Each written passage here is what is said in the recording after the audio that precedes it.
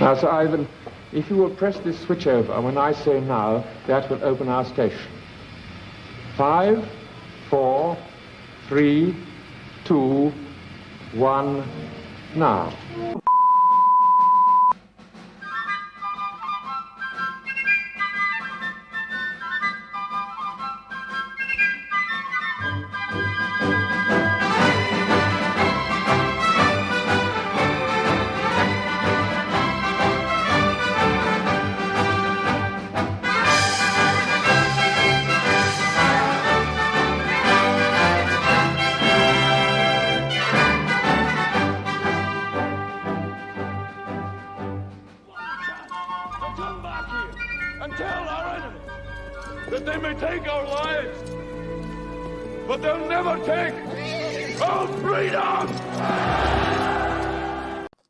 So hello guys, how are we all? Welcome to what is going to be my last evening stream.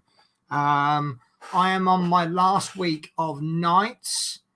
Right, sorry guys, you might be seeing a bad connection. I've just had a notification come up saying my connection's unstable. Try plugging in on your router or moving close to it. Anyway, right, so I'm on my last week of nights. So tomorrow night I do a shift and then that's it.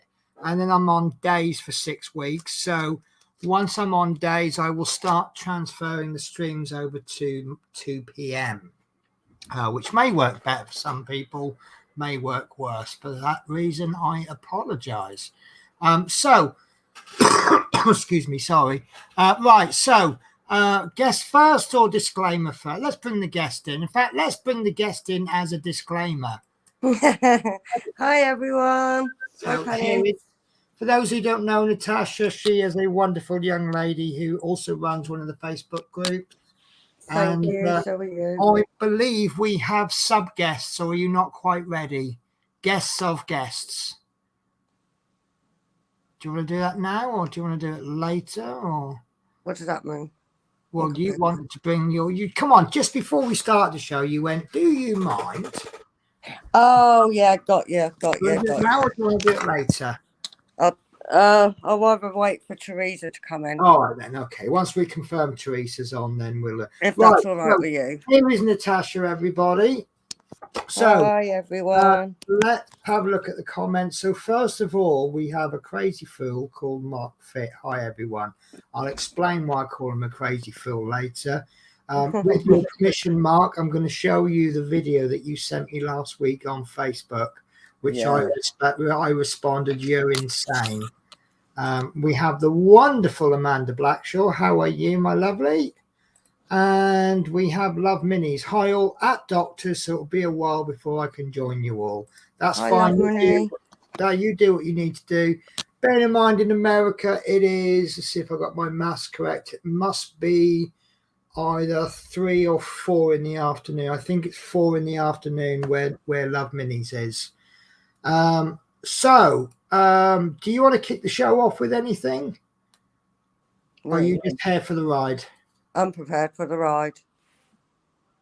Fair enough then. Right, so last week I started using my little grid setting thing, whatever you want to call it. So I kind of got a bit obsessed with wanting to get things evened up. What I wanted to do was use this. So I'm doing sections and I want to do it diagonally.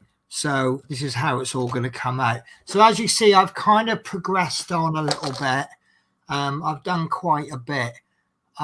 This is my camera that doesn't focus very well. But you can see what I've cracked on with.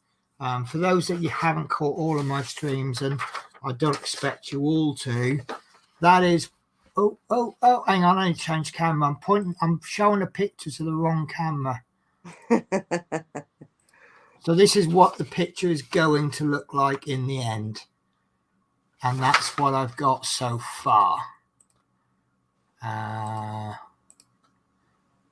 So what I'm going to do is I'm going to work on, once I've got this bit in, which is what I'm going to work on today, I'll have my little diagonal. I want to try and stay away from this side because it's very hard to show that on camera. And to be honest with you, most of the details down here, I can move my light pad across a bit, but as you can see, that's going to require a lot of tidying up first. Just get my work tie out of the way. You don't want to see who I work for, do you? I know some of you know. So yeah, this bit is kind of going to be my bit to do in my own time, because it's not going to show that much detail. You're not going to lose a lot by not seeing it. This is where the main picture is, as you can see. I am quite looking forward to doing this section here, because I don't know if you can see it. This wing mirror has come out so much nicer than I thought it was. This has come out really well. We're going to start to get the destination blind coming in today. I'm going to work on this square today, which it'll now level up there, but then I can take this back. And so what's going to happen, you see here, I've got a bigger gap there than the ruler. But once I get this filled in, then I can start working it that way, and that'll just leave that little bit there. And as I say, all of this here is all the same color, so that's really easy to progress through. I'm having a bit of trouble with the drills. Let's see, I've got a pop drill there. I'm wondering if, you know, when you started it without using that ruler. Yeah. Yes, I think that's what it is. I'm finding myself having to do an awful lot of work with this tool, and like if I'm having trouble here, I've got to push the drills back from here, and then just it's taking a lot of effort, but it's all really down to the fact that I switched methods part way through doing this. Yeah, because if I swap methods, it does the same to me. Yeah. And do you remember I did a little bit off after the show last time? Yeah. And I think it was this bit here. And then we stopped. Yeah, you could see a definite border, even though it was all the same color drill. You could see a definite border between what I'd done earlier and what I was doing then. And I had to spend a lot of time with my little super tool and just get them all. But yeah, I just have to sit there and doing this, and it does really help. I forgot to send you the link to, you know, my roller that I've got. You did. That's why I don't own that. I'm so sorry. I've totally forgot, but I will get it up for you. It's okay. Not a problem. Right. So I'm going to show you a video I was sent on Facebook. And what it is, oh no. Mark has just sent me a picture. Oh, you're going to love this, guys. You are going to love this. So Mark has been doing a tiger, which he's now finished. But the sad bit is he said, I've finished. I'm going to be bored now until Christmas. So that is finished. Yeah. So let me show you this video, because this is, I think, that was awesome. This is how Mark, this is Mark diamond painting with tweezers. That's exactly how Teresa does it, and I'm like, I can't do that no more. No, I do you know what? I'm going to give it a go, because I've never really done it with tweezers, and you know, you don't know if you're missing out if you've never done it. But yeah, I've done it. Just looks absolutely crazy. Is there a difference between using tweezers with square or round drills? That's one that I'm kind of interested to know. Because I'm looking at how, like, you get some drill. He gets one which he flips over, and he has one that he has a little bit of a. There we go. Like, he's just adjusting that one. But when he gets close to the corner, he gets this drill that it flips over, and he really does sort of manipulate it quite well with the tweezers. Whereas I can't manipulate my drills. Here we go. I think this is the one here. I think he has a bit of a struggle, but he manages quite well. There we go. Look, it's kind of gone in the corner. Oh no, see, it's upside down. See, and then he's just, look at that.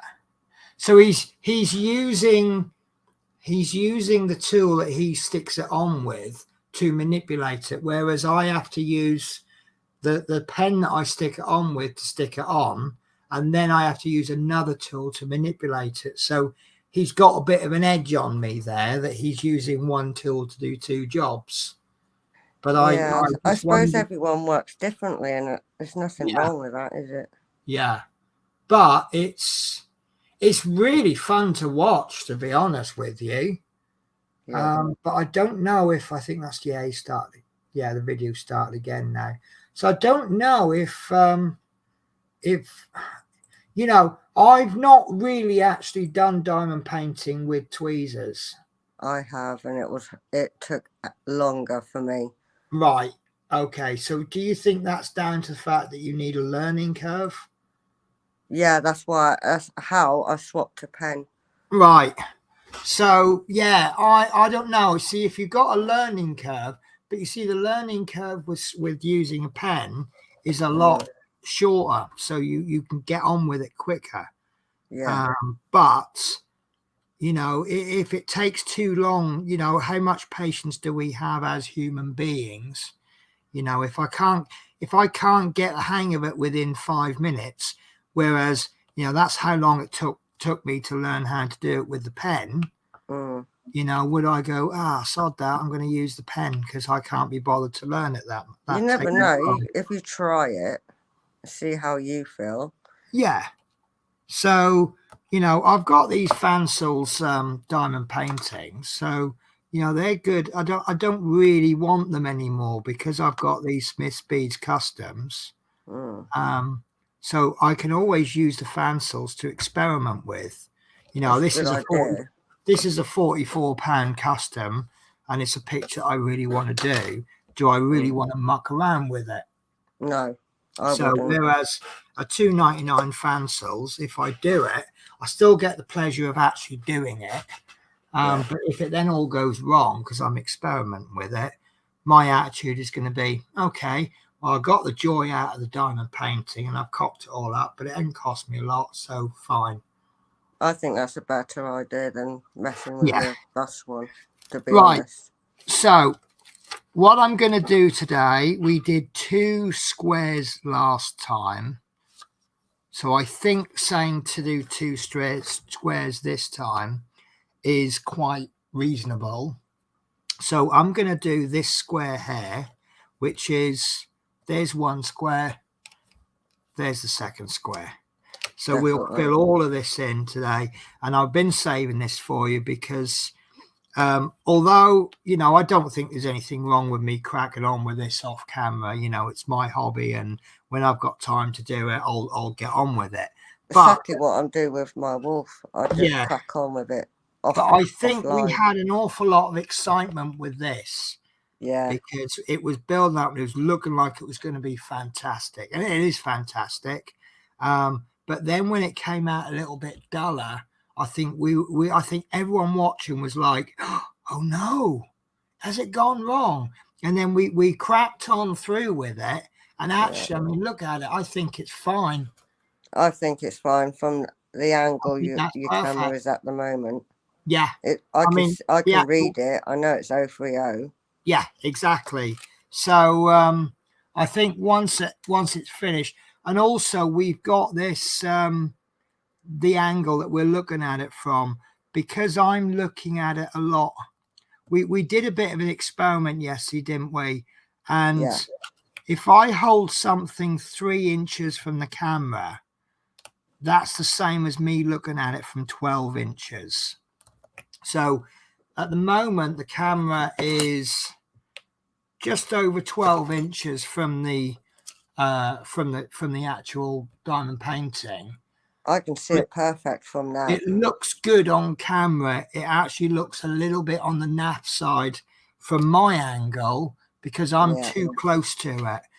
For me to get the view that you're at, I have to stand probably about 4 to 6 feet away. Yeah, to get the better view of it. So it is going to look a little bit naff while you're doing it. Once you step away, then it's going to look fantastic. And always do, don't they, when you step away? Yeah. So it's like my wolf. I'm working closely and I'm thinking, oh my God, this don't look right. But as soon as I step further away from it, I can, see it more clearly. So I've saved this bit for you guys because this is quite confetti-ish. I don't know if that's going to work well. It's rather confetti-ish. So this is where all the detail is going to build in. There's an awful lot of the A's, but can you see all of the lettering starting to come in? You can only see half of it because half of it's obscured by the ruler. But once that's in, this is going to be the part. I think the London starts there.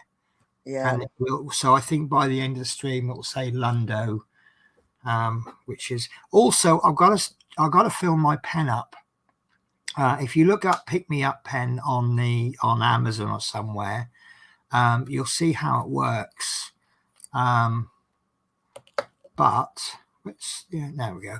That's how much it's got left on it. Now, obviously, let me just go and get my blue tack. On the website. Can I just jump in a minute? You jump in all you like. I want to welcome, I've only just noticed, my brother-in-law's in watching, which is Sam. So I'd like to say hello to him. I don't know if my sister's joined yet. Right. Because I've obviously got YouTube on the background on my TV so I can see the comments. Right. I've accidentally lied to you all. I don't have any blue tack. I had the packaging for the blue tack, but I don't actually have the blue tack. So I've now got to hope and pray that this lasts out. So ignore that. Ignore what I've said on that one. So so what is it you need to do? I want to welcome 2 people that's just joined your live, which are family related. Okay. One is my sister under Sassy Star, and my brother-in-law, who's her partner, which is Sam. So I'd like to say hello to both of them. I was about to catch up on the comments, say hello, and obviously I was going to go, I've got it on TV. That's how I've caught on it. Right. So Mark Fitz said, hi, Donnie. Yeah, hi, Donnie. So that's like Mark Fitz says, yes, that's okay. That's in reference to me asking permission to show his video. So hello to Sassy Star. How are you? That's my sister. That's your sister. Donnie John says, hi, Penny and Natasha. Mark Fit. Don't know, was only just started using tweezers. So I guess if you've only ever used the tweezers, you don't know the learning curve comparison between pens and tweezers. See, in all fairness, I've never used tweezers. I used them the first 2 customs, but they were only small pictures, so right, like 20 by 20. But after I learnt the pen, it just took so long for me to complete the picture in it. Yeah. But you so see, I've trained myself. I've not used tweezers. We've got one person who says they're hard, and one other person obviously is better. Yeah, exactly. Yeah. Right. So Mark, it says technically rectangles. I have no idea. Is that some kind of water pistol or something? That's my brother-in-law. Right. Sassy say, yes, I'm here. And then, hey, Tasha, your sister's here. And brilliant live. I love Smith's Beads. I definitely need to place an order. It's fun. I placed an order for a surprise on Christmas. I think it was not last year, the year before. And I got them from Smith Beads for her. All different things to try. Did you use my discount code? No, this was like nearly 2 years ago. Okay. Well, look, guys, if you do use Smith Beads, pop in the code penny15 and you'll get 15% off. And I've now actually used that discount code myself. I haven't yet. We see. That's where you're going wrong then, isn't it? You need to use that discount code. Yeah, I haven't ordered anything as yet. Well, I have, but I haven't, if that makes sense. You have and you haven't. Yes, that makes so much sense there, doesn't it? It's a Mickey and Minnie picture, and Mike's changed a whole lot for me. Oh, bless and you. It looks brilliant. I've gone for 60 by 60. Wow. Because obviously I need the detail. Need the detail on the birdies. What's it? You got to have the detail on the birdies, haven't you? Yeah, definitely. So They're my pride and joy. They are. They're starting to get famous on Facebook and right. Instagram now. Right. Do they have their own Instagram account yet? Yep, they just started that one last night. I just thought, instead of doom and gloom on internet, I thought, why not have something fun with the birds? Well, this is it. I mean, you know, I know people go, oh, silly having your pets having an Instagram account, right? But if you think it's silly, don't view it. Let No, some true. people get a bit of joy out of it. You know, I mean, it's like I take a lot of joy in my driving partner's got a dog. Yeah. He calls Loki because he says he's the god of mischief. And obviously I can't have a dog because the hours that I work, having a dog sitting at home, that would just be nothing short of cruel. Yeah, that's why I went for birds, to be honest. Something different. See, I'm thinking about cats because I can leave a cat for a day and a half. You know, what I'll do is before I leave for work, I'll make sure their litter tray is empty. I'll make sure they've got a full bowl of dry food. I'll give them a bowl of wet food, make sure the water's topped up, and they'll probably appreciate me bogging off for a day and a half. It's like, oh, lovely, she's gone, you know. And then as soon as I come back, empty the litter tray. But a dog, you can't leave that in the house for a day and a half, can you? No, true. So true. You just can't do it, can you, really? No. I mean, poor dog. I feel guilty leaving the dog in the house for about 8 hours. Ever since ages and years ago, a friend of mine was saying, oh, that's quite cruel. And I said, no, it's not. So it's quite normal leaving your dog at home. And they said, all right, here's a little challenge for you, right? Every time you want to go to the toilet, take the dog. They follow you. No, but take the dog for a walk before you go to the toilet, right? So, you know, you take the dog for a walk last thing at night, and then you go to bed.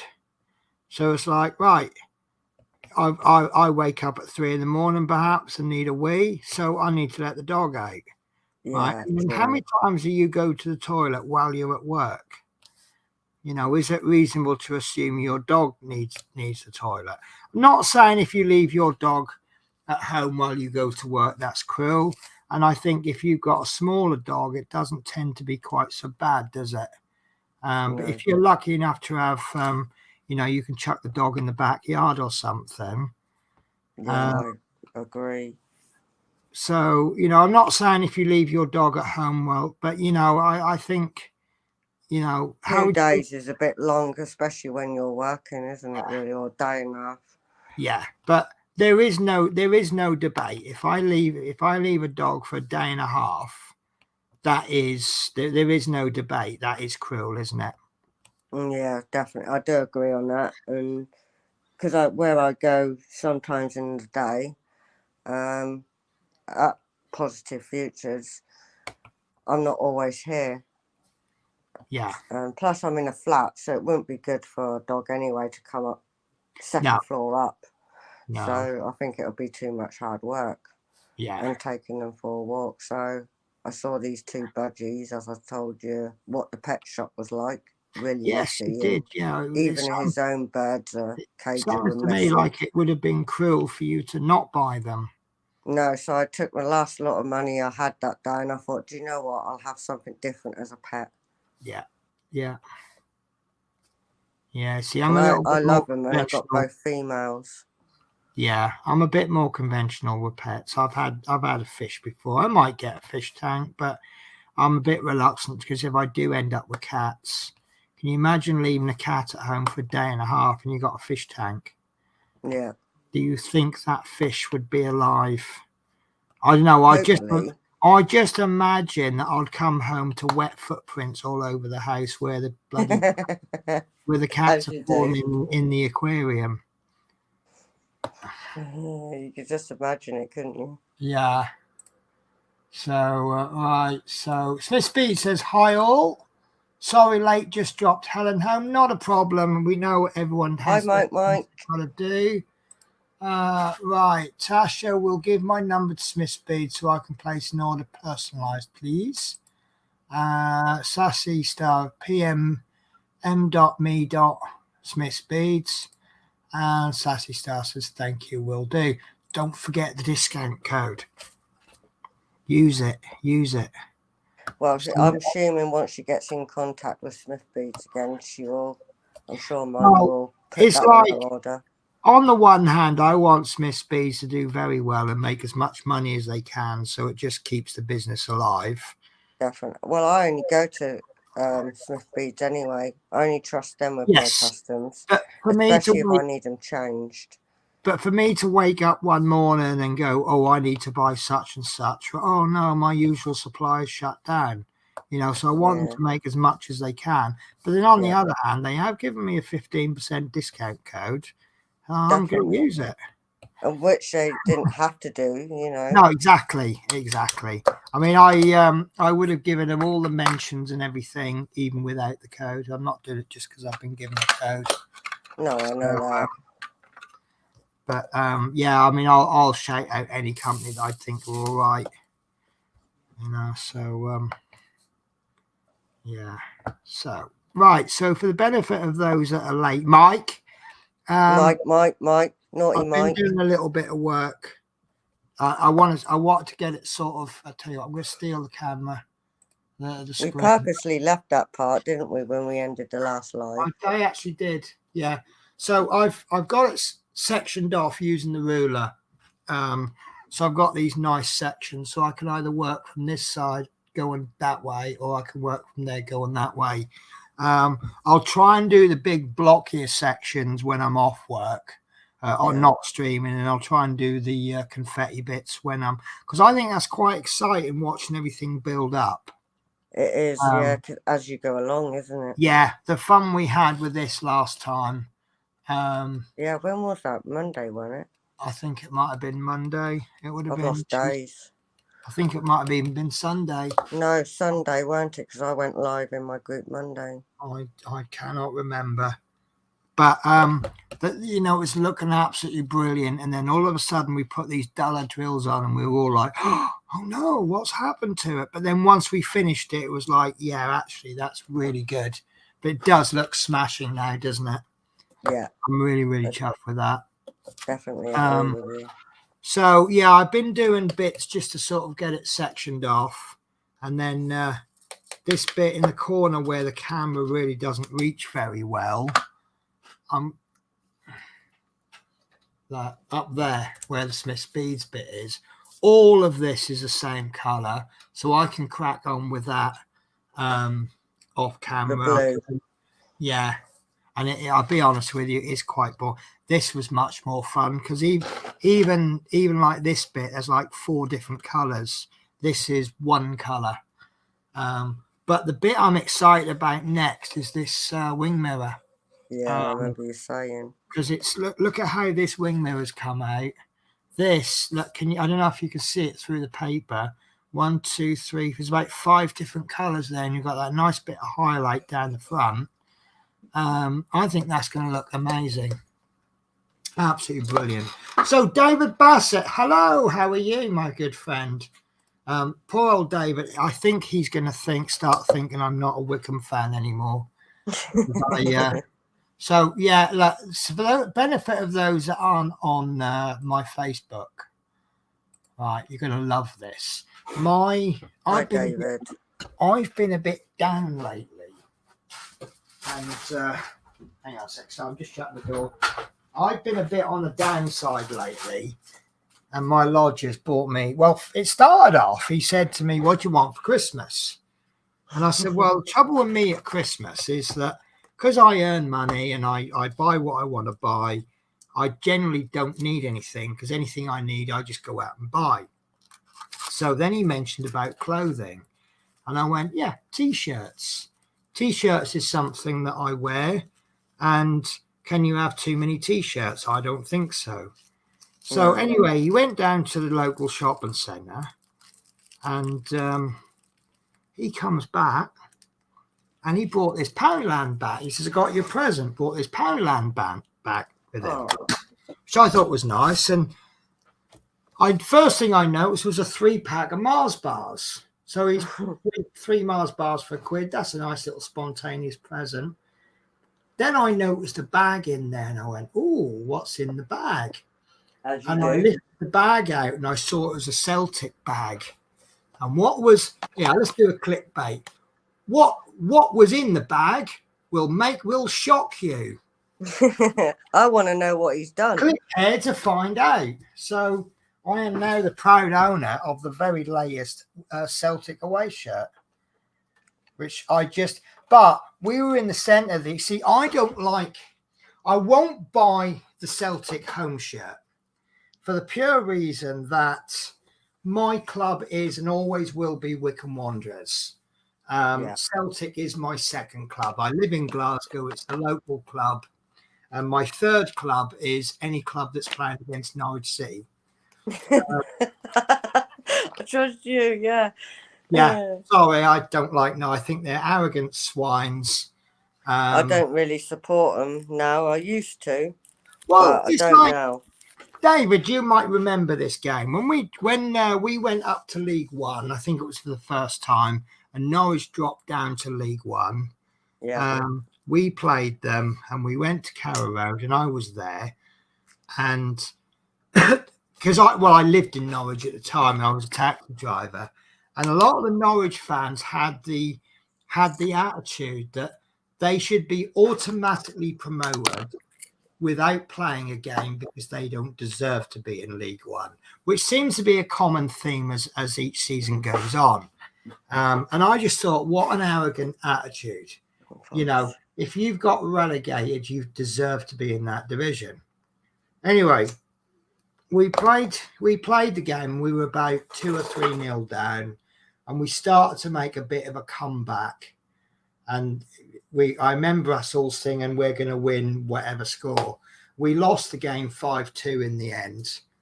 And my attitude of it was, my opinion, and agree or disagree with me, David, if you watched the game, I thought we played absolutely shocking.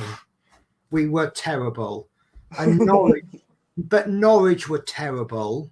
They weren't playing very well, but they were playing better than us. Hence, they beat us 5-2. Yeah. So I remember saying to a Norwich fan, I said, if you ask me, that was boys against. Have you heard the expression "men against boys," where one team is vastly superior to the other? I described that game as boys against toddlers. Because Norwich couldn't have been classed as men. They were no better than boys, but we were worse than them. And I said that to a Norwich fan, and he went absolutely ballistic on me. Oh, he's going. And I'm like, you've got to be able to admit when your team is useless. I know Norwich is my hometown, but bleeding hell, I'm not going to support them. Oh, but no, it's the fans. It's not the club, it's the fans. Yes. It's the same with Rangers. I don't support Rangers. No, I got no issue with Rangers as a club. I got an issue with the fans. Do you know what? I think you're right, David. I know it was round about the time when Paul Lambert was one or the other. Or Judas, as we like to call him. But yeah, it's, we've had games where we've played really, really well and we've lost and we've come away happy. The best example I can think of is the 2001 FA Cup semi-final. I think the last half an hour of that game when we scored and to make it 2-1, I think actually everyone in the world who wasn't a Liverpool fan started to believe we could actually. I'm going to make me feel guilty because I'm a Liverpool fan. I've been to see games where we've played crap, but we've been the better team. And I've got to be honest with you, I've come away unhappy. You pay your money to see a good game, you get your 3 points, but you don't get the good game. And I'm like, well, I feel like I've wasted my money. you know. So, and I can say that about my club, you know. If I think they played naff, I'll say that I think they played naff. I said at the beginning of the season I was a little bit dubious of this. I'm happy to say I'm wrong, but I was a little bit dubious of this new keeper we've got. You know, apparently he was pretty good at Livingston, but Livingston are hardly a world-class side, are they? No. You know, if we got the reserve keeper from Real Madrid, I'll get excited about that. But yeah, I mean, I'm happy to say I'm wrong, and this keeper we've got appears to be absolutely awesome. So anyway, so right, so where are we up to? So I'm good. Thanks, Penny. Yeah, well, yeah, Celtic's home kit is a copy of those tractor drivers. Yeah, well, I say I won't buy the Celtic. That's the story I was saying, actually. So I won't buy the home kit for Celtic, I say, because it's not my home team. So I'll only buy the away kit. And last season or season before, I have a bit of an issue with Celtic's older away kits. They've got an all white one and an all green one. And I don't see that as a change because their home strip is white and green. So to have white or green, it's like Wickham bringing out a kit light blue. It's pretty much the same as your home kit. So last year they brought out the centenary kit, the 1988 yellow one. And I said to my neighbours, I went, "Oh, I love that yellow." And the next thing I know, I got it for my birthday. And I'd say last week, I actually stopped in my tracks when I saw this shirt. And I went, "Oh, that's really nice." Yeah. And then next thing I know, I've got it. So I think I'm going to go in and go, maybe I'll take them down the centre next week. And when I see like the Lego Titanic, I'll go, "Oh, that's really nice." Definitely. And who knows what I'll get the week after. But no, he's so much better than my last lodger. Right, so I've lost all the chat. So you got up to Mark, I think, about Celtic. Mark Fit, I don't support Norwich, so I'll let you off dissing. I'm not dissing the club. Not dissing. It's just I've gone off them. Yeah, no, I've got nothing wrong with the club, and I wish them all the best of luck. It's the fans. I mean, I used to be a bit of a Norwich City supporter, and I was there when they went to Bayern Munich and beat them, and they were good days. Yeah, definitely. And that was when Robert Chase was the chairman. That must have been 94, 95. About that, I think. Yeah, and basically what Robert Chase was doing was selling off the players and spending the money on the club, on the stadium. Yeah. And a lot of us were protesting. We were saying it's nice to have a nice stadium, but stadiums don't win games. Players do. So we boycotted the games. And because I love football, I went to see this little team that's just got promoted into the league. And they played, they were playing Cambridge in the second round of the FA Cup. And I always remember this is my first Wickham game.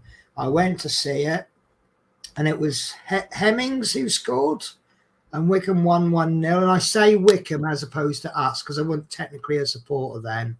And I just thought, you know what, this is the club that I'm going to enjoy watching, and I just become a supporter ever since. And I got back into Norwich. I put the telly on, and the FA Cup third round draw was on. Quite literally, as I put the thing on, Wickham drew Norwich in the third round of the cup. So that was my second game as a Wickham support, Norwich against Wickham. So Smiley's there. I think our former manager, Paul Lambert. Yeah, he was also Celtic's manager as well, wasn't he? I was very surprised he didn't go to Rangers. Helen, it's only a game. No. You obviously haven't heard of Bill Shankly. It's not a matter of life and death. It's far more important than that. I have a soft spot for Carrow Road. It's where my daughter had her graduation ceremony from University of East Anglia. Fair enough. Max is brilliant, Penny.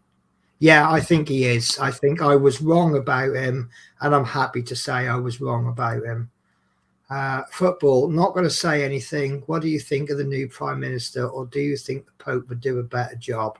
Pope. I actually had this conversation with someone at London yesterday. Basically, this guy has made the assumption that because she's conservative and she's a woman, she's going to do a crap job. And she said, he goes, "Oh, Margaret Thatcher was useless." I said, "Well, hang on." I said, to be I honest, think Margaret Thatcher was the best one. yeah, it really got the job done. It depends on where you live. Yeah. If you live up north, Yorkshire area, Durham way, she is the evil, wicked witch of the south, because a lot of people, all the miners, lost their jobs. But she did a lot of good things. Did you know you would not have whipped ice cream if it wasn't for Margaret Thatcher? I would also have my milk at school, but, you know, that's another story. And, I mean, one thing I was trying to get through to this other guy was the defense of the Falkland Islands. Now, his attitude was a little bit like, well, why do we need to go all that way? And I went, well, at the end of the day, Falkland Islanders were British citizens. She defended British citizens. Yeah. And he's going, yeah, but doesn't it just like belong to Argentina? No, it doesn't belong to Argentina. It's our land. They are British subjects. And isn't it nice to know if you're like 4,000 miles away from Britain, your country will still fight for you? True. And I think a lot of people were like, yeah, no, just let them have it. So I've seen more Ipswich live games than any other team, only because I get paid to. Yeah, I almost, when I was at Arriva in Aylesbury, I almost got put on. They got a contract to take the football fans to MK Dons. And thankfully I left the company because it's free football, but I'd hate to be in a position where I'd watch more franchise games than Wickham games. That would kind of kill me, I think. Don't forget, for quite a few years, Russell Martin was captain at Norwich. Yes. Like I say, I got nothing wrong with the club, nothing against the club. It's the fans' attitude. Football politics, go on, do religion. No, I actually won't do religion. No, I'm not going there either. Avoid it. I slightly mentioned it to someone the other day, something we were talking about, and that starts arguments before I've even finished the first sentence. At least with football, you have to sort of say a couple of paragraphs before you get an argument. Margaret Thatcher destroyed the bus industry in this country and public transport as well. I will agree and disagree with you there. But yeah, like I say, it depends on your area of interest and where you live. See, there's a lot of people that are like, well, that's the least of our problems, you know. A lot of industry's been shut down. Do you think whoever would have been PM at the time would have defended the Falklands? I think not all of them would have done. How many of them would have is another debate. But I think, I think some would, some wouldn't. What percentage? I'm not an expert in that. Anyway, let's bring Natasha back in, shall we? Yay, I'm back. Woo. It's that's a pub debate, isn't it? You know, that's something you need to talk about over 2 or 3 pints. And I can imagine a Harry Enfield situation. If Thatcher came in and said so and so now, I'd go, "Oi, Thatcher, I respect your defense of the Falklands, but no." Does anyone remember Harry Enfield and Friends? Yeah. I thought that was brilliant. So, do you know what? I've had a fairly uneventful trip to London the last couple of days, which is a little bit rare for me these days. We did have one guy had a bit of an attitude with me, and I nearly told him to fuck off. I Oh, right. probably would have done anyway. Well, as of the 1st of September, we have changed the stop at Birmingham again. We're now at Great Charles Street. And now that I've been there, I know where Great Charles Street is. It's right outside the UCB building, University College of Birmingham. No idea. I don't know anything where anything is in Birmingham. No, it's I know how to get there now because I've got there once before, but you know, I couldn't describe it to you. So basically the situation is we got to Birmingham about 15 minutes early. When we pulled up to the stop, there was not one single person. We were expecting about 9 people and about 15 getting off. And it's not a massive stop. And when you got 15 people getting off, don't really know where they are. They can't see any like city centre landmarks, and they're waiting for a taxi. They take up all the space in the bus stop. And then suddenly, all of a sudden, there's this man standing by the entrance to the door. And he literally flashes his phone at me. And I said, can you show it to me? And he went, I did show it to you. I said, no, you flashed it at me. Right. And he was just giving me more attitude back. And I said, no, I need to scan it. I said, if you can't show it to me. Right. And I also said, are you getting on or getting off? And he's like, well, what does it fucking look like? I said, I don't fucking know, because that's why I'm fucking asking you, isn't it? If I knew if you were getting on or off, I'd be a bit stupid to ask you if you're getting on or off, wouldn't I? Yeah. So next thing I'm just like, I'm very, very close to saying, fuck right off. You can fucking walk to London. And then when I eventually let him on and done his ticket, this woman, she said to me, she goes, Jesus Christ, I have no idea why you do your job. The crap you have to put up with. So, but that, you know, that's not the worst. I mean, that shouty guy at Manchester last week, that was a bit of a worse incident. And the driver I had to work with last week, I'm still not over that. No, I think that's going to take some time to get over that one. Yeah, well, I know you explained it to me. Yeah, it's a case of if I get asked to change shifts, my very, very first question is going to be, who am I working with? Because and it's most likely going to be no. If it's someone I don't know, then I'm not going to do it. I mean, I'm working overtime next week, but that's because I'm on holiday and I'm actually going to be working my own shift, right, for overtime, because obviously there's 2 trips to cover next week, so they need one driver to do 2 trips. And it's me that needs covering. So I know that if I cover my shift, then I will be with my regular driving partner. Although I'm kind of hoping that they come back and say, oh, I'm really sorry, Penny, we didn't realize you wanted to work overtime. We've covered it. Because McGill's have now said they're short next week.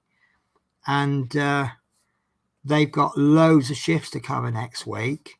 So if I did 2 days with McGill's, A, I go home at the end of the shift, and B, the first shift they do will pay me time and a half, and the second shift will be double time.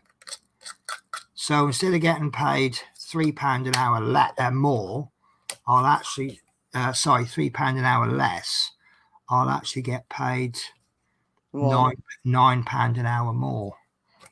Well, that's not bad. Yeah. That's quite good, isn't it, that one? Oh, yes. Yeah.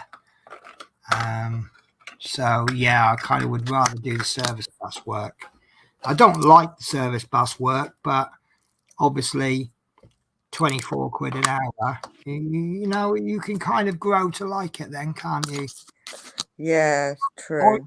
I think I'll tolerate it at that much money. You could actually tolerate it, you know. Well, it basically works out. If you did 2 10-hour shifts, as overtime, you would be paid £180 for one shift and £240 for the second shift. That is my maths brain working? 180, 243, £420 for 2 days work. So see, I just left everyone speechless on that one. I mean, to get £240 for a 10-hour shift, you'll have had to work 7 days for it. Really? You got to do your 5-hour shifts, your 5 days of shifts, and then the overtime on top of that. So you still get paid normal pay for your other shifts. Okay. So you've got to do your 5 days, and then you've got to do a 6th day at time and a half, and then a 7th day at time and a half, which is why I tend to do the overtime at the holiday, because I'll work 2 days and I've still got 5 days off paid. I don't think it's actually legal to work more than 2 days overtime when you're on holiday anyway, because you're being paid for 5 days. So you've technically got 2 rest days, haven't you? Yeah, true, technically. Because I know when I was at Newport, if they asked me to work a 3rd day, they actually had to give me back a day's holiday, because they couldn't give me 5 days holiday and 3 days paid work. So, It's just one of them, isn't it? Yeah. It's, So I've got next week off. I was already booked to be off the last week of the week beginning 31st of October, and now he's granted me 17th of October. So I've got a week off, back to work for a week, then another week off. So I think, what did I work out? I got 3 weeks holiday out of the next 8. Yeah, that's what you said. 3 holidays out of the next 8 weeks. So I think I'm going to go from Jesus Christ, I've not had a holiday in a long time, to Jesus, can we just slow the holiday down, please? It's a bit too much. As you do. Right. So Free Palestine, PSPS. That's a really sore subject, actually. That's a big divide with Palestine, isn't it? Yeah. Harry Enfield, I'm not old enough. Yeah, right, Mike. Right, loved. Oh, I like that. Loved the Americans' response to the return of the QE2 cruiser to the Atlantic crossing after the Falklands conflict, turning out in their hundreds wearing T-shirts with the slogan, "The Empire Strikes Back." I've just got my ticket to visit a new ground for me for a week on Saturday, Derby County's Pride Park. Do you know what? I'm on holiday that week, so really I should go, shouldn't I?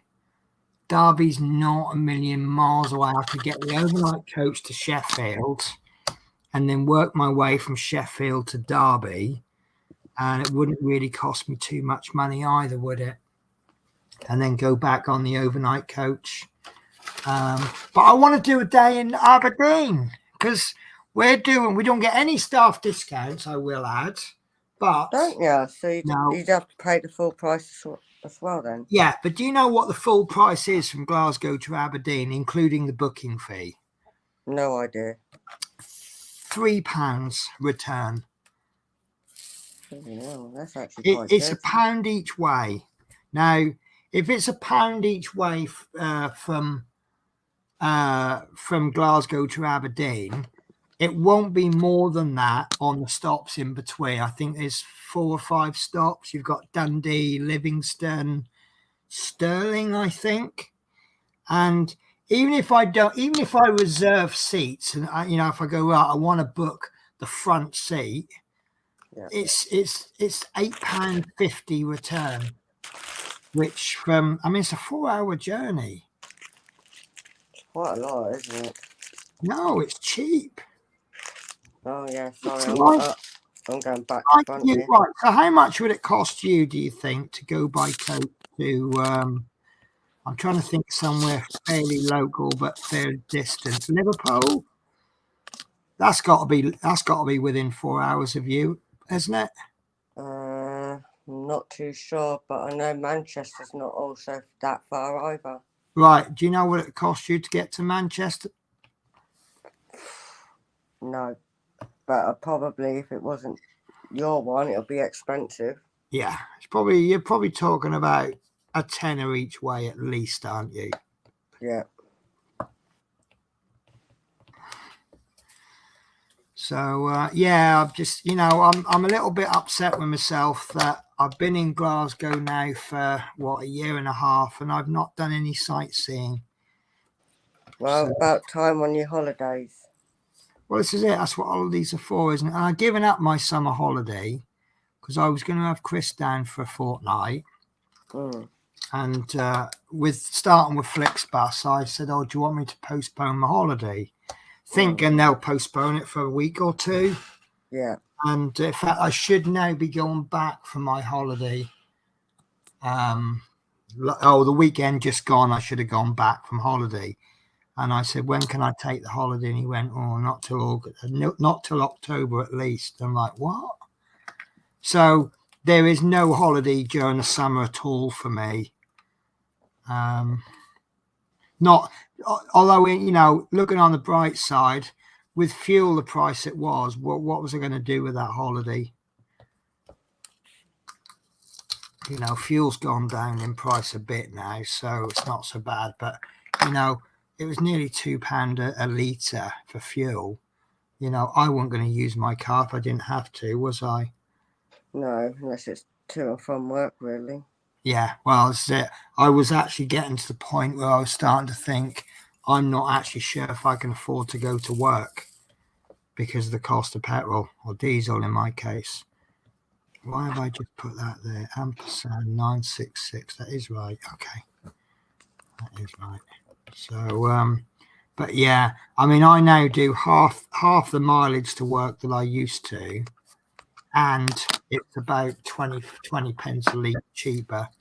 So last month before last, I always fill up on the 15th or 16th of the month because I use the lodger's rent money to put fuel in the car. A couple of months ago, I was using £150 in a month for fuel. I filled my tank up on the 16th of whatever last month was, August. And what are we? A week away from the 15th. I've not even used half a tank. Well, that's good. Yeah. Because I work less shifts because my shifts are longer. And like normally you go to work in the car, you do your shift, you go home. So that's 2 trips, isn't it? With me, I go to work, I go to London, then I get the tube to the hotel, then I come back. So in 2 shifts, I've only done 1 round trip to work. So I've half the usage. So I reckon this month I'm looking at being a little bit pessimistic, 50 to 60 quid for fuel. Oh, the mermaid fish pen.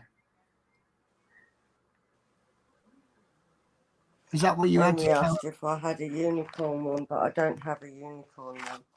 I haven't like the mermaid one. I'm going to try turning my phone upside down to show the update on my picture. Because I can't twist it, which is weird. I'll just take all that off for a minute. David Bassett says, "Come on down, Penny." And then Sash says, "Have you got your unicorn diamond art pen still?" And then, yay, love that. Oh, that's really nice. Do you know what's so nice? I'm going to give you full screen. That's really nice. So, that's extra sparkly, isn't it? Yeah. That bottom bit, that's just like you put light bulbs in it. It's that sparkly. It's really it's coming out slowly now, isn't it? Yeah. Sorry, my I wouldn't use the word slowly. It's coming out pretty rapidly. That's what happens when you just crack on with it, isn't it? Yeah, and I've done quite a lot with you, haven't I? Yes. Last live, I finished that ear. Yeah. Yeah, you said something about working on it. Was that on your stream or was it a chat message you sent to me? It was on our last live on Sunday. That's right. I remember you saying something about using working on the air. And then on Monday, I worked on that big, huge part on the white. Yeah. I thought I've got to get that white out of the way. Yeah, I'm just waiting for these surprises, though. I mean, is it going to? You'll see it when I'll get a close-up video of it as well. Yeah, I mean, is a new handsome Chippendale going to jump out and go surprise? Yeah. Yeah, we all. That's why I'm covering parts. Yeah, because I don't want to spoil it. I see. Well, at the moment. I'm just going to do a quick chat catch up. So Joshua says, "Hi Penny, hope you are well. Always well, except when I'm not." Sassy Star says, "I like the pens with lights on as well." I've heard mixed things about those. Some people say that there's like it casts too much light on it.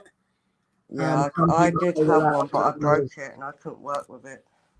No, but it's like most, good enough. It's like most things, though, isn't it? For everything you like, there'll be someone that doesn't like it, and vice versa. And the other pen I've got, Amy, is a funky one.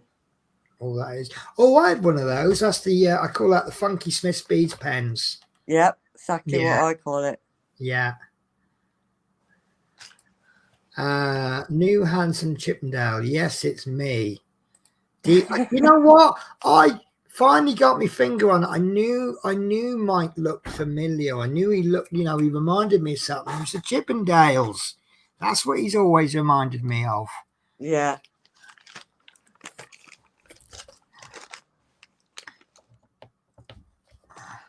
I think I had that there somewhere. That one can cover over there. Just to protect it. So when I've done this bit, I'm going to do what I call a semi-cheat.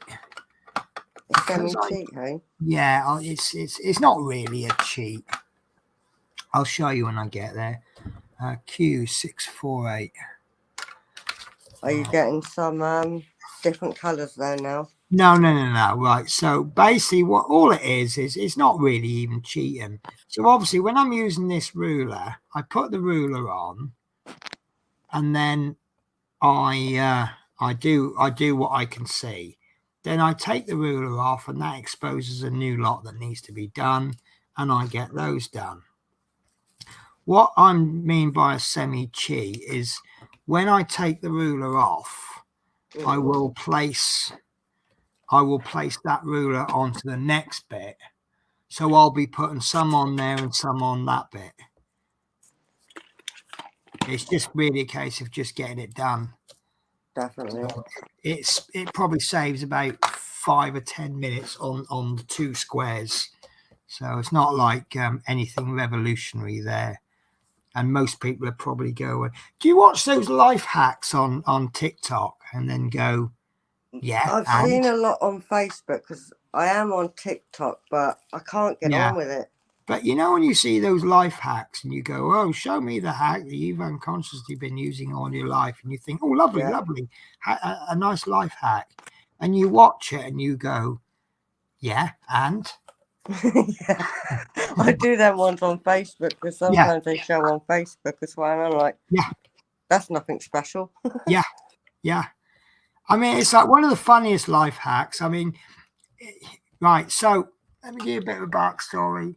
So in Scotland, they do the breakfast. They do the two amazing items.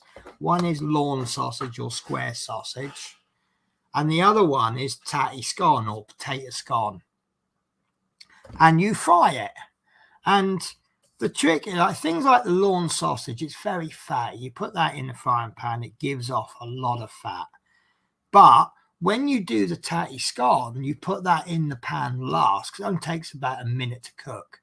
But that soaks all of the fat up and adds a lot of flavour to it. So there is no leftover fat if you've cooked a good breakfast properly. So, of course, when I'm watching this life hack the other day, And this woman, she puts tin foil in a sink plug, right? And she fries this bacon, and she pours the fat into the tin foil that's in the sink. And when it goes cold, obviously all goes hard, and she just wraps up and puts it in the bin. And I'm like, yeah, that'd be a good idea if I had a lot of fat to get rid of, but we don't get rid of the fat in Scotland. We use that for the tatty scone. So, yeah. Right. So, when's your next life, Penny? My next life is straight after this one ends.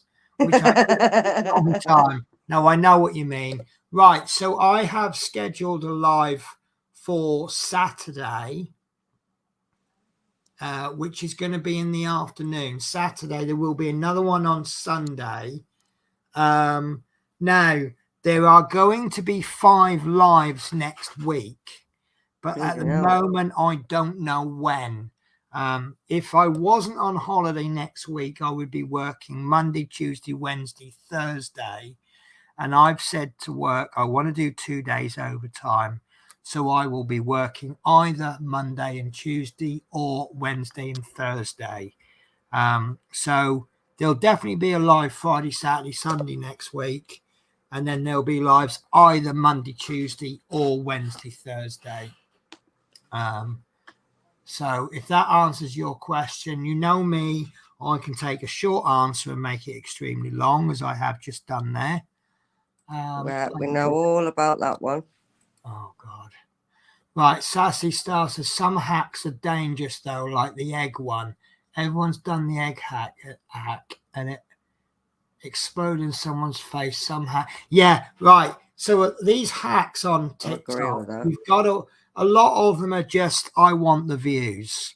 And I've fallen for a few myself. You know, when they make these videos and you're like, what the hell happened there? So you watch the video again, and you might watch the video 5 or 6 times.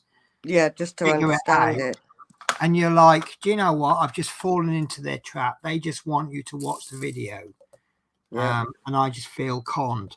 But a lot of these are stupid. And the 2 things you have to look for is where the scene has been cut. There's the popular one is where they put something in the microwave, then the scene cuts, and then they bring something out that's quite extraordinary. A good example is that is it the Oreo one, where they put an Oreo in the microwave, cook it. Yeah, I've seen something about that one. Yeah, and it comes out like 5 times bigger than it was. No, it doesn't work. Did you try it? No, it just that's too absurd to even think about the fact it could work. I mean, come on, right? If microwave no, right? Jesus fed the 5,000 with five fish and a loaf of bread. Right? Do you think the microwave has the power of Jesus? Yeah. If you know, we'd solve world hunger, won't we? Oh, just come round my house. I'll put a chicken in, and we can feed the whole of Zimbabwe on it. Come on, think about it. Yeah, it's just ridiculous what they come out with. Yeah, the only way you can make things bigger is to put air in it, like Margaret Thatcher's ice cream. Yeah, but air doesn't contain calories and it doesn't contain nutrients. And all you're doing is you're giving everybody less. Yeah, true. No, whoever thinks that you can put an Oreo in the microwave and it comes out 5 times bigger. I thought you would have really tried that one, Penny, just to have a laugh. No, I wouldn't even entertain the idea. It's just too ridiculous to even think about it. There's a couple, and I think, wow, does that really actually work?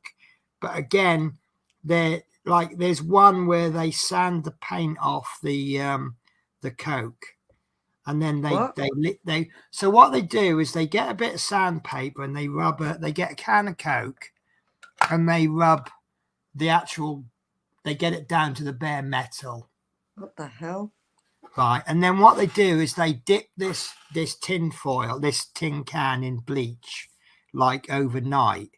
and apparently it turns it see-through, right?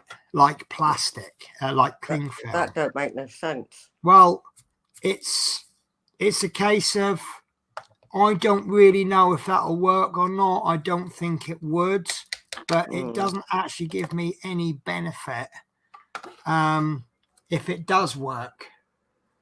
You know, I don't drink cans of Coke. So what am I going to do with a can of Coke with a see-through can? see the fizz in it. you see what I'm saying? Yeah. What am I going to go out and buy a can of Coke just to try a hack? I don't know. You never know. Some people do. Well, yeah. I mean, if you want to try it, fine. And I'm not trying come back it. to me on whether or not it worked. It's like that.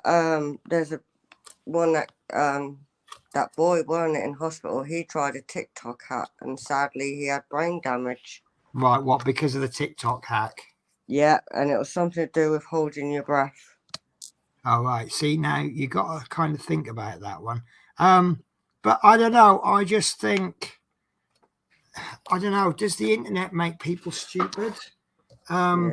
What was that trend the other year? Eating Tide Pods. What the hell? The people were eating bloody washing powder tabs. Ugh. Yeah. Now, come on. Like, you don't even need to think about that one and think it's a stupid idea, do you? No. But something yeah, I people, definitely wouldn't try. Yeah. So I don't know. I just think sometimes people, I mean, we've all done stupid things for a laugh and suffered consequences, but not to the extent that you could actually die. No. Mike, is Teresa about? I've got a surprise for her. Right. Penny's given me the go ahead on it. Gee, I asked her before we went live. I went, can I do it? Can you imagine Jesus with a microwave and 5 fish and a loaf of bread? He could have fed the whole world, couldn't he? All right, religion now. Thank you, LOL. People are stupid. The internet just brings them together. Yeah, I think you're right there. We should bring in the Darwin theory. Yeah, I've always said that. I have always genuinely said that. We should just remove all the safety labels and just let nature take its toll. I gave up on the world when KP Nuts started putting the warning may contain nuts on their packets. Right. She's about. Right. Hi, T. I'm now going to it. Can't see. It's got all dark in here. Dark. Teresa's Penny's given me the go ahead for this for you, T. I asked her before the live. Nice little tiger on the wall there behind you. Yeah, a tiger one. If you walk about with your mobile camera on video, I'm going to examine your house. That's a 5D diamond. I call it the runaway leopard from Smithbeach. It took forever to get to me. I made that. Yeah.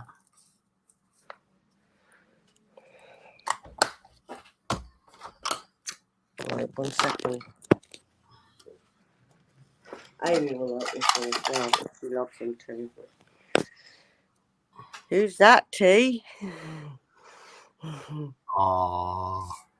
Who's a clever girl? I thought I tore a putty cat. There's God, she hasn't seen her girlies in a while. She calls them her girlies. See, if you can't can't have your own pets, just nick someone else's or lay claim to someone else's. That's what I do. Anyone who brings a dog onto the tube, that's my dog until you need to get off. Mickey, you're getting fat. That's right. It'd be more for my cats, won't it? Gonna cover them back over. There you go, T. That was for you. And AA, I suppose, because AA loves them. She's gone and spoilt them yesterday. Right. And she's gone and bought them a 5'6" cage. It's taller than me Wow. and nearly 3 foot wide. Wow. And it's on wheels, so that'll be easy enough for me. It's huge. I've got to build it, yeah, and I'm like, oh my God, I'm going to get snotty with it. How'd you spell that, Natasha? Huge. What? Huge. How'd you spell that? That's what my mum used to say. H-O-O-G-E, that's how I do it. But like, if she ever said to me, how'd you spell huge? I'd just go B-I-G. It's like human. I spell that H-O-O-M-A-N, Yeah, think. H-O-O-M-A-N, yeah. It's just weird sayings I use, I guess. Oh, it's regional I'm accent. a weirdo. I used to have a friend who used to take the mickey out of me because in the Norfolk dialect, there is no such thing as a letter T. So I'd say things like, do you want butter on that? And that used to make her laugh. But she'd come up to me, she'd go, butter, butter, butter. Butter. I call it biter. Oh, yeah, that's even worse. That's not normal, is it? I'm not normal anyway. I don't even know what normal is. Well, the way I see it, right, there is an actual, this is a real medical term, NFK, sorry, NF, I can't even do acronyms now, NFN, and it stands for normal for Norfolk. Yeah. They're a little bit mental, but there's nothing actually clinically wrong with them. I just like being me, be different. I think the world would be a boring place if everyone was the same. Well, that's what I say. I'd want out straight away. I just think, I don't call it being mental, I call it having character. Yeah, definitely agree there. Everyone's unique in their own way. Yeah. I always say I'm mental enough to be fun, but not mental enough to warrant the men in white coats. Yeah, I'm not that yet. Yeah, Who knows? I'm on my way, but not quite there. I'm getting there. Right, I'm coming back now. Right, so where are we up to? Right. Well, we did that one. I'm about hi all. Hi, Tasha. Helen. Hi, Helen. Not Helen. Yeah, it's Helen. Sorry. Helen, anyone tell you not to get into strange cars? Now, isn't that part of the fun? You know, it's like, sod it. Does he have sweets and puppies, or is he telling fibs? You know, it's all part of the mystery, isn't it? You know what? Life was so simple when I was a kid. You know, all the naughty men, they all used to wear brown Macs, always had their hands in their pockets, and they had greasy hair. That's how you could tell a bad man from a good man. But these days, they all look normal now, don't they? Yeah, yeah. I think I've said this before, but you know when you get like someone's gone a bit mental and then they do TV interviews with a neighbour and they always go, oh, no, he was such a lovely boy. This is totally unexpected. Just for one, I want someone to go, oh, God, Jerry was a nutter. He was always playing with guns. Surprised you didn't have to come round sooner. Mickey. It's the only way I make money. Okay. Mickey and Minnie. Hello, birdies. Minnie. When you built the other one, you got very stressed. I don't know if this one's going to be easier. The cage, yeah, this one. Oh my God, I got really stressed with it. Did you? Amy goes, "Go and have a fag," and I went and had a fag. I'm surprised I listened to her. Yeah, I actually got it. I said to my driving partner the other day, I said, it's a shame you don't smoke. I said, how do you de-stress? So he just goes, mead. Gotta love his bitter. I've no idea what that meant. Bitter, I call him Spidder. Ah, Spidder, I think is spider. I'm not sure. Oh, Oh yeah, here's a quick Norfolk test for you. Can anyone tell me what a Bishy Barnaby is? And there is actually a Bishy Barnaby way in Norfolk, just to prove it is a real word.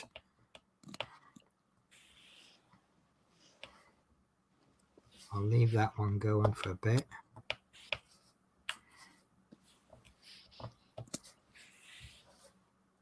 And what's the other word I like? Oh, yes. Apparently this isn't exclusively Norfolk, but they use it in Norfolk. Is a word called gazunder. Do you know what a gazunder is? Any ideas? There you go. We've got our own craft and quiz today. So I knew Mark could get that. So Mark says yes, it's a ladybug. So a ladybird is a Bishy Barnaby. Yeah. Quite how that word came about, I would love to know. But there you go. Now a gazunder is a bedpan. Sausage. Do you know why it's called a gazunder? The reason it's called a gazunder is when you go to bed, it goes under the bed. Yep. But apparently that's not exclusively Norfolk. Obviously, my claim is that everyone who uses that word stole it from Norfolk. As you do. Yeah. So you go, Helen says, yes, it goes under the bed. I tell Helen I don't have animals and eat a lot of fruit, but she still gets in my car.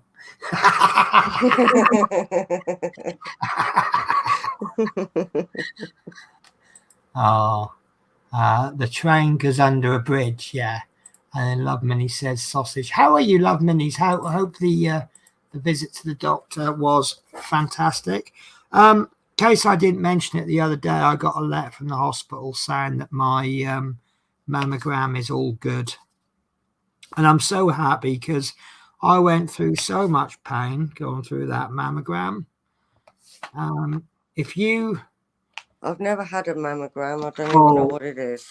Right. So basically, we're education time now. So basically, it's some kind of X-ray picture or something of your breasts. But what they do is, it's to check for anything bad like lumps it's. So what they basically do, this is the story of my mammogram, right? So I get there and she says, right, what we're going to do is we're going to press your breast in between these. This plate's going to come down and squish it and take a picture. Oh, lovely. So I'm like, oh, okay. She goes, so some people find it uncomfortable. If you want me to stop, just say, and then I'll stop. All right, fair enough. Now I can handle a bit of pain, and I'll give you a bit of a naughty secret. A certain amount of pain I actually quite enjoy. I'm a little bit weird like that. No, not like, full on whips and chains, but I don't know. I thought that would suit you. Well, it's a family stream here, Natasha. But no, I don't mind a lot of pain, and I don't mind a lot of pain. Like when I had laser treatment on my face, that does hurt, but the benefit of it outweighs the pain of the shooting lasers in your face.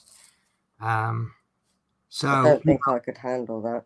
Oh, it actually gets easier. But what it is like the more hair you have, the more painful it is.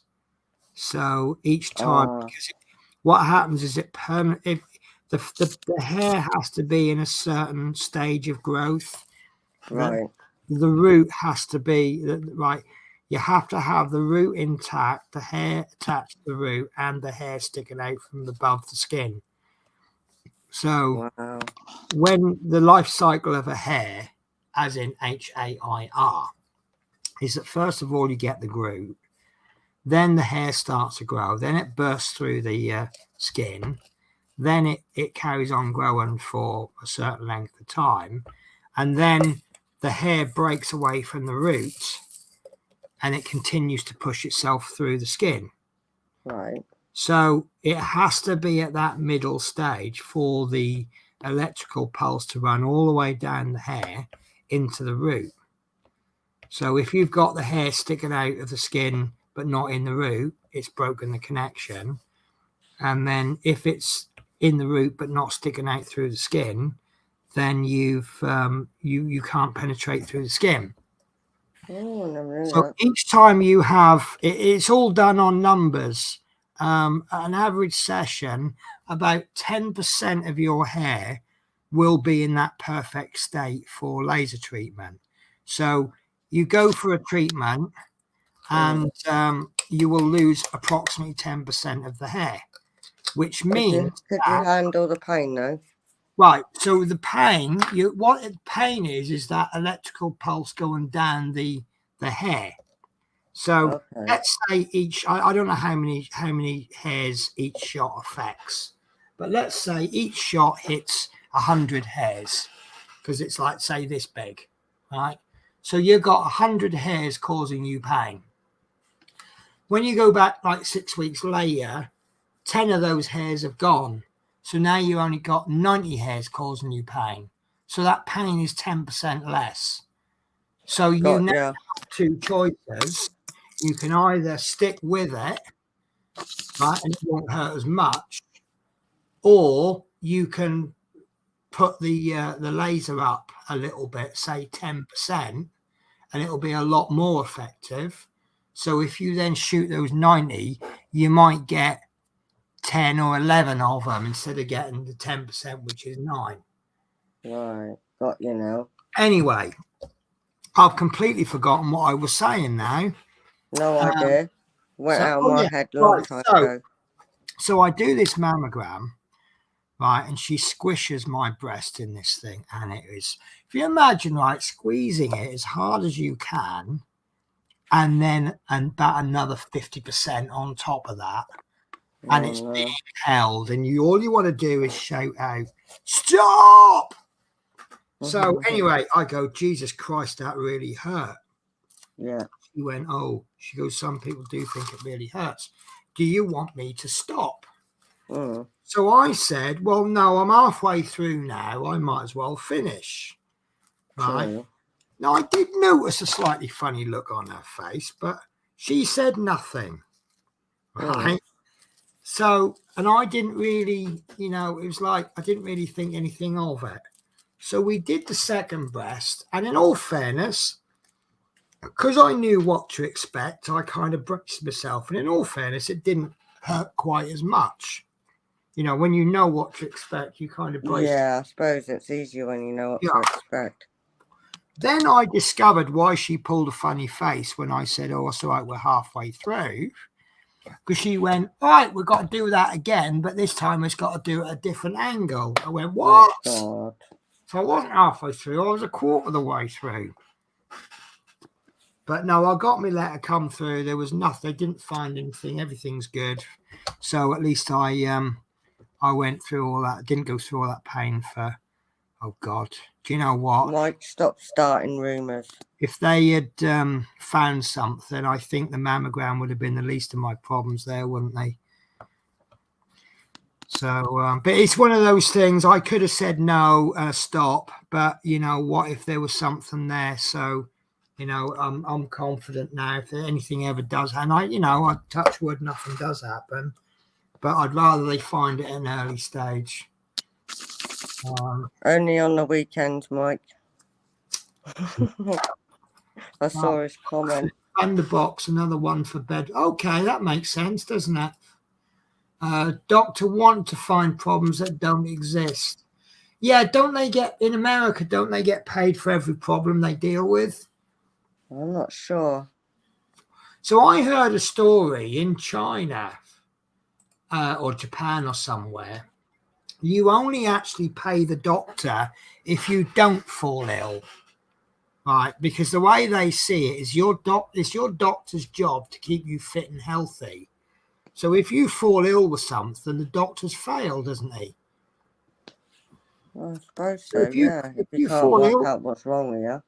Yeah, so if you fall ill, doctor's not done his job properly, therefore you don't pay him. Yeah, So sod it. I wouldn't pay it. It makes sense, doesn't it? Yeah. Whereas everywhere else in the westernized world, in the in capitalist culture, it's like, oh, there's something wrong with you. I'm going to give you a £15,000 bill. Oh, lovely, isn't it? Yeah, I mean, can you imagine, right? Oh, am I going to die? You know, getting slapped with a bill that you can't afford isn't exactly going to help, is it? No. You know, oh, thank you for that massive bill. That's almost as much as my mortgage. Oh, I feel so much better now. I mean, I can just imagine it, right? You go to the doctor, you got a problem. Oh, yeah, your problem's caused by stress. What you need to do is keep yourself away from stressful situations. Thank you very much, doctor. I appreciate that diagnosis. I will take that on board. And then doctor goes, oh, here's your bill. It's £50,000. Yeah, lovely. Wonderful bill. Yeah. But, you know, it's like he's just told you to avoid stressful situations. I would just I'd give him the bill back and go, no, I need to chuck this back at you because your diagnosis was keep away from stressful situations. Well, in life, you're going to have stressful situations no matter what. So how can you keep away from it? You deal with them, isn't it? Weird. If I stayed at home every day, I could avoid all stressful situations at work. True. But you got to work to earn to make it, to live. Yeah. Sort of thing. Which means you have to be on numpty alert all the time. Mm. Right, Smith Speed says, love Minnie's Penny. No, I can't answer for her alter ego. Penelope, you've seen her new Facebook account. Helen, do you think Natasha will go for those pole dancing lessons? Yep, only on weekends. Yeah, do you know what? In all joking aside, pole dancing is apparently a really good way to get fit. Yeah, I have heard that. Yeah. Might help me lose weight because I'm already like, I think it's 10 stones. Don't feel it like, I think the correct answer for a lady is slightly overweight. Well, doesn't matter how much overweight you are. You feel like I'm fat. The actual status is slightly overweight or a tad overweight. It's like I'd love to go swimming, but I'm not allowed in the swimming pool. That would give me exercise. I'm not allowed in water like that. Okay. Epilepsy for you. Ah, yes. But that stops me. So right. I couldn't go to swimming. Do you not go if you were with someone? Don't know anyone who knows what to do in the event that you have a epilepsy fit. Yeah, I wish I knew who to turn to for that one.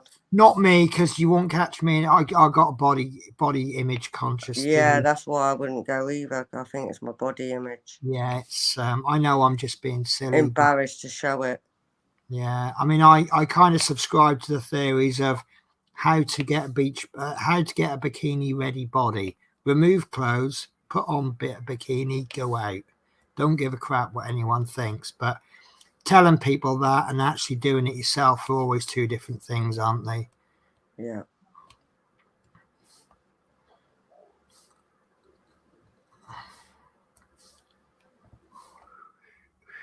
Oh, right, yes. Something I was going to bring up, something I heard the other day. Has anybody ever heard of the Rick Astley paradox? May have. Right, so you knew this was coming anyway, but I already know. Yeah. That. So here is the Rick Astley paradox, right? So if you asked Rick Astley for a DVD copy of the film Up, he cannot give it to you because he's never going to give you up.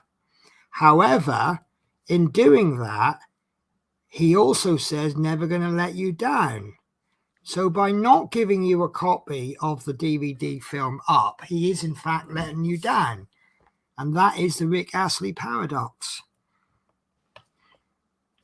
Because you know the song, never going to give you up, never going to let you down.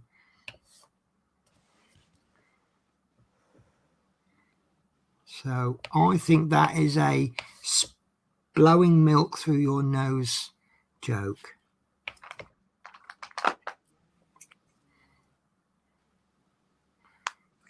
So there's this man fishing, right? He's been there all day, not caught a thing. And this woman comes along, and she's on the other side of the bank. She gets her fishing rod out, and anyway, she's there for about 2 hours, and she's caught about 50 fish. Right, and then she goes home. So next day, this guy comes back to the riverbank, and he sits where she sat the previous day, thinking, well, that must be a good spot. Yeah. Right, and he's there for hours, doesn't catch a thing. Anyway, suddenly this woman comes along, and she sits exactly where he was the previous day. And she's there for about an hour or two, gets about 50 fish. So he goes up to her, he says, well, what's going on? And he goes, hey, how come you got so much? I thought maybe it was a lucky spot, and I tried to get, your spot, and nothing happened. And she says, well, it's like this, right? Every morning I get up, she goes, I have a little look at my husband, and if his, is leaning to the left, I'll always go to the left-hand side of the beach, of the bank. And if it's leaning to the right, I'll always go to the right side of the beach, bank, sorry. And she says, and I always end up catching a lot of fish. So this man says, well, all right, so what happens if it's sticking straight up? And she looks at him and says, well, why would I go fishing? I can't deal with fishing. It would bore me, I think. Same as golf, that bores me. I've got to do a catch up on the chat because I just found a really funny comment. I know, I've seen a couple on the TV as well. Pole dancing, I don't think she knows any Polish people. Is water aerobics? Okay, is that about the exercise? Yeah. Very good advice, Penny. Catching things early literally can save your life. Look at poor Bill Turnbull. He was diagnosed too late with prostate cancer. He fought it bravely for 5 years. Yeah, I had an ultrasound many years ago, and I remember they didn't find anything, and I said, oh, I'm really sorry for wasting your time. And they're like, no, if everybody came at the slightest worry, it would actually save the NHS millions as well, because the prevention's cheaper than the cure, isn't it? Definitely. So Loveman, says, this is the wildest diamond painting show ever. Wildest diamond painting show. Anyone know where I can get an industrial pearl? Oh, industrial pearl from? Do you know what? You could probably go to a building site and steal one of their scaffolding pearls. Would that work? Yeah, you probably could, couldn't you? So Loveman, so men's clubs have overweight and older women on stage. Oh God. No, I think they'll be skinny.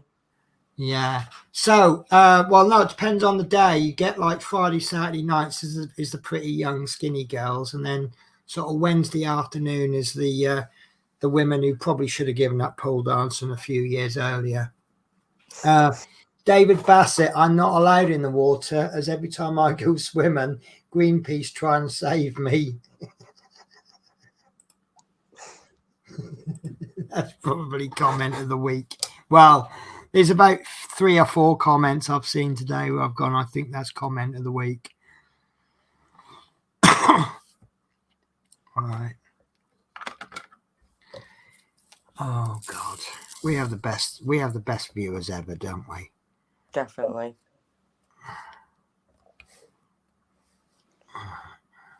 Can't find it. The one I'm after. It's hiding. So remind me, I need to get blue tack tomorrow so I can fill my pen up. Honey, you need blue tack tomorrow. Oh, do you know what? In all fairness, if that had been the other way round, I'd have done exactly the same there. Got to have a laugh. Well, it's like someone said to me the other day, oh, can you remind me I need to do such and such? So I said, oh, you need to do such and such. They went, no, remind me later. I went, all right, you need to do such and such later.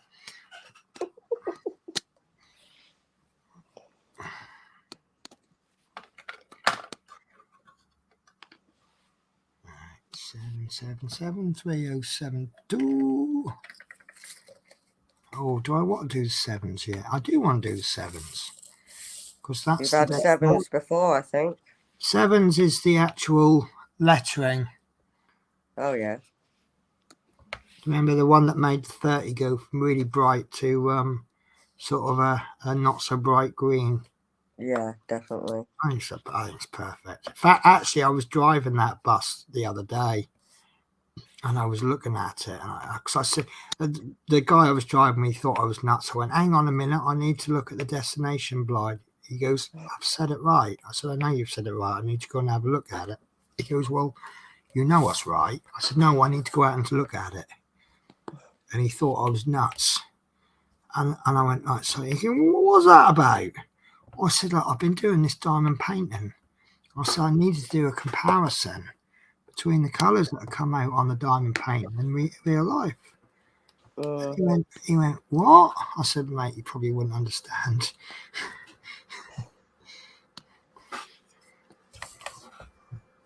So yeah, it was yellow, and I think with the camera, it's obviously it was like there was no filters or fancy stuff that you put on the camera.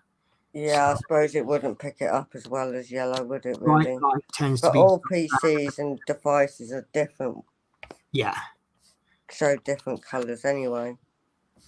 yeah. But no, it was pretty much as well. I looked at the picture, at the actual picture on the phone, and it is pretty much spot on. It's just that cameras interpret, and then computers then interpret that picture. So yeah, really everything shows a little bit different in colours, doesn't it? It is different from the actual real bus, but it's not different. Not much different from the actual photo that I've taken. True. So it's all good. All good in the hood, as I say. All good in the hood.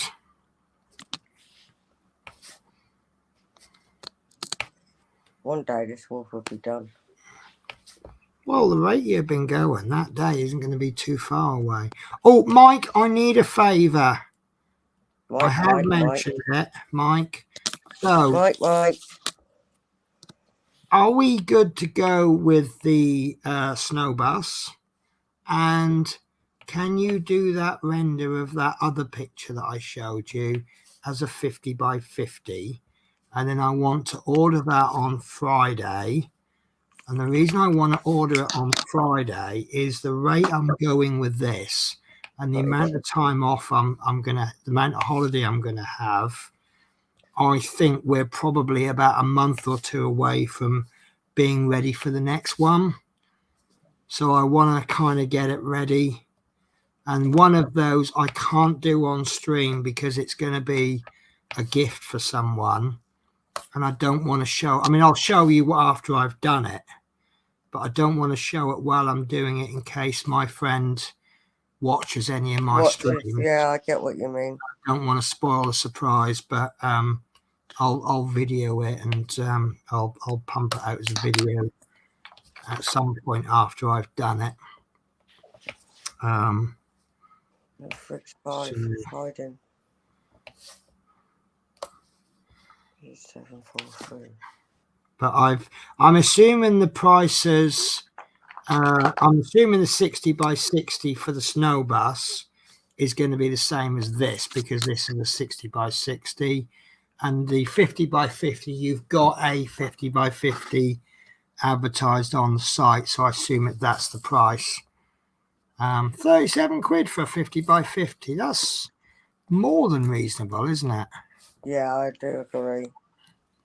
See, we did a bit of a naughty thing, right? Yeah, that's the one. Perfect. What do you reckon is a 50 by 50? Just yes or no will do. I'm sorry, guys. I'm kind of talking in code. I like that. I really like that, actually. Which one is it on? The bus or the other one? I will show you. No, this is on the other one. Right, you can't show me then. I can show you after the stream. Yeah, that's perfect. That is absolutely perfect. And like I say, we'll do the snow bus as a 60 by 60. Yeah, I'm sorry, guys. I don't really like sort of talking to Mike, and you're not seeing it on stream, but it is going to be a surprise for a good friend of mine. And I'll say, if she sees me doing it on stream, it's not going to be a surprise anymore. No, So, best I mean, way she to might keep not. it She away. might not look at my stream. Oh, do you know No, what? but it's still to be safe than sorry, though, isn't it? Yeah. But what I'll do is I'll do a series of videos, and then what I'll do is I'll release those videos, and I'm going to say, yeah, and I'll save them onto DVD. So right, there we go. So that bus is 60 by 60. So this I can show you. I think 60 by 60 would be good on that snow bus. Well, it'll be consistent with the one I'm doing. So that's going to be my next custom. Mainly, I've been kind of peer pressured into that one a little bit, haven't I? Don't know. It won't me. Well, Not guilty. I'm going to do all of my buses, but I'm like, oh, which one should I have? And then Mike's like, snow bus. I just like the fact that the other bus is behind it. I just like the fact it's the weather conditions. You can't get that sort of picture every day, can you? No, not really. With my Flix bus, I can go, oh, I forgot to take a picture. Oh, well, I'll take a picture tomorrow. Because where this bus is parked, it's actually what I call my smoking spot. Because what we do is that particular one was the 30, but when we do, say, for example, the 030, we load up 15 minutes before we're due off. So we're due off at 11. So we get onto the bay for 11:15. And then our next stop is Manchester 4 hours later. So what we try and do is we get onto this spot here, where this is parked, about 10:30. And then I can have a cigarette, because that's probably going to be my last cigarette for at least 4 hours. And if we don't get to Manchester on time, then I won't have a cigarette at Manchester. And then Birmingham is 2 hours after that. And then if I can't so you get to Manchester, then Birmingham. Yes, yeah. Got you. But it's about 4 hours from Glasgow to Birmingham. So that's a long time for a smoker. But then if we're late and we've got a lot of people to load up at Manchester or there's problems, I ain't get a cigarette at Manchester. So we'll just then go straight on to Birmingham. And then normally we'll get to Manchester about 15 to 20 minutes early, if there's no problems. But you got to remember the M6 is round that way. And everyone knows about the M6. And then our next stop, we leave Manchester not early. We can get to Birmingham. Hang on, 155. We can get to Birmingham 15 minutes, maybe 20 minutes early.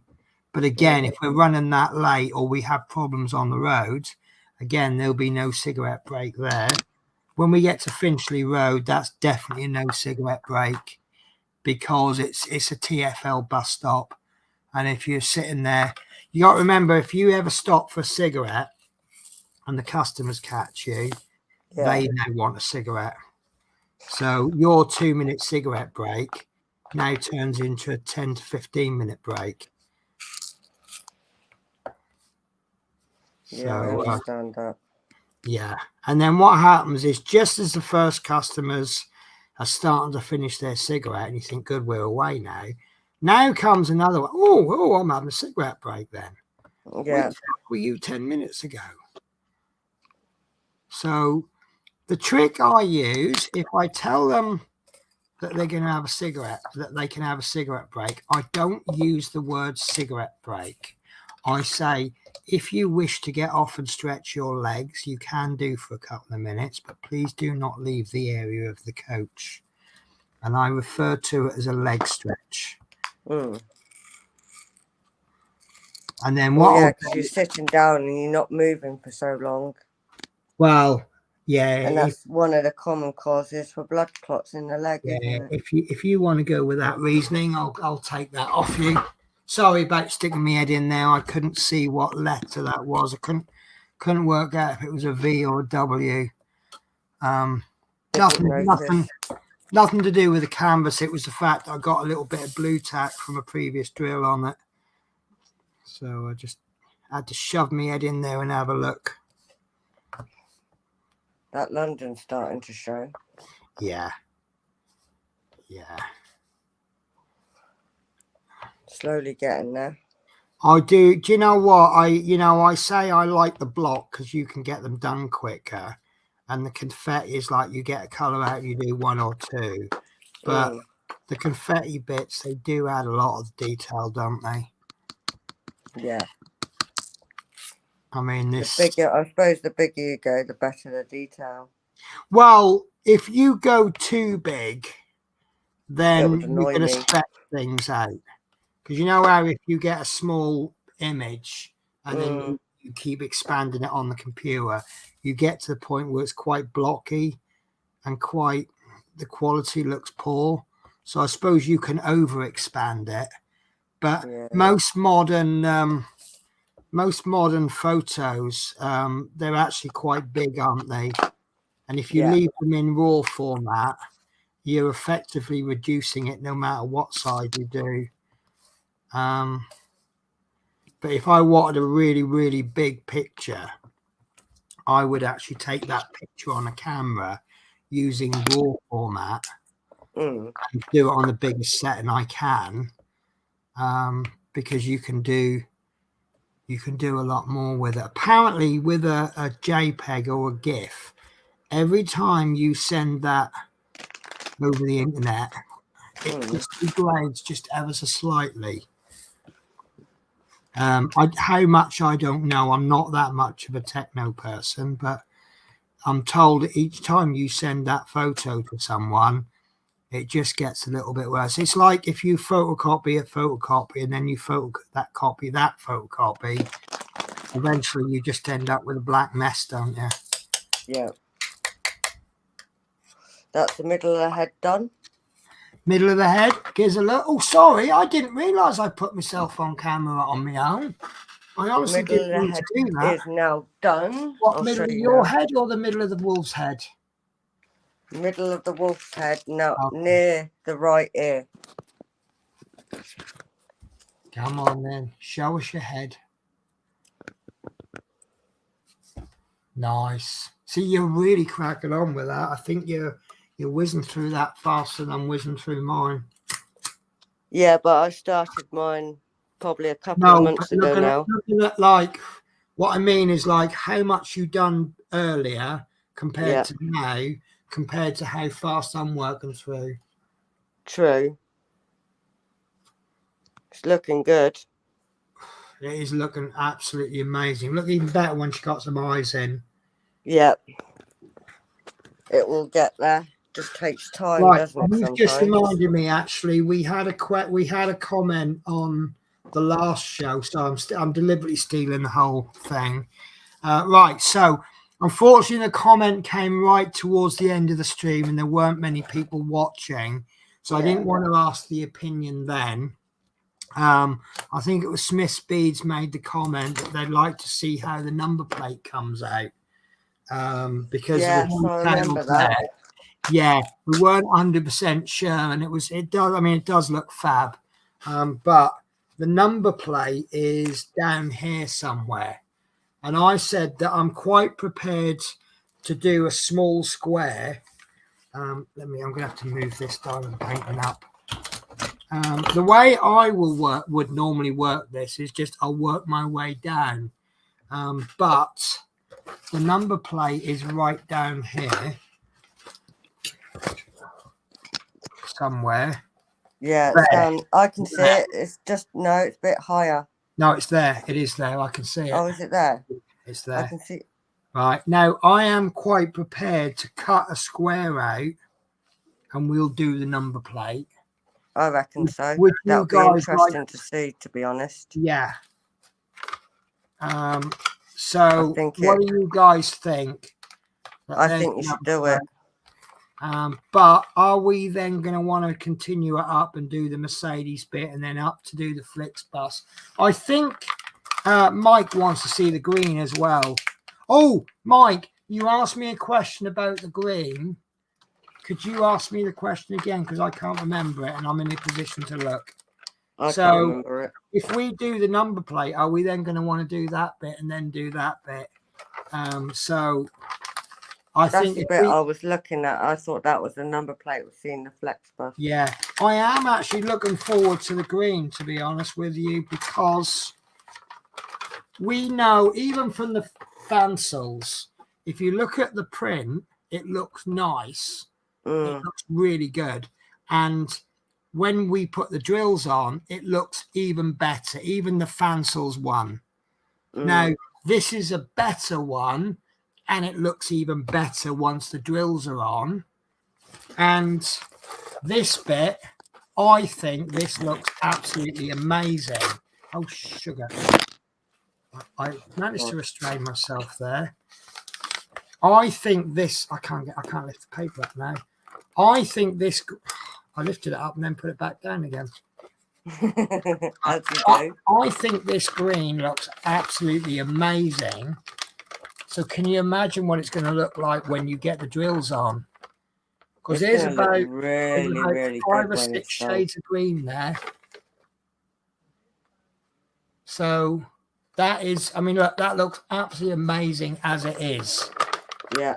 I could just have that picture as it is and I'd be happy. So once the drills go on, that is going to look, I mean, I'm not a green fan, but that does look brilliant.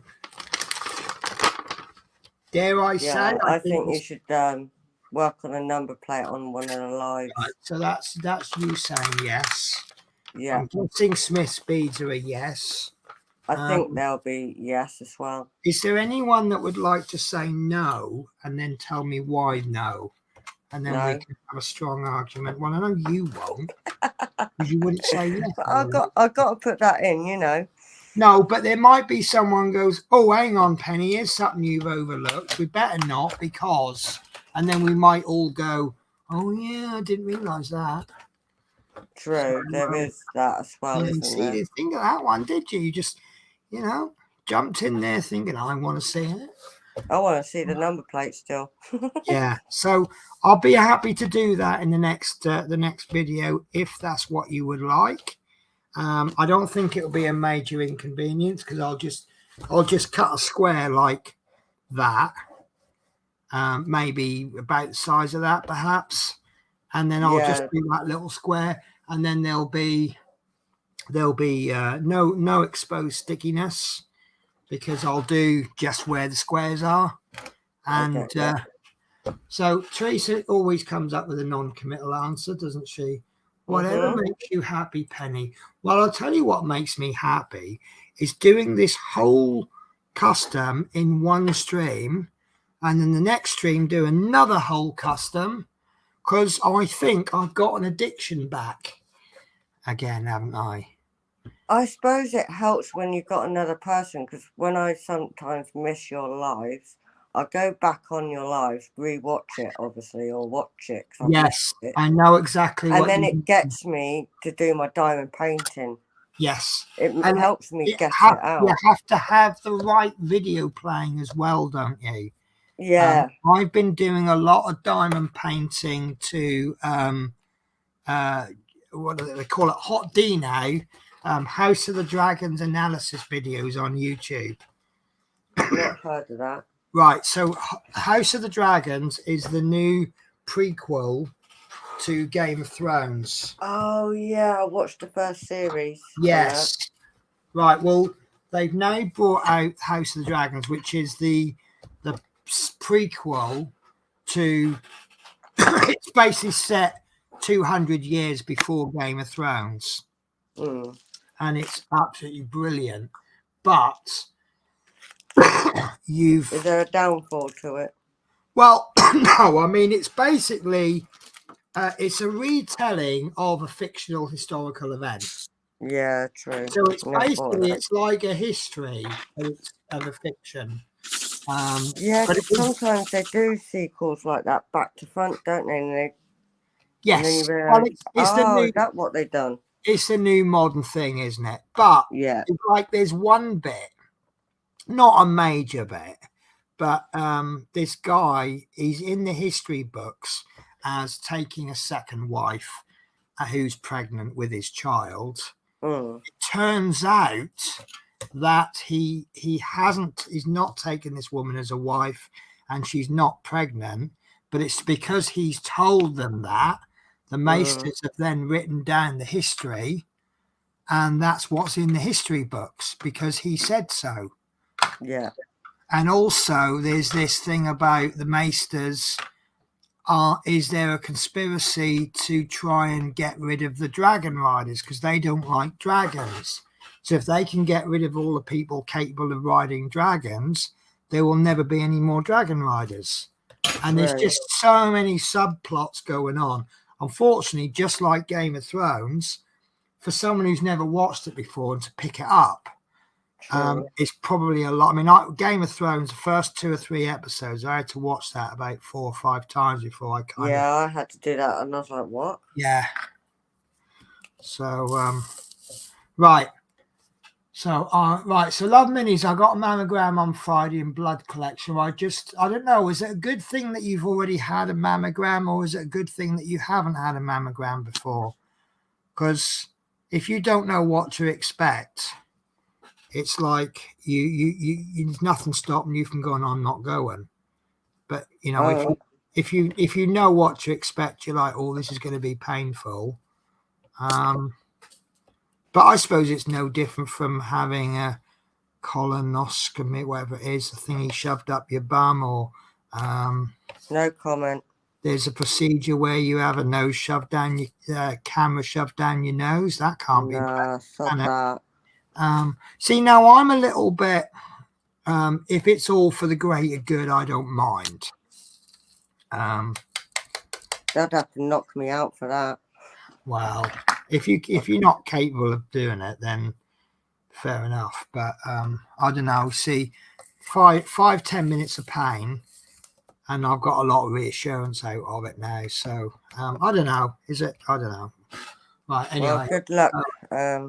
Love me. Well, I did give Tasha another option when she asked me on hers. Huh? When? Apparently, you had another option. Another opinion. Sorry.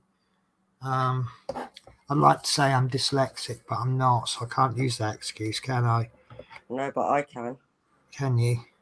I did give Tasha another opinion when she asked me on hers. I am lost, T. Yeah, she might have to remind you.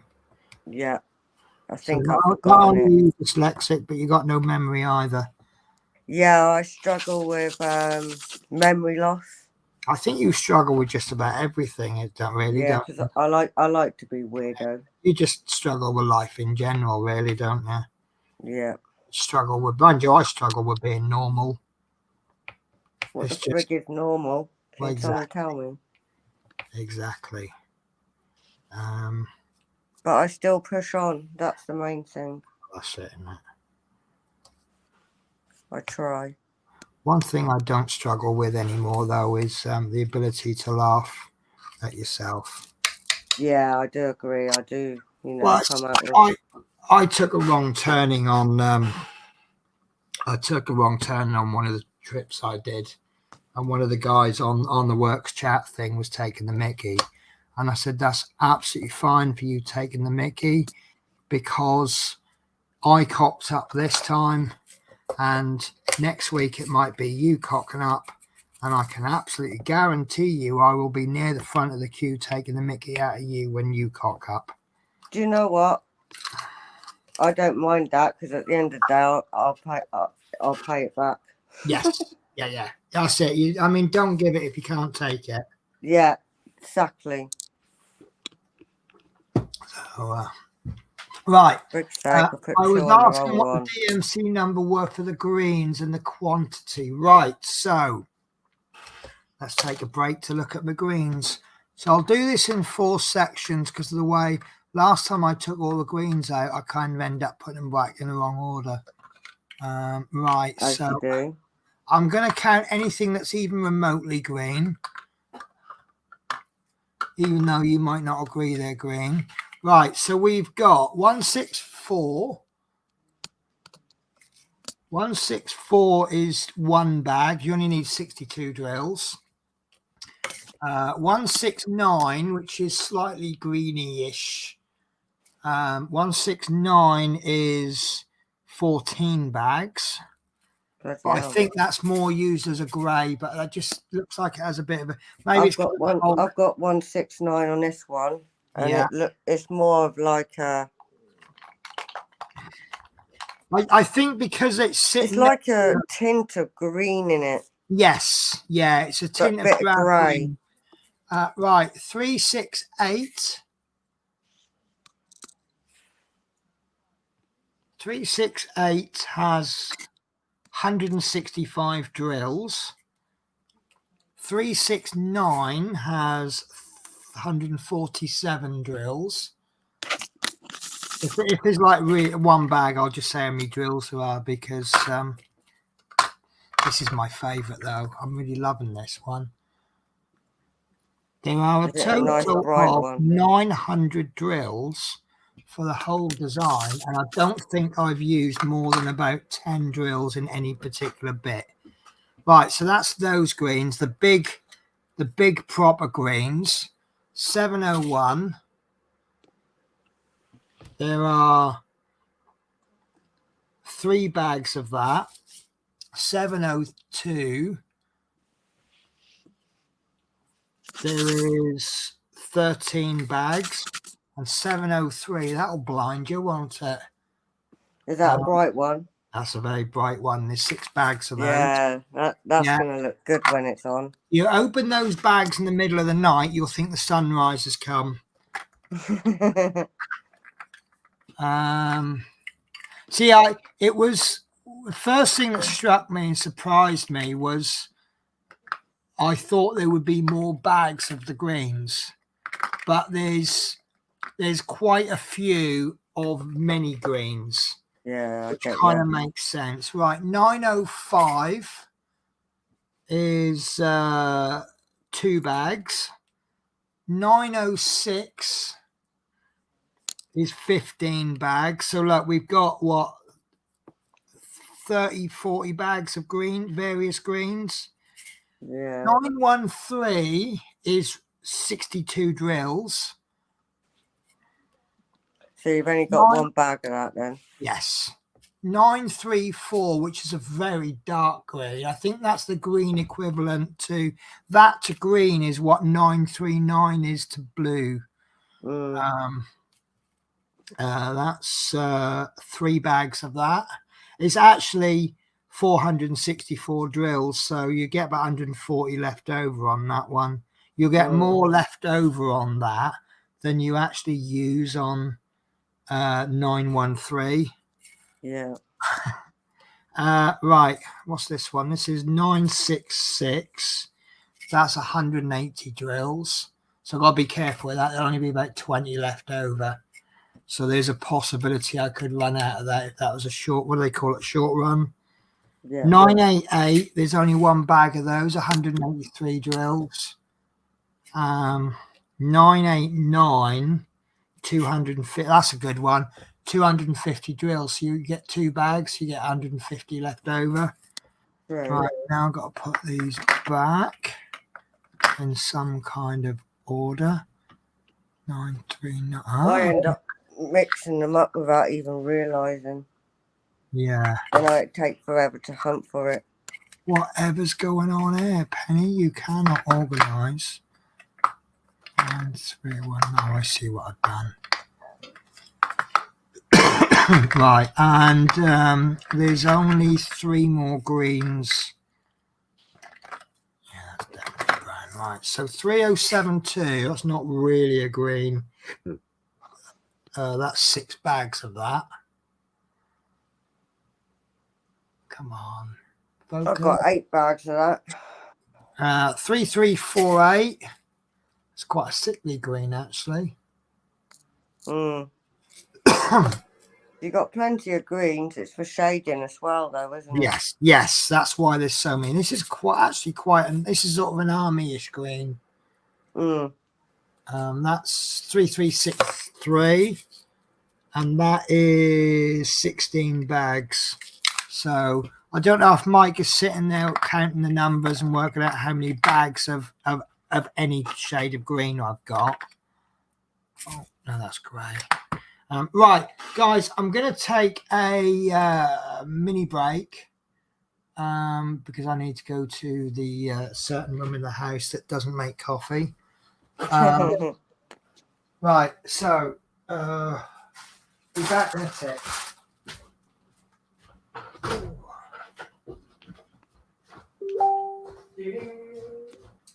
Pudding.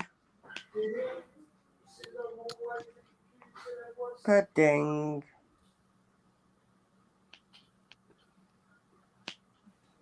Right. I'm going to show T my birdies. Sod it.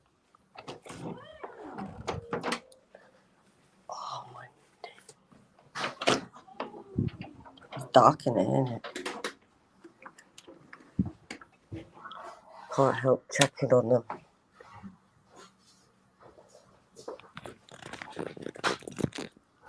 Don't know if you heard my little song there. Every time I go to the toilet, that's when everyone sends me messages. Always the way. Yeah. Right, so what we got? So just They're so cute. yeah, you're going to have to add those up. Oh, I like it. For 164, he's put 62, then crossed out and put one bag because I said 62 drills. Yeah. So he's put 62, scribble out one bag. 3848. Sorry, 3348. There's one bag of that, Mike. So whatever that adds up to, you're the one who wants to know the numbers. So I'll let you add those up. Right. Well, you're on the move. Yeah, I'm going to get a coffee. Fair enough. Because I have no one to make it for me. Oh, have you not got a slave? No, I wish I did. Oh. I need one. Always with slaves, you've got to feed them. Yeah, but then I'd say get your own food.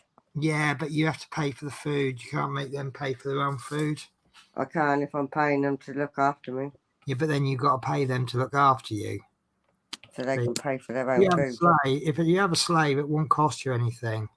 Well, they do. They all do in the end, don't they? I mean, you could get yourself a boyfriend, but they cost time and money, don't they? Yeah. I don't know if they're a viable investment. No, I think I'm just going to stay away. Yeah, I've been doing it for 20 odd years and I'm more than happy. Especially after the last two. Sod that.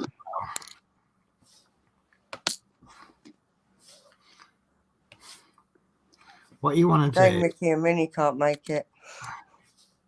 Yeah. Yeah.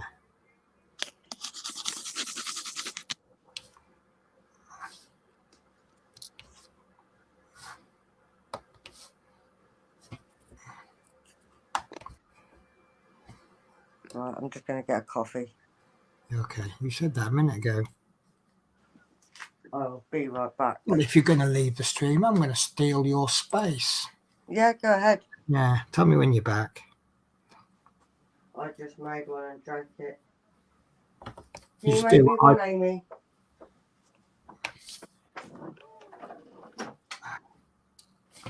Right.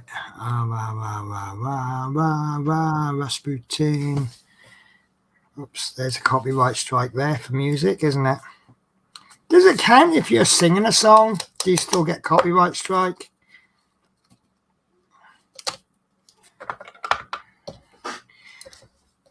Oops. Yeah, that's definitely coming now, isn't it? Right, so Teresa, when we was working out what was the best way to go to hide the big surprise, I take it that was aimed at Natasha, because I got no idea what you're on about there. I love that color before that one.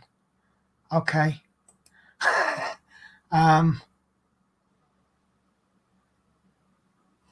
Right, love that color as well. Yay. Josh, I saw your YouTube comment about contacting you on Facebook. It's really generous. Yeah, I remember the comment now. Not a problem. So Josh had said about starting diamond painting. I said, look, drop us your address. I can drop you a diamond painting. Yeah, okay, fine. It's not as generous as you think. All I'll do is get one of those fancils that I've got. I had about 15 of them. And to be honest with you, I probably won't get around to doing them. And they're not anywhere near the quality that Smith's Beads sells. But it's a couple of quid's worth of diamond paint that I won't be using anyway. And it'll enable you to decide, well, actually, I don't like this or I do like it. So, but if you like green, I could find you the Yoda one. That's very green. And it is a proper green, not the blue that I got with the baby Yoda. Right. Sassy said, I just made one and drank it. What's the smallest size you do for diamond art, please? I assume that's aimed at Smith's Beads. I don't know what the actual answer is, but I guess you could probably get a really small one, couldn't you? But I don't know. Would you do a small one? Because I think Smith's has a bit of an attitude of if it's not good quality, we just don't want to sell it. My one is 20 by 20. Is that the smallest when I one first started? Yeah, but what's the smallest? Oh, so yeah, what's the smallest size? If you're talking about us, my preferred working size is 40 by 30. Because I just think it's a nice size to do. It generally picks up. Let me see if I've got a small one. Small one. I wish I had my double bed size. Right, so my blanket. I'll show you this. This is a 40 by 30. And as you can see, like, you've got enough detail to know exactly what it is, but it's too small to be a really good one. It's been damaged in a move, but like, you can see what that is. If it went any smaller than that, it'd start to get blocky. If I'm doing something like flowers, I could get away with smaller, because I think anything with lots of block color and not too much detail, you can get away with smaller. But again, it's it really depends. You got to look at what you're doing. This one, I knew there was so much detail. In fact, I was expecting it to come out about 50-ish size.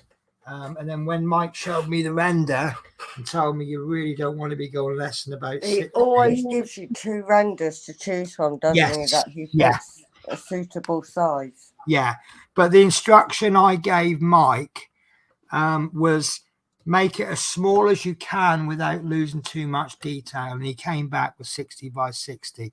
Whether he understood exactly what I meant when I said that or something else, but he did get it. I think looking at it now, he's got it absolutely spot on, hasn't he? Yeah. Now, he could have been trying to upsell me and go, well, I wouldn't go less than 80 on that one, and he'd got away with it. And I'd have said, oh, this looks absolutely amazing. But you got to, don't get me wrong, I'd love to do the biggest diamond paint ever in the whole world known to man.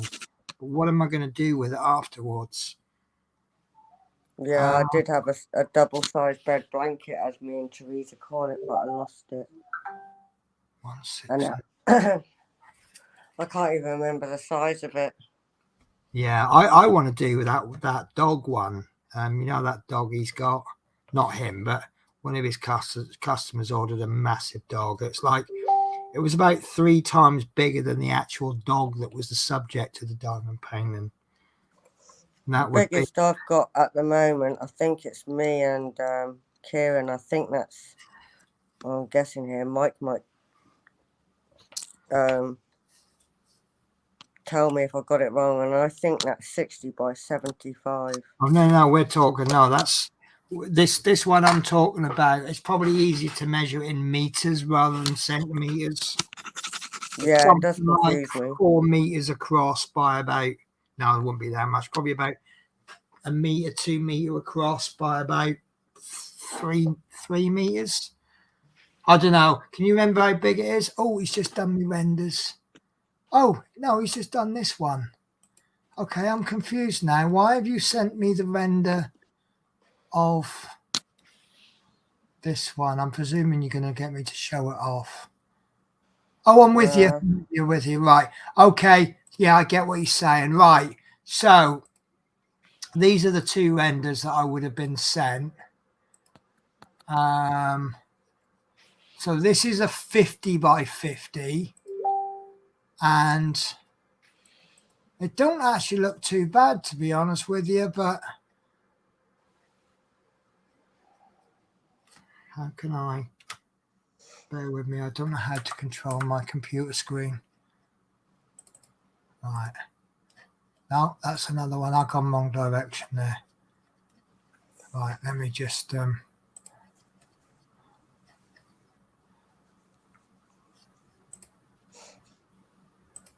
Oh. What? Right, that ought to be leading Whitestone. Okay. I'm confused now. Right. Yeah.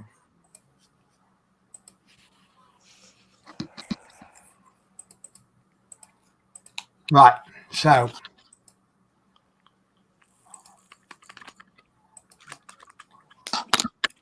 There we go. Right. So. This. Where's it gone? Where's it gone? Right. So this is the 50 by 50. Yeah. And that's the 60 by 60. And I think if you look at the windscreen, see that bit of reflection down the middle, that kind of clinches it. You can't really see it on the camera. I can see a massive difference. Yeah, you can between the two. I think the 60 by 60 roundabout was the right there. choice. Yeah. I mean, don't get me wrong. 70 by 70 would probably have been a better choice, and 80 by 80 would have been a better choice than that. However, you're starting to spend more money and you got to put the thing somewhere. Yeah, totally agree. So, you've got to get it small enough that's doable. Sorry, Mike's also mentioned. Right, let me pull this up again because Mike's just raised a really good point that I didn't spot. Right.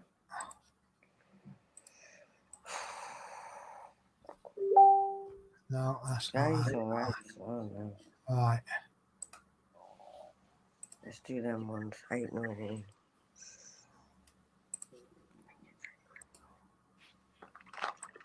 Yeah, right. So this is another thing to look at as well. Look at the number plate. That's a 50 by 50. Pretty good, isn't it? That's better, isn't it? Yeah. So I think is that part of the reason why you're a bit concerned about the number plate? Ah, there we go. So this is the big, huge one. I absolutely love this. How big is this one? That's cool. That's got to be 6 foot tall, based on the fact that your average human is about 2 meters, 6 foot tall. So it's about 2 meters. So if it's 2 meters tall, that's got to be about 1.5 meters across. But that is bigger than the flipping dog. It is. It's way huge. If I was the dog, I would probably be really scared right now. Yeah, because it's a bigger size of the dog. Yeah, and I think Sassy Stars just summed that up perfectly. Whoa. So yeah, I would love to do something like that, but not anytime soon. No.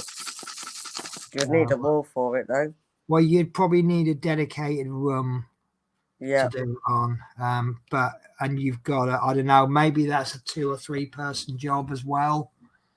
Yeah, I think it would be, you need help with it. Does Natasha have her own channel? No, I Why do not? have YouTube, but I've never used it as a live. Why have you not ever done your own channel then? Because I don't know bleeding how to. Right, well, in that case, all you got to do is go, Penny, can you help me? True. Never thought of that. All you got to do is go, Penny, can you help me? She ain't going to do it, is she? Right. Because I'm embarrassed. Nah, don't. Do you know what I was at first? My first videos, I didn't speak and I didn't have my voice on there. And then I plucked up the courage to actually speak on my videos. And then one day I actually tried and put my face on it. And no one's ever people have made various comments, but they've never made any comments about my voice or my face. No, even if I saw bullying, I'd end up ignoring it because it's not worth. Well, I don't like watching my own videos back too well because I don't like my voice, but it's actually that's a real proper medical thing. Yeah, I can't watch back my lives because I don't like my voice either. Because of the way that the voice resonates around your head, around your skull, it sounds different from what. Yeah, and I don't like this watching back on my lives on the group. Anyway, when I do a big one, it just makes me ache, and I can't help but overdo trying to get it finished. That's my only problem. I can imagine reaching into the middle. You've probably got to be really organized on that one. Yeah, she has got a picture of which I gave her for Christmas, not last year, the year before, her and our mum. I don't know how far she got with that or anything. Yeah. I mean, I actually, if I did a really, really massive one, I wouldn't actually rule out cutting it and doing it in sections and then glue it onto the picture frame. But I don't know if that idea would actually work. Never tried it. Small is fine if detail is low. Yeah, that's basically it. I think, and unfortunately, how can you tell what size to have? The answer to that is probably experience, isn't it? Yeah. I keep going back to this one, but my very first diamond painting I did was, by comparison, absolutely dreadful. It turned out all right. You knew what it was supposed to be. I'll see if I can find. Doubt I've got it in my gallery, but it's not in that one. Video captures downloads. It might be in my Facebook pictures, of which there's an awful lot. No. Sorry, guys, bear with me.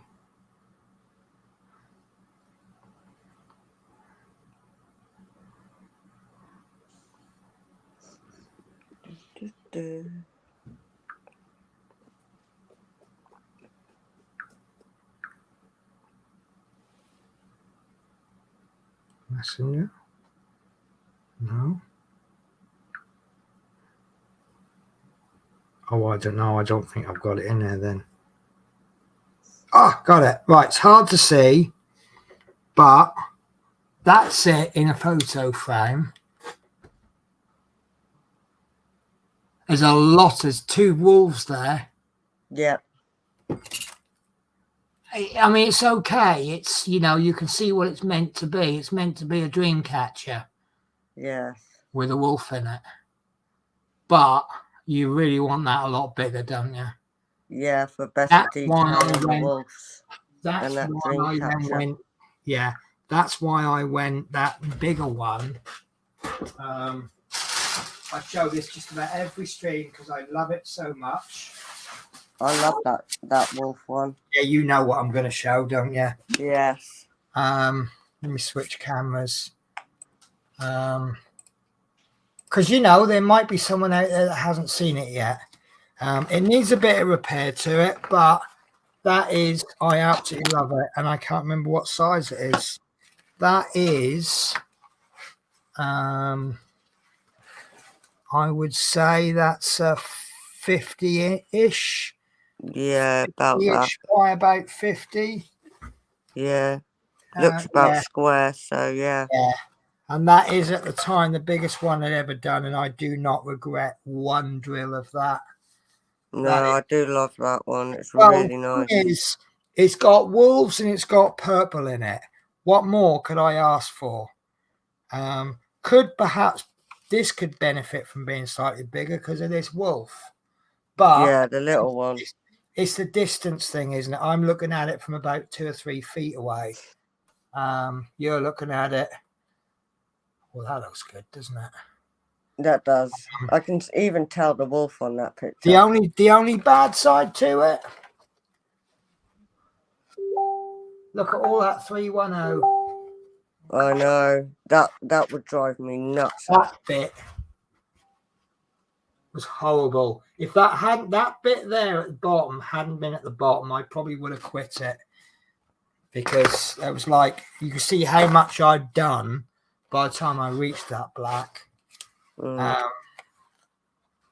yeah, well, one of my pictures of me and Kieran, you should have seen the amount of black I had in the background. Yeah. Like, oh my god, it was driving me mad. To me, black drills is the same as wheels on a model. I hate doing them, but right. So that big dog that I just showed you is 388,800 individual drills, 425 hours. It's 180 centimeters by 135. 5 kilograms in weight, 4 tubs of Mod Podge glue. Freaking hell. Shall we go for a record? What's the biggest custom you've ever sold? I know that one. That's my blanket. Is it your blanket? Have to look in my file. How big was that? Unless anyone's done bigger on it. Oh, should I not attempt it then? Because blankets. Don't know, not unless someone else beating the size of my double bed one that I had. I just got a little lump in my throat and thought, oh, actually, that's big. All right. That was over 100 centimeters, I think. Is that it? That's small fry. Right. Let's do a 200 by 150.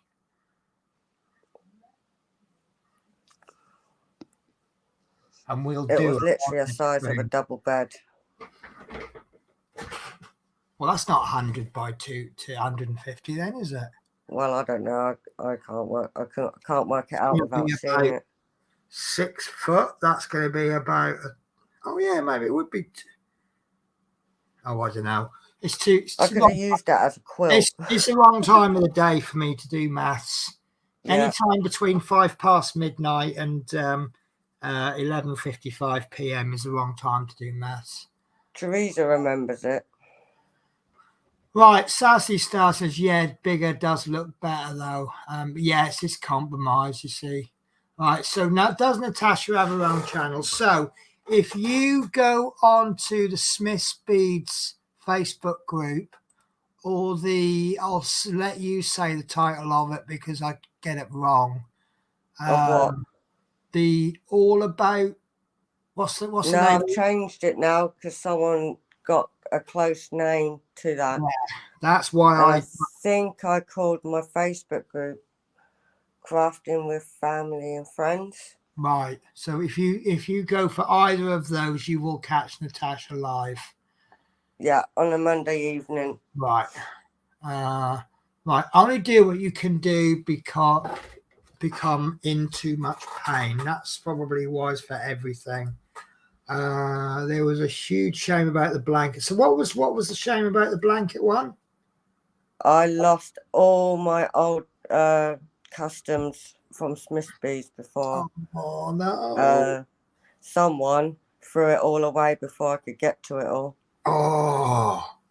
literally, I had loads that I could have worked on. So now I'm like gradually getting it, some of them back, but different ones now.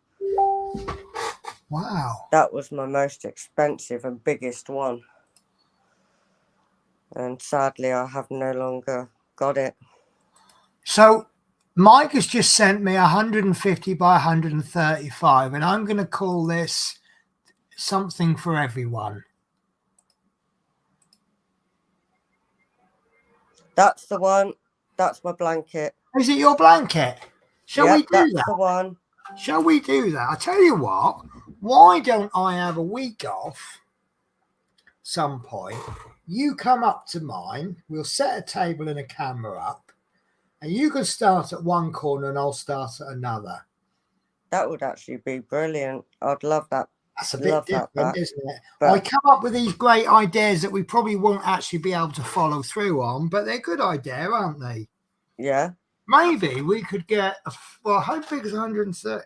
Yeah, because maybe we could get 4 people together. I had to literally go big on that to get the owl and the other birds.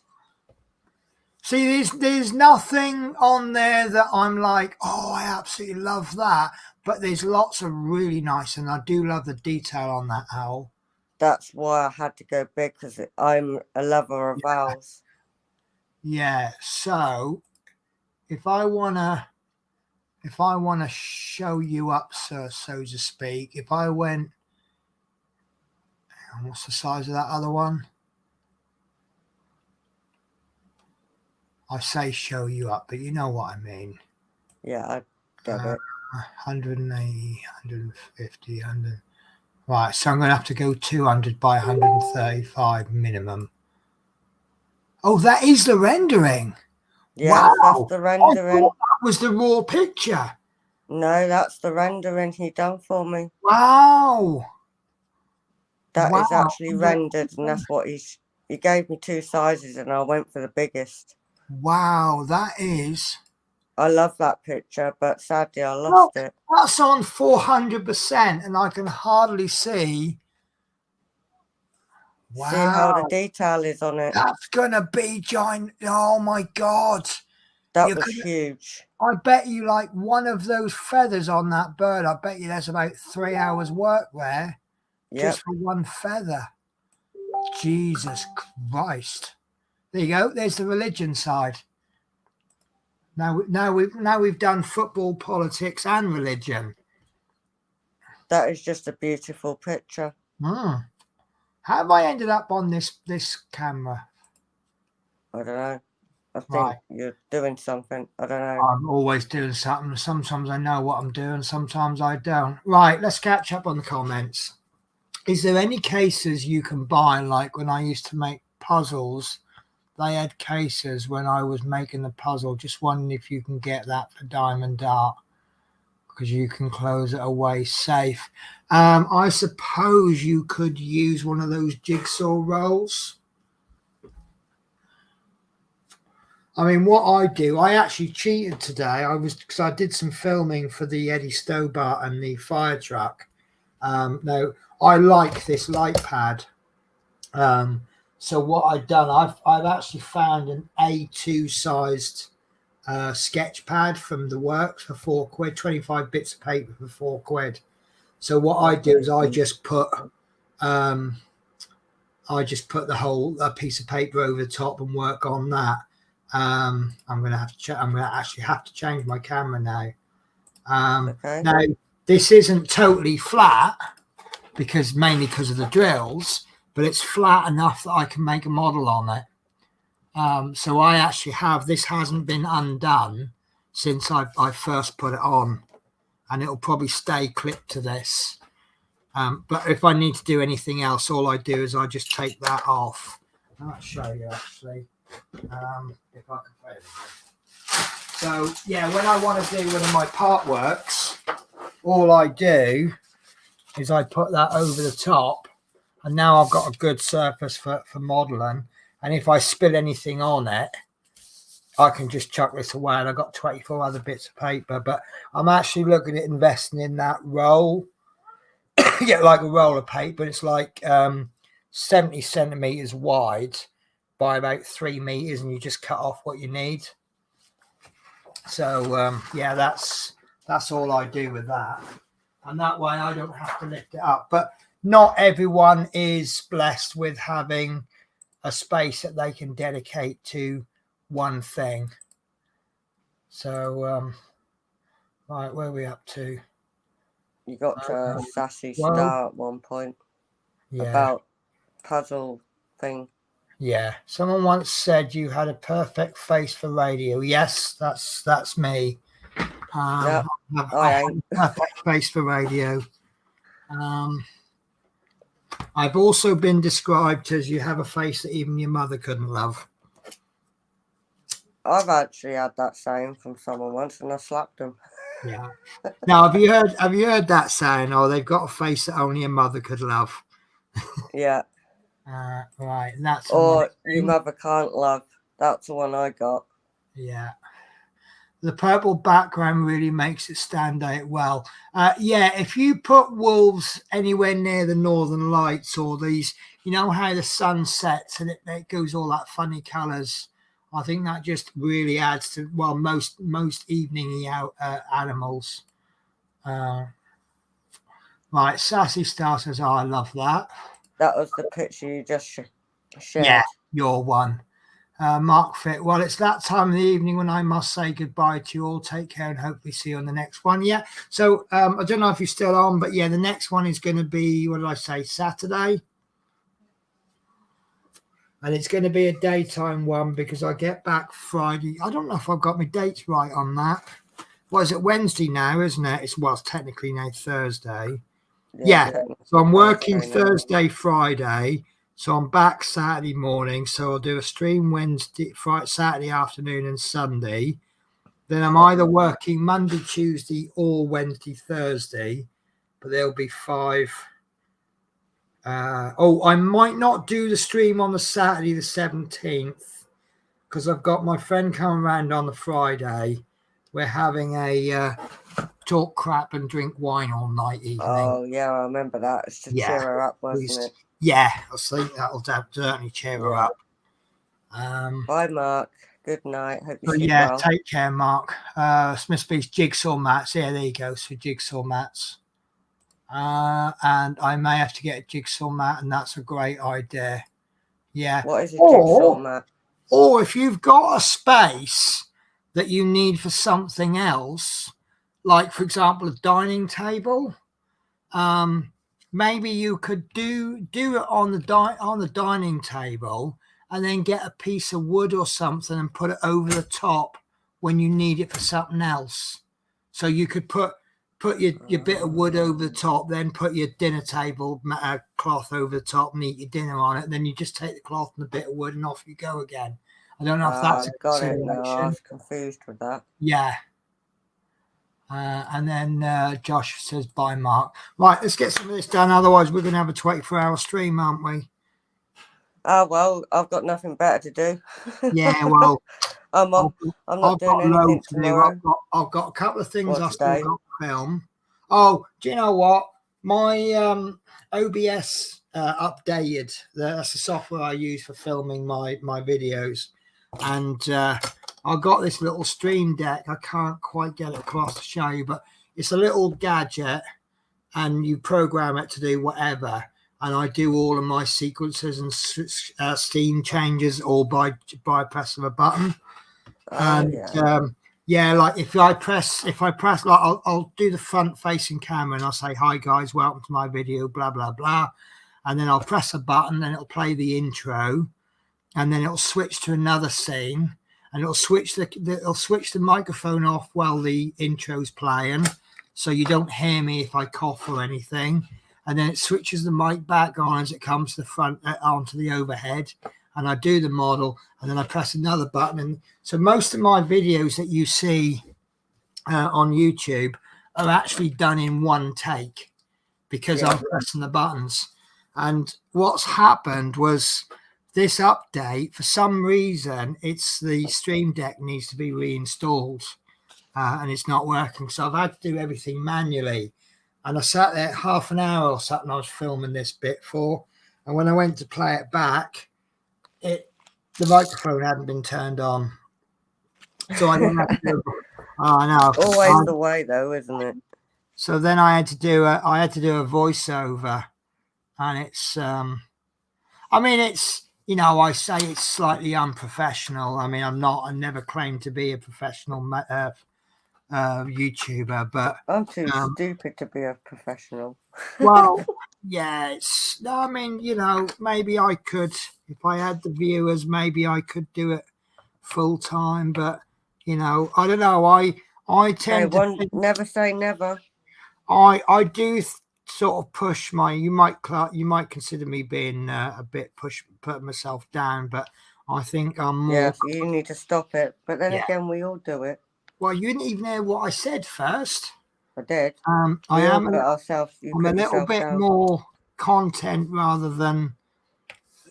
I think the content's more important than the quality. The quality has to be good enough. But it's what you're doing. I could perhaps go out and buy a studio and, it'll be an absolute perfect BBC TV quality, and then do a film about making, I don't know, folding paper, and that would be boring as crap, but it'd be really good quality. Yeah. And one of the things I struggle with a lot is the focus. Which has been improved since I had a better internet connection. Yeah, you need better internet, don't you? You can't get better than mine at the moment. I'm on 1,000 gigabytes. Yeah, Scotland always gets the best. Well, no, it's because I paid more money for it. Yeah, I can't be bothered. No, see, what happened with me is I had the, whatever it is, 500, I don't know what it was, 100. Yeah. But because I couldn't get the range because my walls are so thick. Where the router is and where my computer is, it's coming through about 2 or 3 walls. And I was only getting about 12 with a booster. Yeah. And then I realized actually I've got a 50-meter Ethernet cable, so I'm running. I've got an Ethernet cable in the back of the router. It's all pinned up along the skirting board, and it runs into the living room. And I'm not getting my full speed, but I was getting a lot faster. But more importantly, being a streamer, my upload speed. See, they talk about download speed. But when you're streaming, it's the upload speed you need, because you need to be pushing the content onto the web, not downloading it. You guys need the download to watch it. I need the upload. Yeah, I keep getting confused with all that. Yes, technology. Well, it's the easiest way to think of it is if I'm throwing balls at you and you're catching them. Right. If you're capable of catching 10 balls a minute, but I'm only capable of throwing 1, then you are only going to catch 1 ball a minute, aren't you? Yeah. Now, if I can throw 20 balls a minute, but you can only catch 10, you're only getting 10. But at least you're running at full power. That's kind of how I see it. Right, okay, I got it a bit more. Yeah, it's this push-pull thing. But if you can receive 10 a minute and I can only give 1 or 2, it's going to be a little bit frustrating for you. Ooh. That's if I can bleeding well catch them. New colour. Yay, finally. Yeah, so this is going to add little accents. This might be the colour to switch to. Does that make a much visible difference? This might be the one to switch to ABS drills. It's just hitting the corners of the letters. Because I don't know, I didn't mention this earlier, but I was sort of looking at it and thinking, can I convert some of these to if you put too much ABS up, I think it's going to be too much. you want to put accents in and put them in the right places. And I'm not really good enough to figure out yet how to do the ABSs. But that's No idea, because I can't work that out either. no, but it's one of those things where I'll just have to get something one day and give it a go, and I'll either make it better or make it worse. And then if I make no it harm in worse, trying, is it? no, never any harm in trying. But you know, if you, more importantly, if you make it worse, sit back and go, well, how did I make it worse? How can I make it better?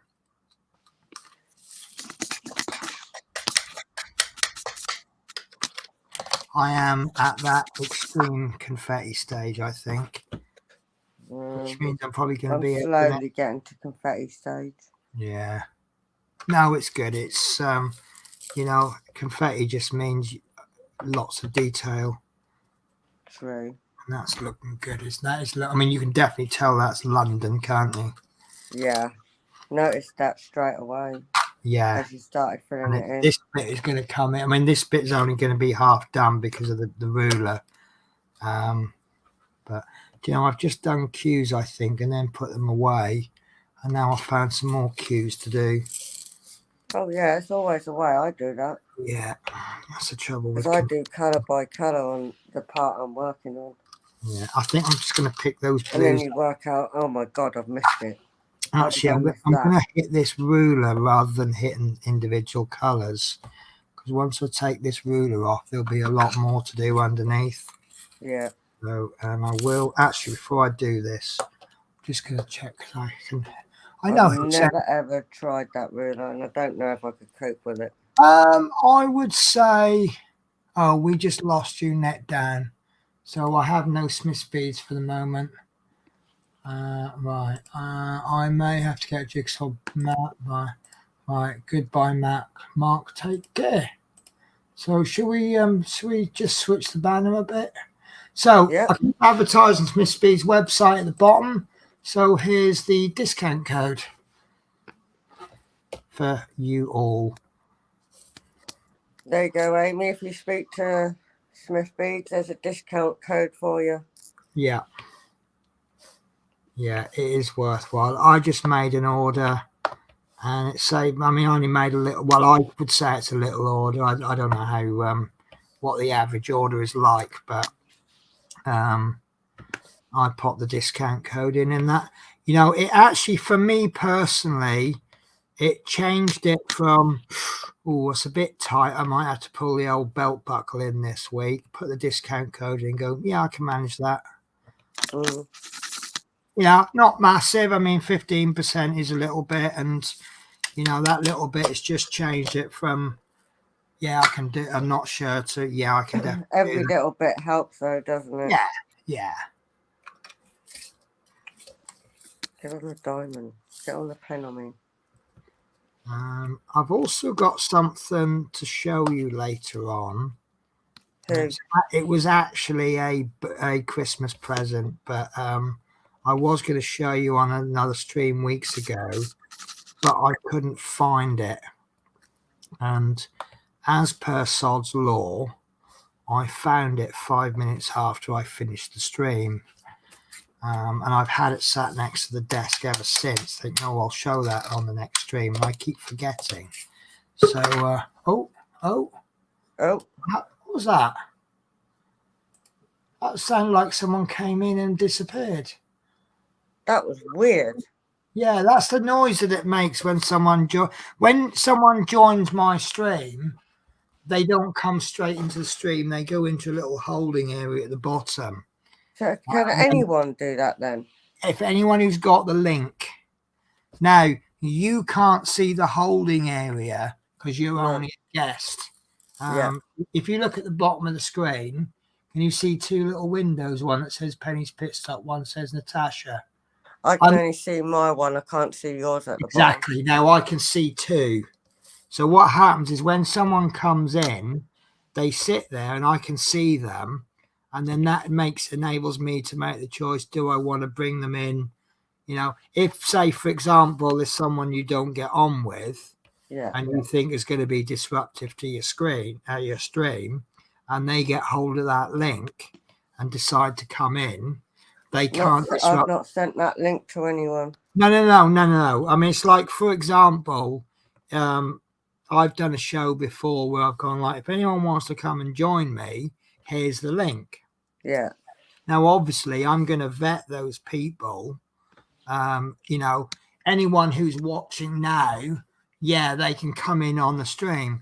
But if, say, for example, someone came in and their channel name or their username was like, get your free porn hair, Oh my God. for example, I'm not going to let them in, am I? Because they're obviously there just to cause a few problems. As always, there's always someone doing that, though, isn't it? Yeah. But if you've got the means to protect yourself, it just gives you a bit more power on the stream to sort of do more for everyone. So, but I'd ideally like this to be, say, a 4-person show. That would actually be fun, wouldn't it? Yeah. I like 4 because of the screen size. If you start splitting the screen down any more than 4, I think the screens get a little bit too small. Yeah. And you can't really show off your work so well. 2 people is good, but it distorts. You see the proportions of the screen. Yeah. When it cuts into 2, you lose a lot of the width. But when you go to 4, you maintain that perspective, but just smaller. Oh, right. I never knew that. So I think 4 is a really good number. I think 3 makes it go like that as well. But the 3rd person gets a lot of black space either side. Right, okay. So yeah, we could get 3 regular guests and me. I think that'd make a pretty good show, actually.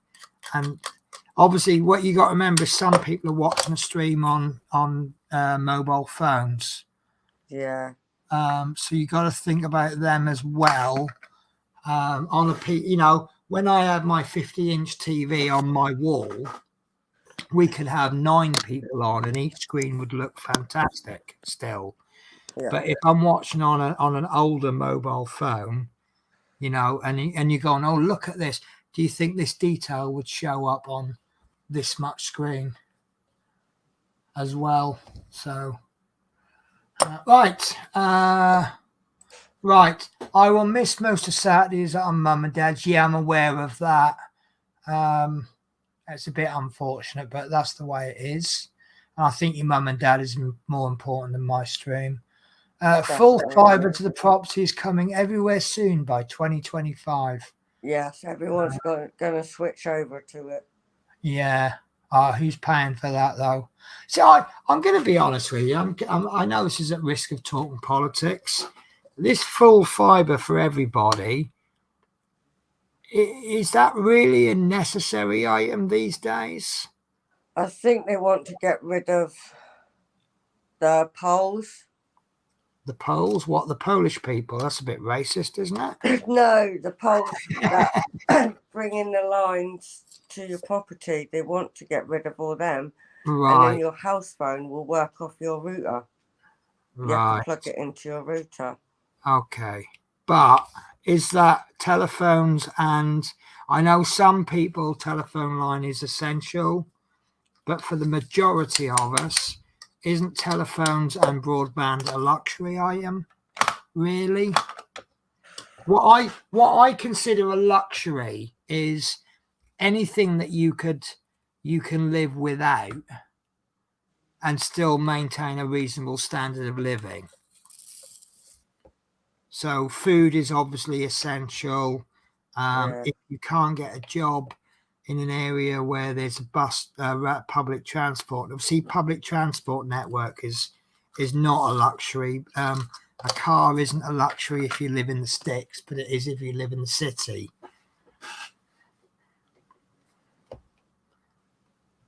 Which is obviously where the problem is. You know, people who go, oh, well, I can't live without my car.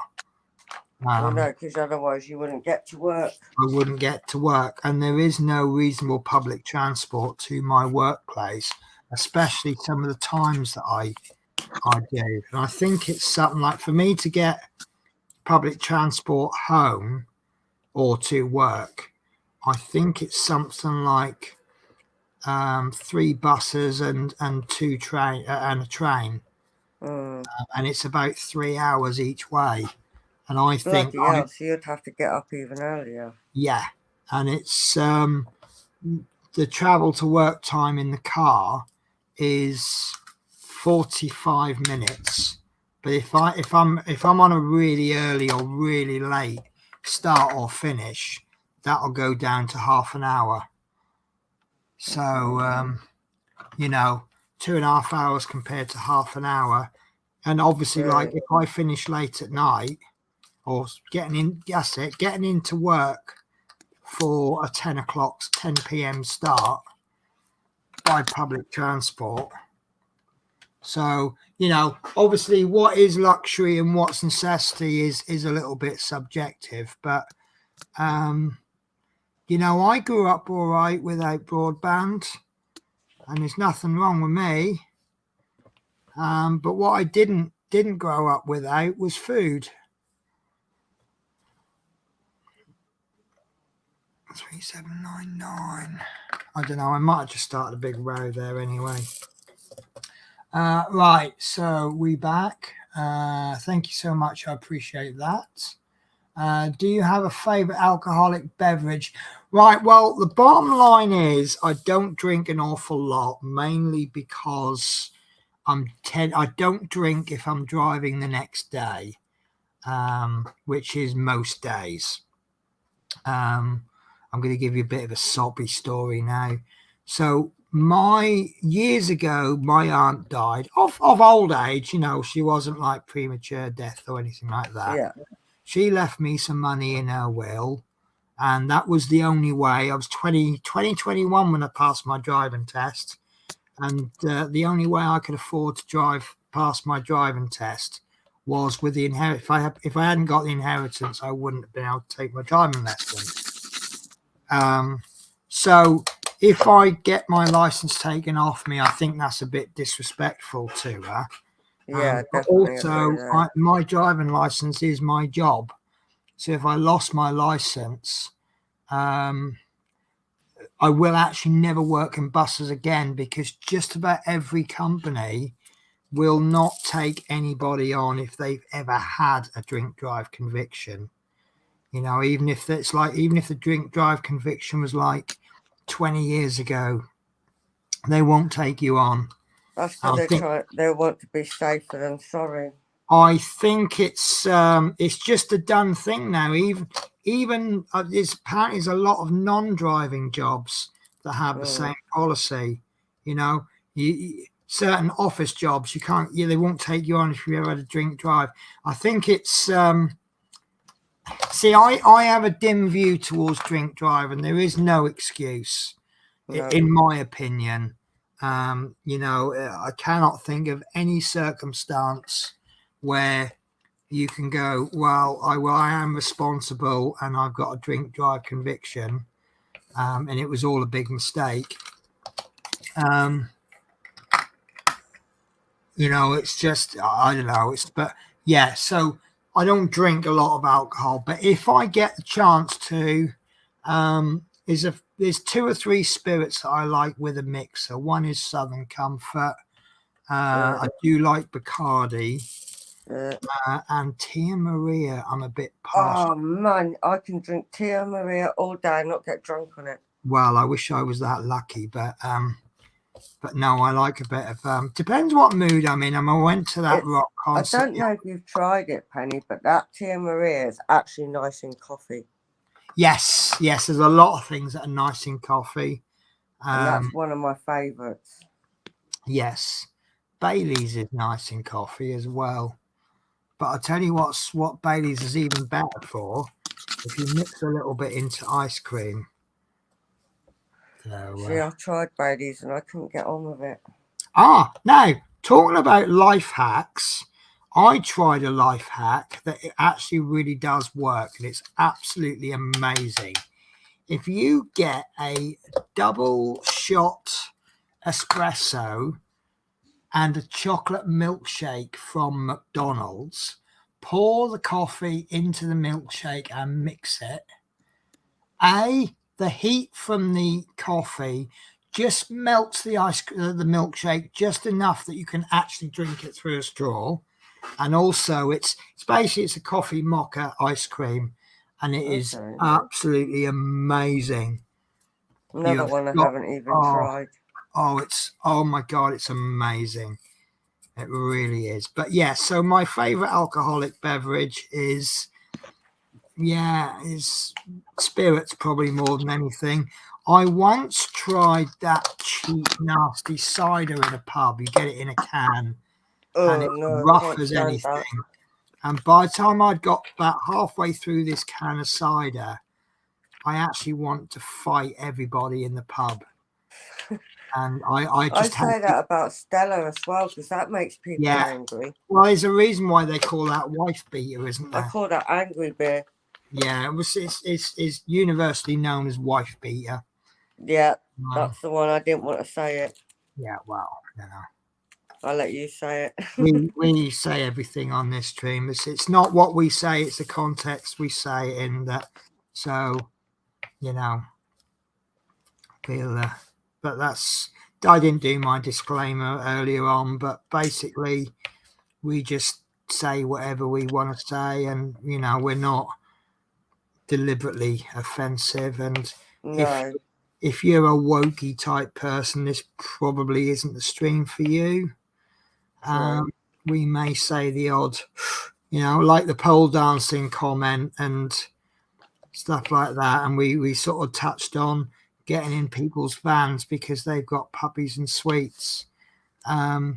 We all understand the actual context that it's meant in, and it's like we can mention certain children's TV personalities that are no longer presenting TV programs because they're on holiday, and we all know the meaning it's meant. And there's me lecturing about stuff that I don't need to ramble on about. Yeah, so basically, if you've taken anything on this, ever take anything on the stream as serious, you've got us wrong. That's a lot, 762s. Right, let's do a catch up. So get rid of copper. That's about the phone lines, isn't it? But for my area, fiber is needed. My Wi-Fi goes majorly, and sometimes I can't get downloads. And when I was working from home, made things worse. The Wi-Fi is right. Okay, that's fine. But what you've mentioned there is you're using your Wi-Fi for work. So obviously, it's what we said is that different things mean different things to different people. It's a really good point, because see, if I didn't have Wi-Fi, I can still work. So it's obviously Wi-Fi it's a big priority for me because I stream with Wi-Fi. But for you, it's got a different priority, and that's kind of what I meant when I said about things mean different things to different people. I find a car absolutely necessary. Other people won't. If you're working from home, you probably wouldn't see the car as a necessary item. You might see it more as a luxury item. Someone else might see, I don't know, something else as a luxury item that we think are necessary. So it's a fair point. You're not wrong, and I don't think I'm wrong. And thankfully, we're all lovely people who won't. I have a different, these people who like, I've got a different opinion from them, so therefore they find me offensive. Yeah, true. So, people like me and Helen, we're the kind of people we've only got to open the front door and someone's offended.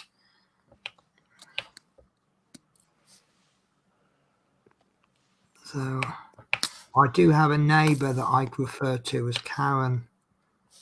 And she don't understand Yeah, why. there's always a Karen. I've got a Karen. Oh, she come out and I'll give her a dues. It was, basically when I had my flat tire, I was having to I was having to pump my tire up every day. I had a slow puncture. Yeah. So I used to have to pump my tire up, drive to work. By the time I finished work, it needs pumping up again. So I have to pump it up to come home. And fair dues, I was pumping this tire up about 5 and not even realizing about the time. It was just, I get up and off I go. It was 5 a.m. and she came out to complain to me, and I was going, well, she just can't get your tires sorted out. I said, no, I said, I can't afford to. And that was the point where she just suddenly decided to raise her voice and shout a lot, which is the point that I decided, actually, I really don't want to talk to you because you're shouty. So, and it's like, if she could go, well, what about if you did this? She'd come up with an idea that I hadn't. That's perfect. And she goes, something, and I said, look, I'm not going to talk to her. And I'll tell you when it was. It was May. It was May time. I know it was May because we had 2 bank holidays. Because she goes, well, I'm going to report you to the council. I said, well, make sure you do it today because they're going to be shut Friday and Monday because of the bank holidays. And I've seen her since, and she did come up to me. I don't know if she was coming up to me, and I just went, not today, Karen, I'm not in the mood. And then I seen her about 2 or 3 times, and one time I just went, morning, Karen. And I don't know if she realizes I'm trying to wind her up. Yeah. But no, I don't respond to people who raise their voice to me. No, I'm the exact same. I tend to laugh at them and they hate that. Yeah, I just go, I'm not going to talk to you. 2 things I don't do. One, I don't talk to people who raise their voice. And the second thing is I don't argue with 2 people at once. No, and I get this a lot on flicks. People are starting to have a row with me, and I just look at them and I go, wait a minute. I said, I will argue with you, or I will argue with you, but I will not argue with both of you together. Which one wants to go first? Yeah. And then I'll go right, and I'll start speaking, and they'll speak over me, and I'll go, wait. All right, let's make this argument fair. I gave you the chance to finish your sentence. The very least you can do for good manners is to let me say my piece too. True. I'll say, if you break these rules, these are the simple rules of arguing. If you break them, I will not argue with you. And it's a very long. See, that's my argument that ends everything. It's a very long walk to London. That usually calms things down a bit. True. Because that's when they suddenly realize I actually have the power to, rightly or wrongly, go, actually not traveling on my bus today.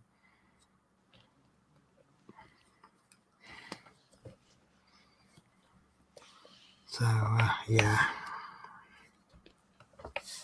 It's funny, when we did service buses, we had a saying, the minute you get out of the cab, it is a moment you lose.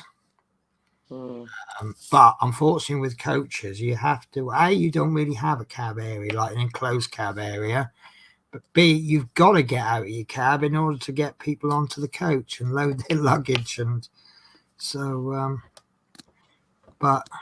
so I have a saying, is the minute I shut the door and I'm on the inside and you're on the outside, you lose.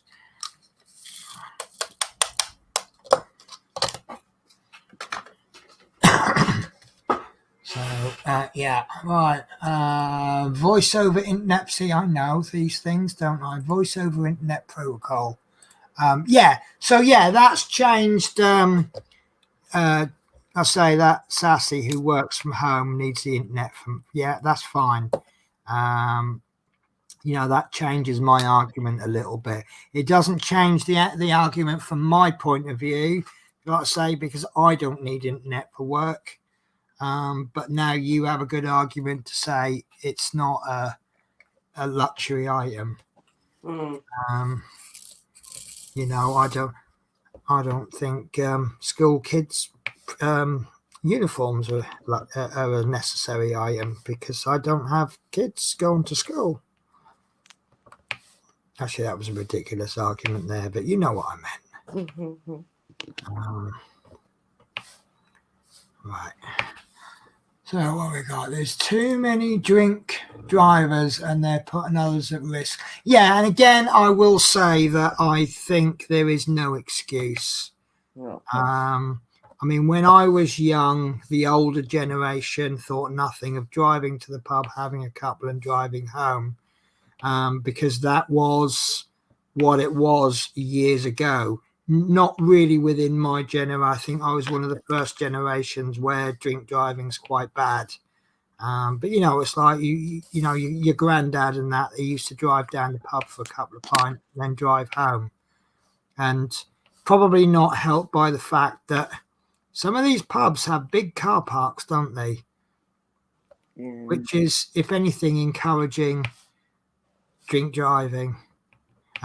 Now it's actually quite trendy to be the designated driver, and they even do things for designated drivers. I know a lot of pubs where if you have a party of 4 or more, 4, the driver gets his first drink free, provided it's only a soft drink, obviously. And that kind of makes it worth being the designated driver then, doesn't it? Yeah.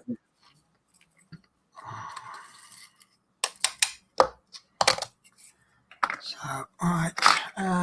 Stella actor twat, yes. Yeah. Definitely. I'm now looking for different work. So I'd rather be out working, to be honest, rather than working from home. As you say, it's easier. There's lots of problems working from home. Yeah, I mean, I guess there are.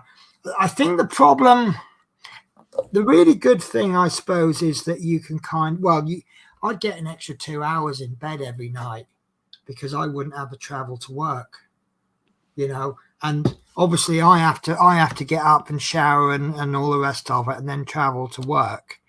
If I was working from home, like if I was a telephone customer service and my work time was 8, I could actually get up at 10 to 8 and not be late for work. And I reckon that element would be absolutely fantastic. But I guess there's a lot of disadvantages to working from home as well. So, right, is that? But it's like everything, isn't it? And also, if you're working from home, I have worked from home before, and I was quite lucky in that I just had to put in a 6-hour day. So I used to get up and I used to start work whenever I woke up. I go downstairs, make a coffee. That's now me ready for work. And then I'd work for about 3 hours, and I'd go down and have a bit of lunch. And then I'd have lunch would be last however long I wanted it to last. And then I'd go back upstairs and I'd work for another 3 hours. That was my day done. But I was always surrounded by work. When I might be sitting there on the computer, think I'll play a computer game, and then I might think, oh, that calculation I was trying to figure out. And then I'd be next thing you know, I might put in 4 hours unpaid overtime at night because my work is right there. So what someone has said to me in the past about doing models and painting and stuff like that as a work, and I'm like, no, because when does your hobby start and end? Because I know if I first did the job, I'd be like, I don't mind doing the extra work. I'm really enjoying it. But then really, any unpaid work is bad work, isn't it? That's why I feel sorry for Smith's Beads. They have to work until all the orders are out. Because if the orders don't get put out, then they get loads of complaints and mind you, they get complaints and moans anyway, don't they? Well, yeah, there's always someone that has to do it. Dealing with the public is always the worst kind of job. Karen, haha, there's a load of memes on that one, yeah. Adult subjects, and we are caught up with the chats. Right, where am I up to? Tease, I'm nearly done this. And it is, I'm going to be honest with you, from the distance I'm looking at it, it looks absolutely awful. But when I look at it on the camera, it looks pretty good. Now, that is never going to be clear, crystal clear, because that bit there is a scrolling screen.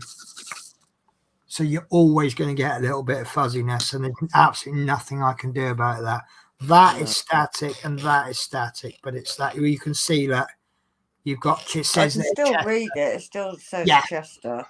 But that says Chester, but it actually says Manchester, and then you'll get the first bit of Birmingham, and there's nothing I can do about that. No. So, but because it's got that slight blurriness on it, it does look I'm looking at it from about 6 inches, and it looks terrible. But looking at it from camera, it looks all right. It looks great. And it looks better with the drills on than not having the drills on, which is why I'm looking forward to the number plate. So we will do that number plate on the next stream. Yeah, I totally agree with that.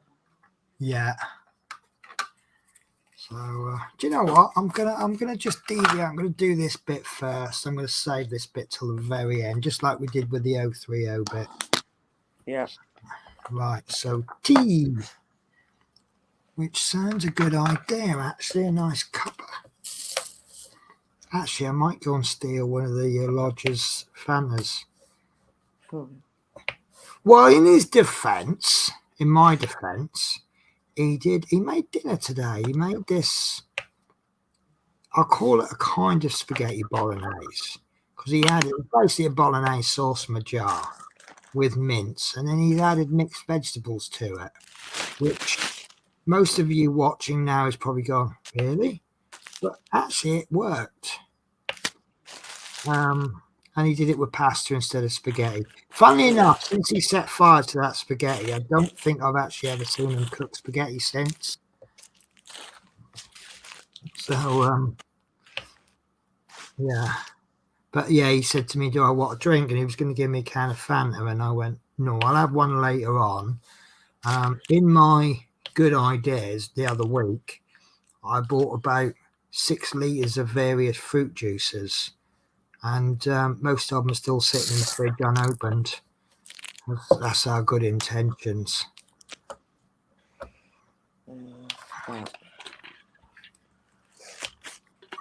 So yeah, I want to try and finish some of those off. But there's one I bought. It's I think I'll describe it as too much of a good thing as a bad thing. It's apple, orange, passion fruit, and something else, and combined they're a little bit, I think actually it's rough orange juice with little touches of everything else added, not enough to add flavour orange. But yeah, it's my favourite one is that is it Welch's red grape or black grape, purple grape, whatever it's called. I've not heard of it. Oh, it's amazing. Absolutely love it. She stole my pen again. Right, your lovely sister. Your sister's welcome to watch my stream anytime because she gives me nothing but compliments. It looks amazing. The colours look amazing as well. You can see the shading as well. Perfect blends. Yeah, that's what I can see, that when we get the green, you can see how many different shades of green I've got. So I think that is going to look amazing. But yeah, that does look brilliant. Yeah, she tried to ring me right at the beginning of the live, but because her new number isn't on my tablet, I had to message her partner. And I said to her, look up Penny Pit Stop. We're live. Yeah. But this is so much going against it with a photo. I mean, taking a photo of light, LED lights, is really difficult. And I say this bottom bit is actually moving. So for that to come out that well, it's either credit to my older mobile phone, or it's credit to, I don't know. Mike's PC. I think it's Mike, actually. Mike's picked the right size. Because can you imagine that as a 30 by 30? Yeah. Do you know what, Josh, I'll get to it in a minute. Joshua comes up with some funny questions, but I like it. Therese says, haven't seen your pen, Tash. You did actually show off earlier on. Well, depends what pen you're on about. Which pen you're on about? I've got that and two different ones. Joshua's just asked, what's my favourite supermarket? Do you know what? Every time he asks me a question, I seem to say depends. And that's my answer to my favourite supermarket. I don't have a bleeding favourite one. I'm a bit of a Tesco's fangirl, actually. I do like Tesco's. I kind of feel sorry for Asda, because their new budget range that they've brought out, they come under a lot of flack for that, which I think is totally out of order. They've got this new massive range of smart price stuff, and they've got it in yellow packaging, and it's to help people with this cost of living crisis, and it means poorer families. Well, sometimes that means the world to single parents. Exactly. You know, if you're you're a poorer family and you've got kids to feed, and you can get your monthly food shop down. But a lot of the people are going, oh, you might as well fly a flag saying I am poor. And I buy budget stuff anyway. Why buy? Sometimes it tastes nicer than the bleeding expensive ones. Yeah. There is some of them, obviously, that don't taste. You got to know what you're buying. You know, this budget stuff is crap, and this one is actually not as good as the expensive stuff. I'll give you a good example. Tesco's Smart Price chocolate. That does the job perfect. I mean, you can't beat Galaxy. I love Galaxy. The problem with Galaxy is I'll just eat the bleeding whole lot. Yeah, and Cadbury's. I am a bit more of a Cadbury's fan than I love at Christmas the strawberry creams, and I'll munch every single one. But I suppose my actual answer to that is whoever's doing the deals at the time. Is it Iceland? They do a fill your basket for £5 every month, don't they? Yes. Apparently did a really good one last month. But I've always said if you're able to, you do your weekly shop, get a little bit from this supermarket and get a little bit from that supermarket. Do they still do the price matches anymore? I've not seen that in ages, you know, or heard of it. It used to be on every advert near enough. I did a big shop, and what I did was I did this order from Tesco's. Now, what Tesco's used to do was they would deduct from that actual bill the amount you could have saved by going to another supermarket on the whole basket, right? Now, the flaw with that is, say you buy an item that's £1 cheaper in Tesco's, and then you buy two items that could have been 20p cheaper at another supermarket. You don't get anything back because that basket was cheaper than anywhere else. If you'd have got the one that's £1 cheaper from Tesco's in one shop and then put the rest through the till, then you'd get 40p back. Yeah, because that basket shop is cheaper elsewhere. Yeah. So I used to spend a lot of time going through there was a website and they would compare the shop prices. And what I would do is I would do 2 shops from Tesco's. Anything that's the same price or cheaper at Tesco's, I would put through as 1 shop. And then all the items that would have been cheaper elsewhere, I would then put through as 1 separate shop. And they would deduct about 4 or 5 quid off my shopping. Bloody hell. Yeah, you got it. But I like it. I like it when there's situations where if you just go lazy and you just go one big shop, but I either save money or I don't, that's fine. If you're prepared to put a bit of legwork into it, you'll get the rewards. And I think that's fair. And quite often, you know, people said to me, oh, why did you get it there? You could have got it cheaper elsewhere. In that particular case, I might be like, well, I really couldn't be bothered spending the half an hour going down and waiting in the queues and blah, blah, blah. You know, it's you pay for the convenience. Yeah. So that drill, I think, is slightly, a little bit of flash on that drill. That's why it didn't fit.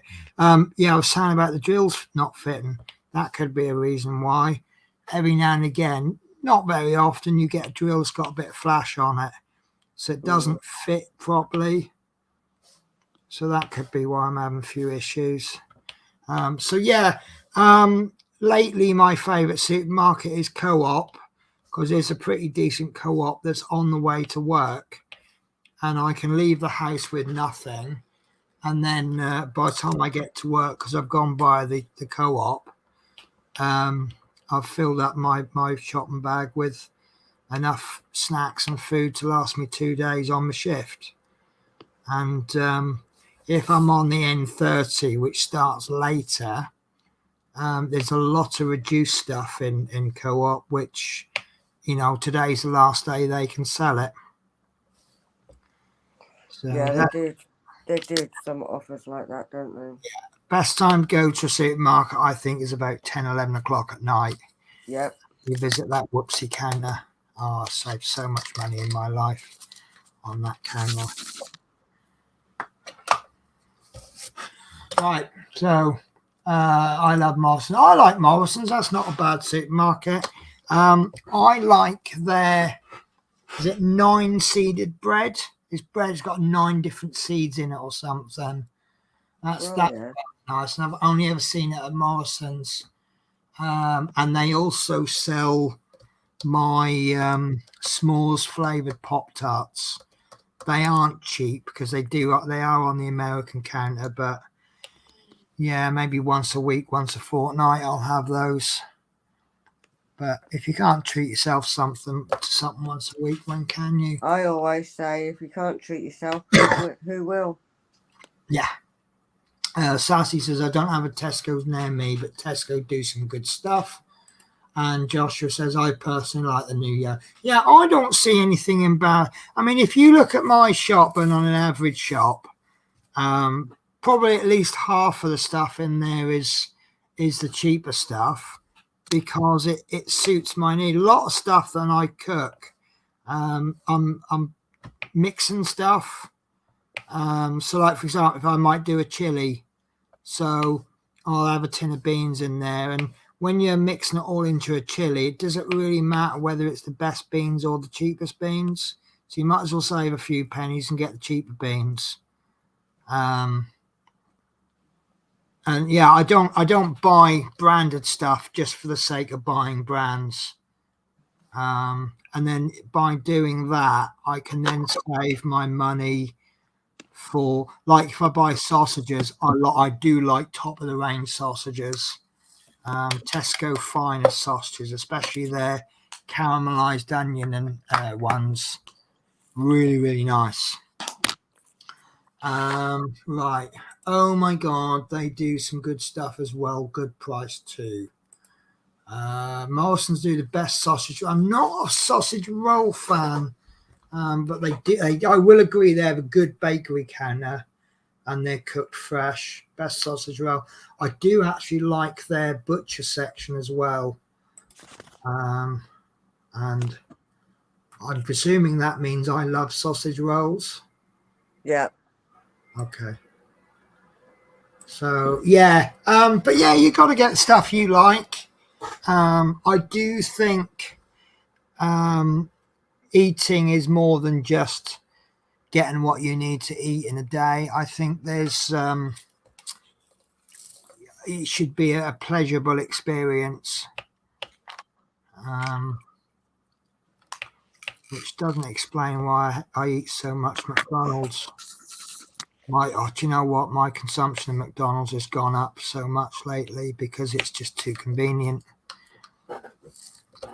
And it's like finish work. Very rare I have a McDonald's. Yeah, but it's like finish work at 7 or 8 in the morning, drive home.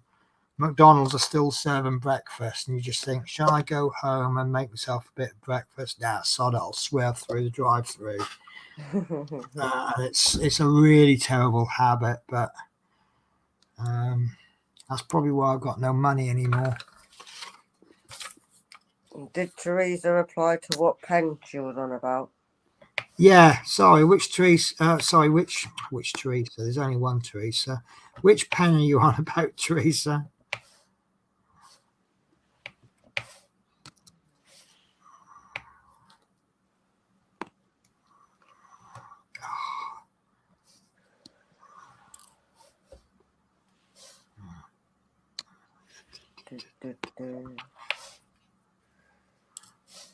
So, you being a fellow insomniac, what are you up to after the stream?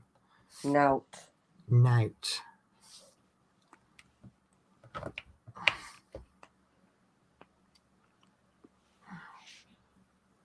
I think we'll probably end up doing our usual. Well, we'll disappear shortly, and then 3 hours later, we're still talking post stream. Oh, she on about. I said she pinched my pen. It's a running joke. Right. Josh She'll says, say, she used to say to me, "Where's my tree? Have you run off with my tweezers?" And I used to go, "Yep." Holiday. Something about that, yeah. Joshua says, "Amen" at Sassy Star. I love that they do sushi packages, selection boxes too. I have a problem with sushi. It's totally unfounded, right? I have a problem with the fact that it's raw fish. Yeah, I've got a problem with that. Yeah, and I know it's safe to eat because they sell thousands of these packages of sushi every day, and if people died from eating raw fish, they wouldn't be allowed to sell them. No. And then I'll go, oh, I've got a problem with raw fish, and then I'll go and sit down and eat a bit of raw salmon. That's the best way to eat salmon. Well, little bit of lemon juice, but the argument is that the acid from the lemon juice cooks the salmon. That's why. But I like really thin salmon with lemon juice on it. So yeah, I say I have a problem with sushi, and yeah, I'll eat raw salmon. So yeah, maybe it's time for me to try salmon, raw sushi. Sorry. No, it's like mussels. I can't. I love mussels. I can't get the fact of if I'm gonna like the texture or something. Oh, what's the one I really whelks? I can't eat whelks anymore because I ain't got the teeth for it. But yeah, that's the food that just keeps on giving. If you want a good mouth workout, eat whelks because that's like eating rubber. Oh no, I don't think I could get on with that. But I love cockles and see. Oh man, the cockles! I used to munch them all the time. It's funny because I know what cockles do for a living. They're bottom dwelling feeders, and they're full of grit and crap from the bottom of the sea. But oh my god, a little bit of vinegar and a little bit of pepper, absolutely amazing. Yeah. And it's funny. It's sometimes when I know where food comes from, if anything, it makes it better. KFC gravy. Do you know that comes from all the fat drippings from the chicken? Yeah. And it's basically the waste tubs at the bottom where they're like the drip trays. That's what they use to make the gravy. it's the best gravy ever. Is KFC. So yeah, right. Thought Tasha said I pinched her pen. Love Minnie says, "What is a sausage roll?" So a sausage roll, I guess, is one of those great British institutions. It is sausage meat. Do you have sausages in America, Love Minis? I will explain. Right, they so do. a sausage is ground up beyond mincing pork or beef with rusk and filler and flavorings and things. Now, sausage meat is a sausage without the skin. Yeah. And if you get a little bit of sausage meat and you wrap it in pastry, and puff pastry is the best, that is a sausage roll. And it's cheap and nasty, but it's good, but it's not good. Do you know what I'm not a big fan of? See, trouble with sausage rolls is with my IBS, I can't really do pastry too well. I can do homemade pastry, but I can't. Greg's is the worst for me. I cannot do Greg's pastry products. Which is a real shame. I've tried those and I can't. It doesn't taste nice. I love them. I love their steak bakes. I love their was it sausage, bean, and something else pasties they do. Yeah. I if I have one, I'm in a lot of pain in the afternoon, and I will eat Greg's, and I'll do it knowing I'm going to be in pain later on. But just it's like bacon. Bacon makes me go to the loo. I can almost set my watch to it, but that doesn't stop me having bacon every day for my breakfast at the hotel. So, I suppose the easiest way to think of it is think pigs in blankets, but you've got the sausage in the middle, won't have skin on it, and the bacon is actually pastry. So, right. The packages are lovely, and it would just really helps my skin. Skin's been better since I love it. Gives a glow. Oh, this is about the sushi, isn't it? Yeah. Glow. If I didn't eat, my skin would be bad. I can't eat KFC or McDonald's anymore.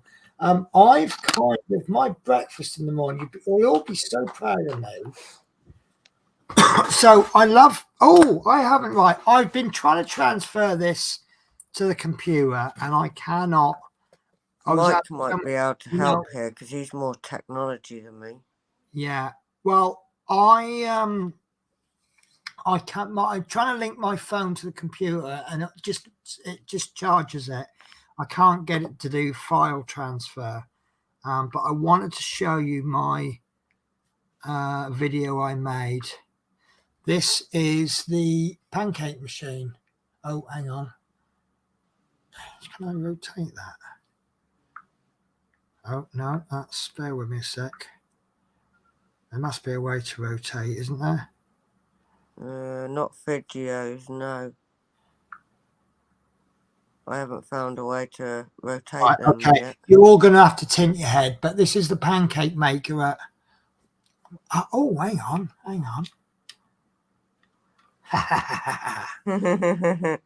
That's a good idea. Yeah, can't rotate the phone. We'll rotate. Trouble is because the camera's now at a funny angle. I can't work out which is up, down, left, and right. You find a little bit to your right. This is really hard, guys. There we go. Right. So this is the. That's it. Keep it there. Right, there we go. Right, so this is the pancake maker at the hotel. But what I'm trying to do is, there we go. So you press, I lost the pen again. I lost it. Right, so there we are. So there's the little, see that squirt and the pancake mix in? And then you got this little conveyor belt that goes. And in a minute, you'll see another one squirt down.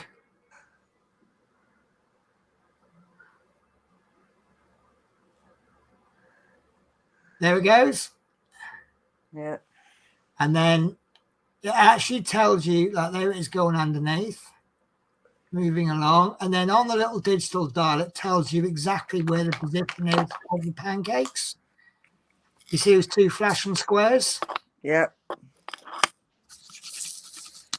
So that it actually tells you where the pancake is on the belt. That is one cool pancake maker. That's brilliant. I love it. So have you got that then? On the end now, and there's the pancake on the end, ready to drop out. So there's the first one. I take it you own that then? No, this is in the hotel. Oh, is it? Bloody hell. Yes, the restaurant and the hotel. And then there comes the second pancake.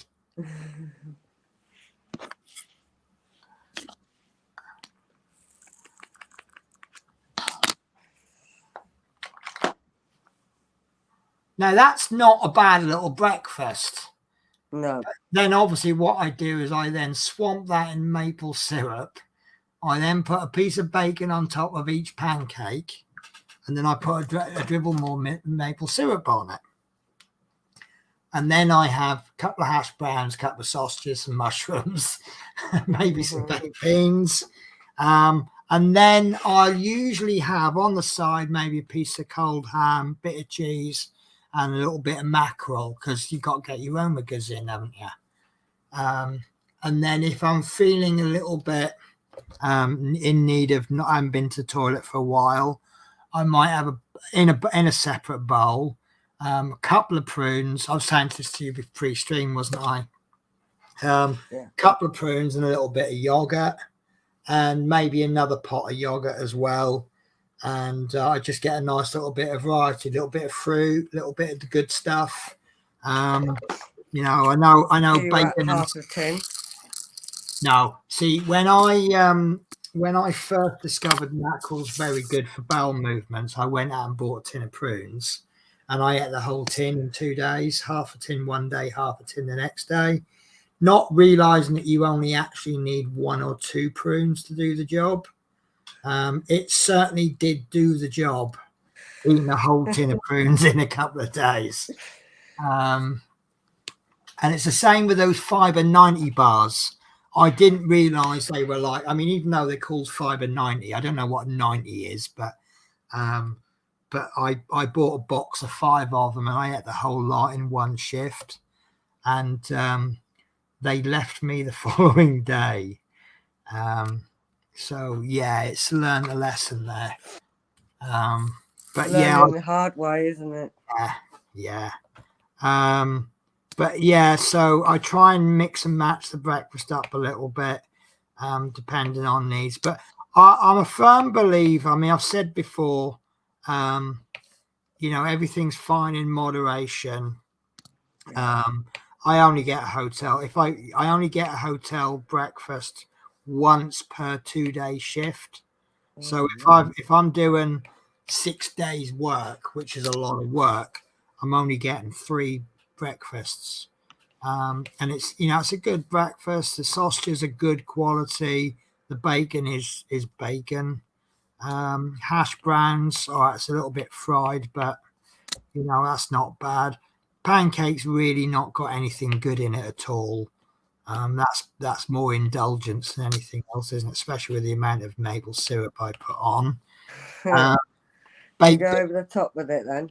Oh, I do love, yeah. It's, well, you know, it's a dry, floury product. There's a lot of soaking up involved, isn't there? Yeah. Beans are pretty good for you. But I'm sorry. That's fiber for you.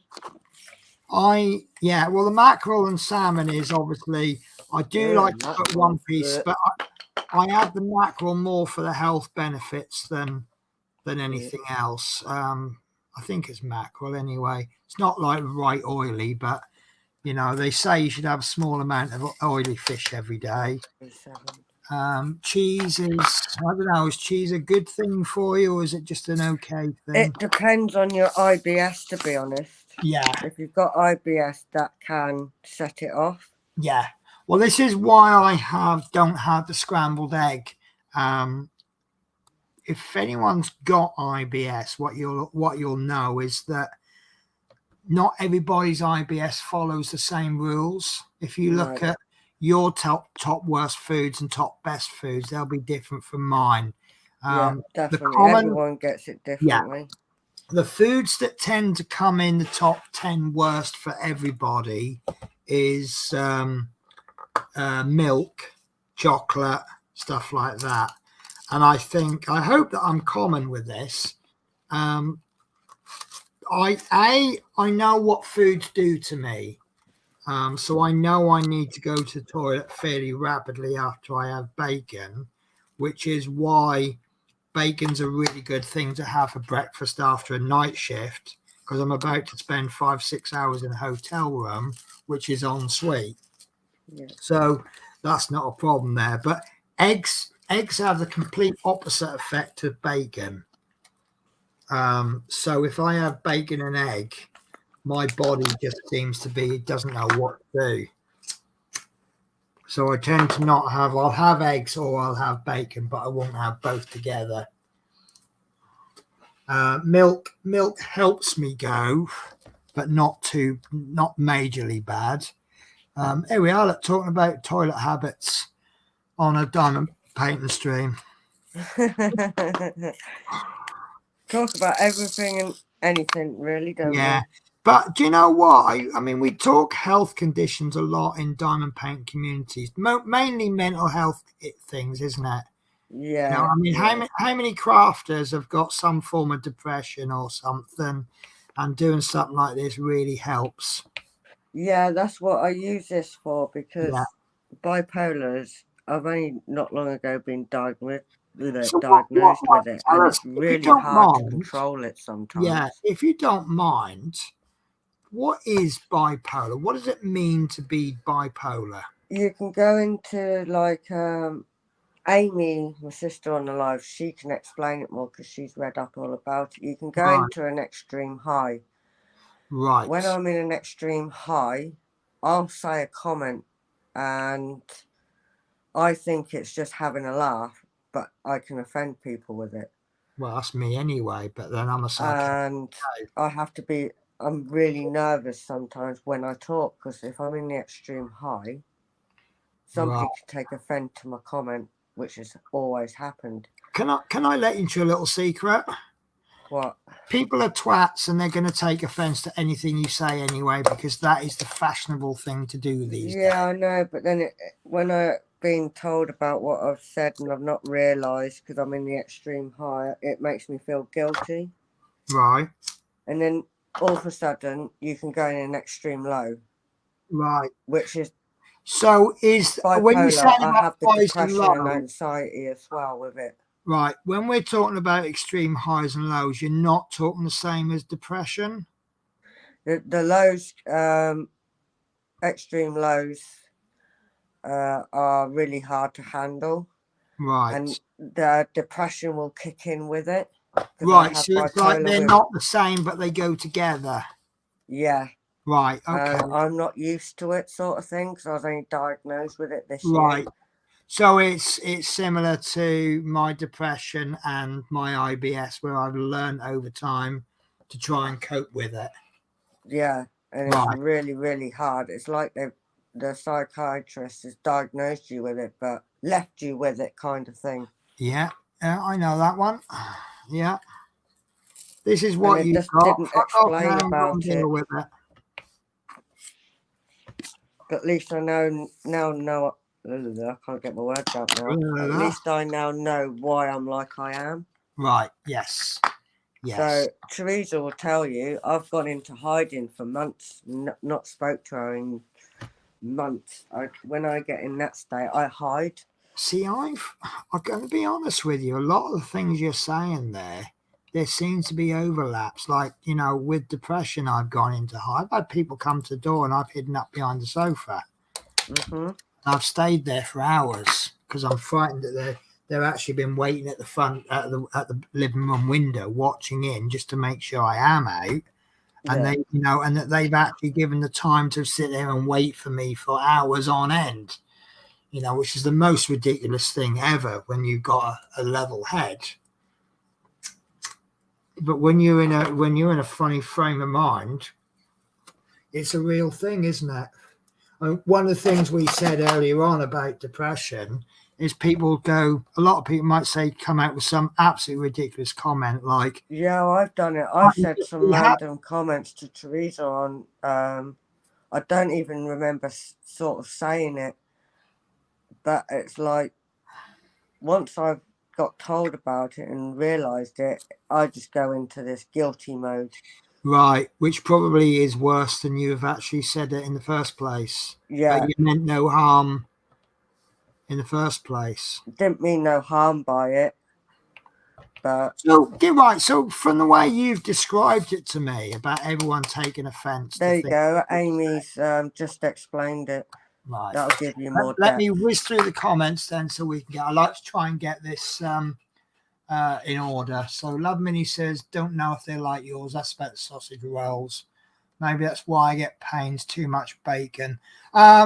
It could be if you have issues with certain foods, the best thing you can do is the way I discovered my safe and bad foods with IBS is you have certain meals and then you take things out and add things in. And if you have you have a plate full of foods that you know are safe and then add in one food you want to test, and then you have bad stomach pains, you know what the cause of it is because you know everything else on the plate was safe. Yeah. And it can be a bit of a long process.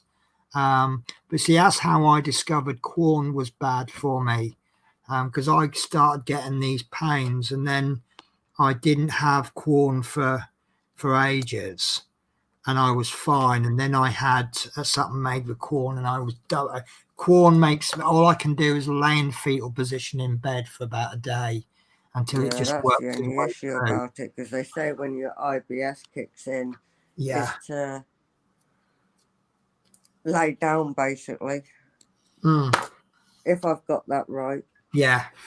It's so the best thing you can do is have a meal with breakfast. Sorry, with bacon, and then if you get pains, you know something on that plate has caused it. Yeah. And then recreate that meal with something missing. See how you feel. If you've still got pains, you know it's not the bacon, so you put the bacon back on and take maybe the sausage out. And you just have to just do it by. But if you change 3 or 4 foods, you don't get it that accurate which one it is. You play with one food, and that's but actually my medical history seems to be absolutely identical to my father. So if I want to know what foods I can eat, I just go, how are you with cider? And if he goes, no, I can't drink cider, it makes me ill, I'll go, right, I'll avoid that then. Yeah, definitely. It's good when you know someone that's struggling with the same thing. Yeah. But some of it not everyone can help be different. Yes. See, if I was I don't know, I guess bipolar, I could come to you and say, help, I've got bipolar, how do I deal with it? With IBS, your symptoms and mine is completely different, and you are a lot more. I'm not saying, oh, feel sorry for me, I've got IBS. But you're a little bit more on your own. Yeah. We wrap hot dogs for a meal in your hand. Now, hot dogs are a bit different. A hot dog is a sausage in a roll, really, isn't it? It's a different way of. See, right, this is where I think it's confusing. And if you put bacon into a roll, it's a bacon roll. If you put ham into a roll, it's a ham roll. And then if you put egg into a roll, it's an egg roll. You know where I'm going on this one.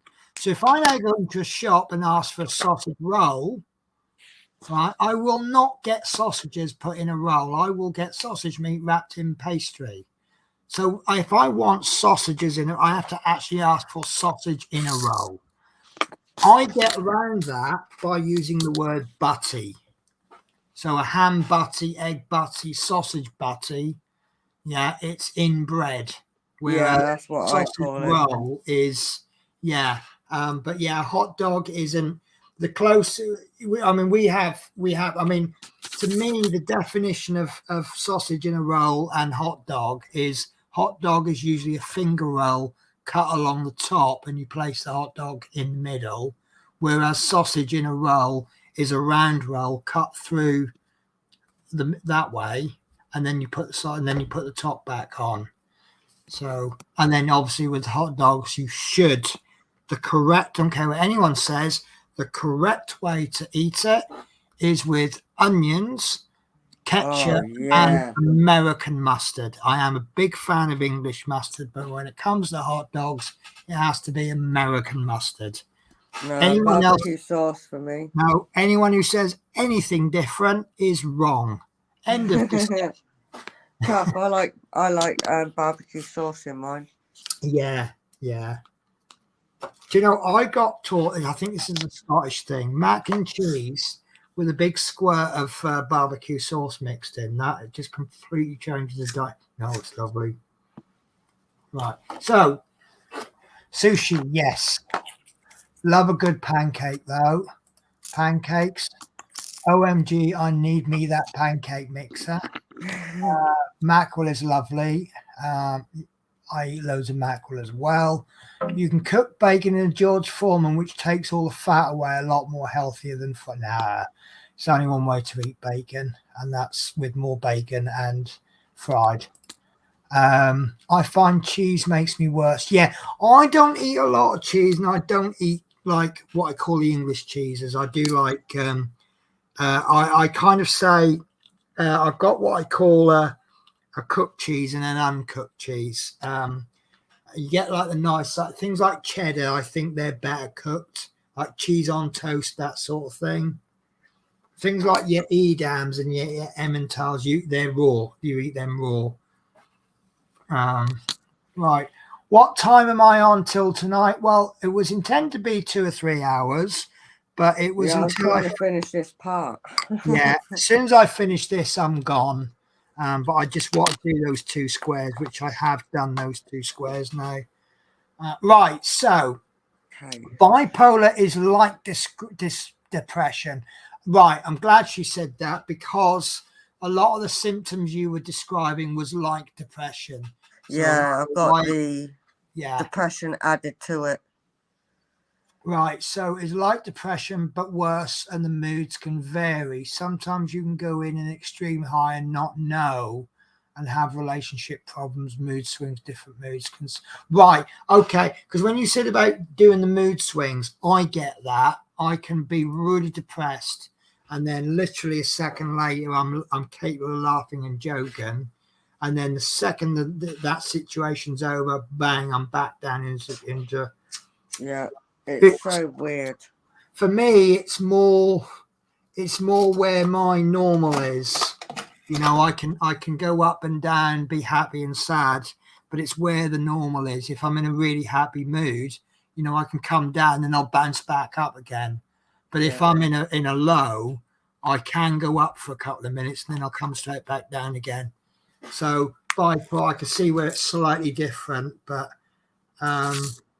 the extreme highs and not know. At least with me, if I'm on an extreme high or an extreme low, I know about it. I just can't. You know how your depression kind of goes, I can't be asked to be happy today. Whereas it looks like bipolar is like you don't know you're on a high or a low. No, you don't recognize it, and it's been proven.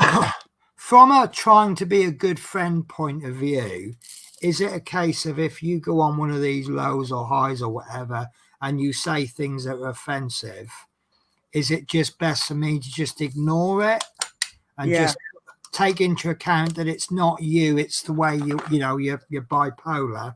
Yeah. And just ride with it, and then maybe tomorrow will be a better day. But I'm usually very, very careful. Right.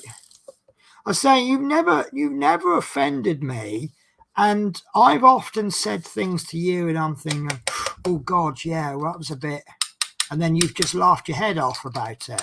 Yeah. So I think, oh, okay, fair enough. But I think we've got to the point now where you know me well enough that you know when I'm trying to have a joke. Yeah. Oh, that's confusing. I found an issue. It doesn't show so much on the cheat sheet. Right. On there, they look a million miles apart, the B and the 6. But actually on the, you can't, I'll tell you what, there we go. I'll do this as best I can. Are we going to get focus? If I've got 6, 9 next to each other, bleeding hell, I get them back to front. There we go. Look, there's those two are, you can't see it. Right, that is a 6. Yeah. Oh, hang on. Let me see if I got this right. Because what the camera sees and what I see are different. Right.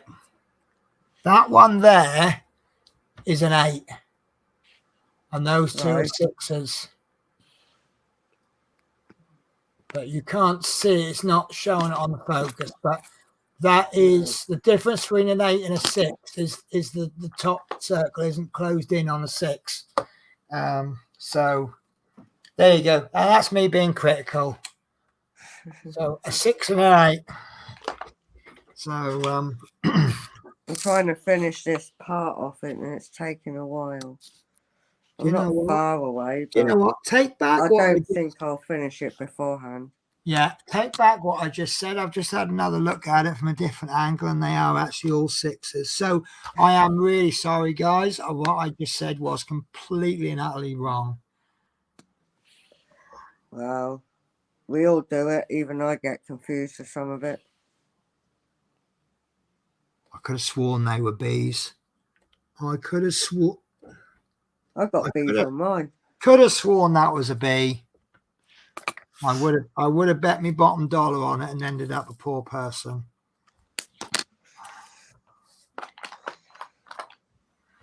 So what's that? Some weirdo.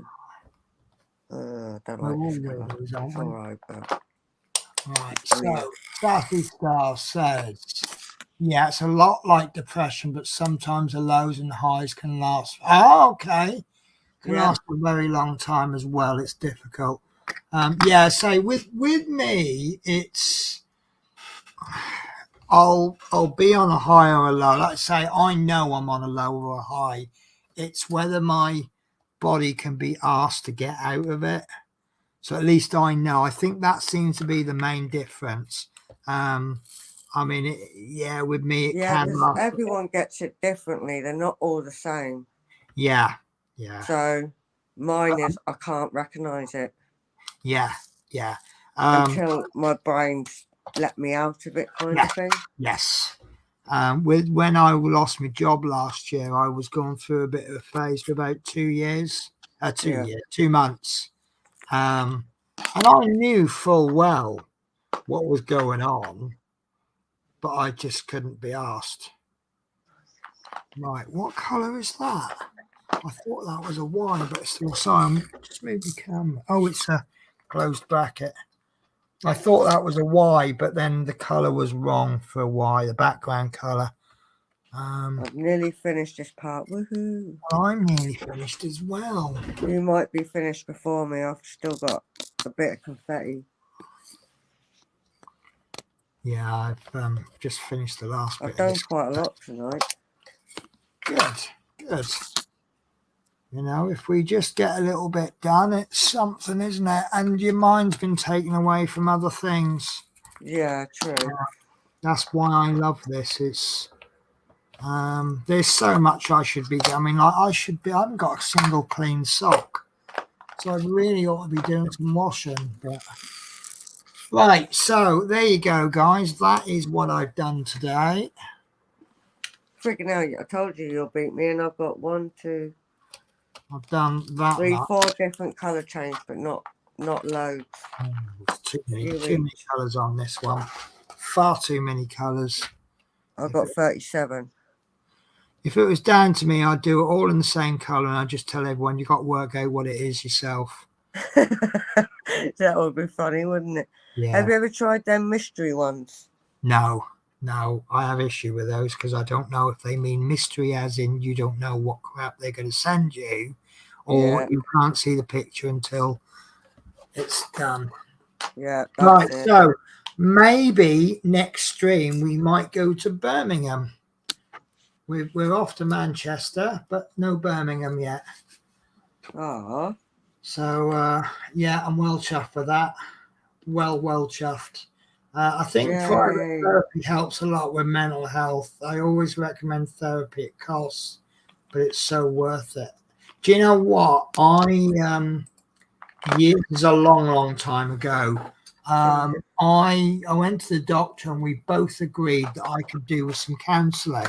It was just the world problems getting on top of me, and I had a few particular issues, and they said, unfortunately, counselling isn't available on the NHS. And I went to see this counsellor, and by the time I actually, I made the appointment, by the time I actually turned up, I was sort of starting to think, you kind of go in and out of moods. Yeah. I was coming out of the mood. So I kind of went with the attitude, I don't really need this, but I'm here because I paid for it and I booked it. And we just, the approach that she had was, let's just have a chit chat. That's what you think you're doing. And it was also a lot of, it's about 4 or 5 different types of counselling, or psychiatry, or however you want to do it. And this particular one was the mainly just repeating back what they've said to you kind of therapy. It's I'm like, still waiting for mine. I'm on a big waiting list. Apparently. Yeah, it's like you go in, you might say, for example, oh, I feel ugly, and they go, oh, you feel ugly, yeah, and that's just virtually repeating back, and but halfway through, I'm starting to kind of get into it, and I had the biggest crying session ever, probably about half a box of tissues worth of crying. And I just felt so much better. And I think maybe what I just needed was someone to talk to. Yeah.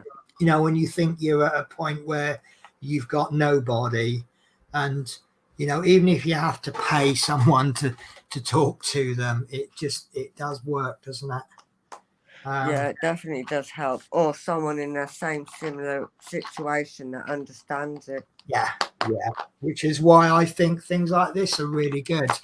I remember that at the beginning of the stream, I was still in a bit of a downer from the other day, and I completely forgot I was in a downer now. So, yeah.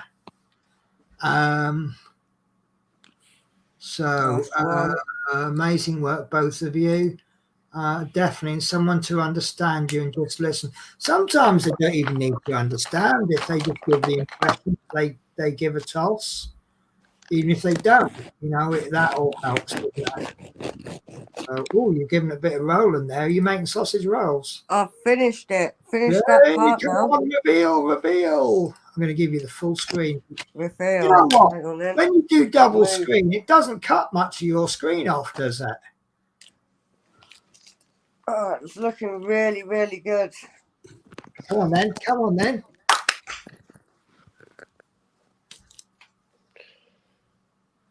Nice. I like that. Is that jawline? That's quite dark. Yeah. I like that. There's the ears. Done all that. I've done from there tonight. That's really nice. I can't wait to see it done. Well, you know the answer to that then, don't you? Well, I'm trying. Love Minnie says you're never going to take that football top off, are you? Yeah, I will eventually. And then I'll put it It'll back. need a wash soon. Yeah, I know. No, I will take it off. Actually, I'm probably going to put. Oh, I was going to show you something. I was going to show you my Christmas present. So I got this. I think I've started it. I got this off Mike and Teresa. This is what I was going to show you the other day. Thank you, sis. Right. Just seen your comment on. Light up crystal canvas, and it's brilliant. Right. I love this. Over 6,500 crystals. So Is it really shiny? It is rather nice, actually. Well, it's crystal So type, isn't it? It comes ready for. It is a partial, but it's look, you see, I've done some of it. So it is a partial. Obviously, everyone knows I love wolves, right? And you see that I've done some of these ones already, and it's 2, 3, 4 wolves howling in the thing, and it comes here with a frame on it. But here's where it really.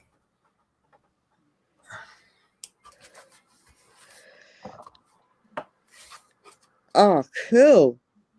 How good is that? Oh, I love that. That is cool. That is really good, isn't it? I wonder if you could get a custom one. Well, you'd have to put the LEDs in, wouldn't you? Yeah. So what's going on with that one? Oh. I think that's because they're showing different, the stars. There's 2 sets of LEDs there. Yeah. Because it's shining bright. It's brilliant. I absolutely love it. Now I've got this idea that you can't. Oh God, it keeps cutting out. Don't cut out on me. So I've got this idea on the TV because it looks bigger to my phone. So I got this idea that I've got to that age now where I can't always make it through the night without needing to go to the toilet. So I'm the exact same. Yeah. No, it's nothing abnormal or anything about it. It's just the way things are when you get a bit older.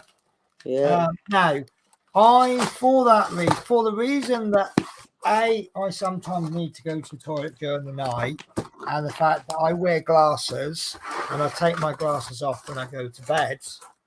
So I go to the loo with no glasses on. So obviously I can't see so well. So I keep the bathroom light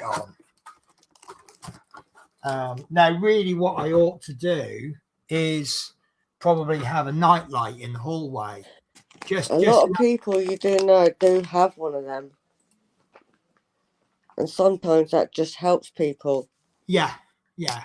So obviously, I should have a night light, something just to light up the bathroom door, so I know once I know where the toilet door is, I'm okay because the toilet's right in front, so but I can see anyway, well enough for that. So I had this on it. I tested that in the pitch black. That's actually quite bright. And what I thought about doing was, I dabble with electronics. So if I can, unfortunately, it's only like about 3 volts. So I can't plug it into the wall. It'll just blow up. But if I could get like some kind of mains power for it, and then get, say, one of these PIR sensors or info whatever. So I know you can get plug-in ones. Yeah. So what I'm thinking is a light that's off, but as soon as it detects movement, it comes on for a certain length of time. I wonder if anyone's invented that yet. Wow. Well, yeah, it has been. What you mean, that the sensors? Yeah. If I could find the sensor, little Arduino, little 5 volt, that's all it is, 9 volt battery. Yeah. Little bit of programming. As soon as the laser or whatever is broken, it comes on, counts to 700 seconds, and then goes off again. And that's bright. If I put that on the wall right opposite the bathroom, then the light will come on. It'll just be enough for me to see the bathroom. That's the theory I've got anyway. And with the size, the frame is about that thick. So you could put all the Arduino and all the electronics inside the frame. It's just a case of the, but then the sensor could perhaps be built into the frame. So if I walk down the hallway, as soon as I reach, or I could just have or I could just put a torch by my by my bedsides.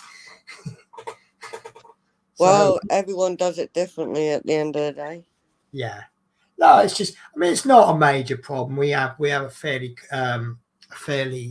clear hallway, and the distance from my bedroom to the bathroom isn't a massive amount. No.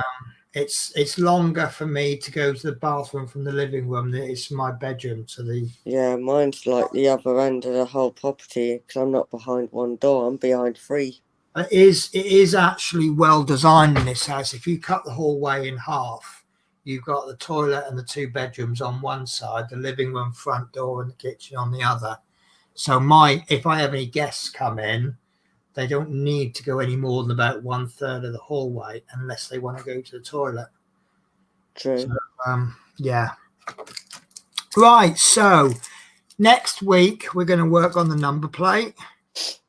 I'll do a little bit off camera. Yeah, I will be as well. There'll be a little bit more when I can. But I think actually now once that destination's in, it's probably effectively going to be block until I think most of it's going to be block actually. I don't know how. I can still read it. Oh yeah, it's. Well, the thing is, again, I keep going on about this, but the biggest problem I've got is because I'm looking at it so close. Yeah. It doesn't look that good. Yeah, I'm like this with the wolf. Yes. Or any picture, I have to stand back. The camera seems to sort of add distance because we did that last week, didn't we? Where I had. Yeah, we did that on Sunday with it when you started filling in the 030. The camera 6 inches away looks the same as 3 to 6 feet in real life. So it kind of. This is why I was doing it. And I'm like, it looks better on camera than it does in real life. Yeah, always. It's always the way. On the wall, and you're looking at it from a distance, it'll look pretty good. It will look really good once it's done. So I'll do that, and then I'll do. Once I've got the snow bus, I'll have that other one to work on off camera, and then once I've done the snow bus, I'll probably do a McGill's bus. Have you chosen a McGill's bus? No, I'm still waiting for it. I've got 2 good photos, but the destination blind just the whole thing will look white. Let me tell you a funny story. So there was a story of a bus that was driving along. And it all finished amicably. The relevant guy admitted fault. There was a car parked. He opened his car door as the bus went past. The door ended up the opposite way round where the bus had. But apparently it was so close that the guy who opened the door, the bus actually took his watch off, and the watch ended up the other side of the lights. Funny night, now, Joshua. Hope you have a good night. And good luck with starting your new job tomorrow. So what's your new job? Oh, you kept that one quiet all the way to the end. Yeah. You want to tell us now, or do you want to start? Do you want to tell us on the next stream on Saturday? It's a good way of getting viewers, isn't it? You've got to come back and tell us. I'll make sure. I'll see if Amy would like to join us again. Yeah, so if we can get a couple of good guests on, well, just a couple more guests will do. Doesn't matter if they're good or not. She tends to like to watch me, so which is great support, really, from a family member. Yes. Yeah, it's nice to see family members joining me and just watching me acting silly or being stupid. Why not? No, I always, quite often, I can't watch a whole stream, but I know if someone just comes on for 5 minutes, leaves a comment, that's probably as good as someone watching the entire stream and not leaving any comments. Yeah. So I'll always try and leave a couple of comments, just sort of my way of saying, you got to, I can't obviously like postpone my work. I'm going to be 2 hours late because Natasha's doing a stream. But I'll give a little bit of support where I can, as much as I definitely. And that means a lot to me, to be honest, because can. Jane Nuttall's from Positive Futures as well, and she'll come in and watch me. Yeah. And there's a couple of streams I'll watch where I'm not actually watching the stream. I've got it on while I'm doing, and every now and again I can go, oh, let's leave a comment. I mean, it's one stream I do. My little thing is my first comment I make on the stream is I write morning in capital letters. And then the guy who's streaming, he'll go, oh, yeah, Penny's here. Morning! You know, because obviously capital letters is shouting, isn't it? Right. So it's a content manager position. I will be in charge of content going on social media and platforms that the company has. Wow. I rub you up for a bit of a part-time work then, you know. I do the odd YouTube video. Good luck, Joshua. Hope it all goes well tomorrow. I'm sure you'll be good at it. I'm sure you're one of Let these. us know on the next live. Yes, definitely. We'd like to know. Tell us your work. Maybe if we get one of his comments on Twitter, we can all dive onto this Twitter account. Oh, fantastic. Oh, that's brilliant. Oh, my God, that's amazing. But, yeah, it sounds fun. I'm not sure if I'd like to do it. It sounds a bit too officey for me. My little thing, if anyone ever chats me up and they say, what do you do? I can go, well, I got £350,000 company vehicle and I've got a corner office. You top that? Sounds good. Yeah. So yeah, right. I've told you what do I consider to be American mustard? Well, I'll be honest with you. A little yellow bottle that says American mustard on it.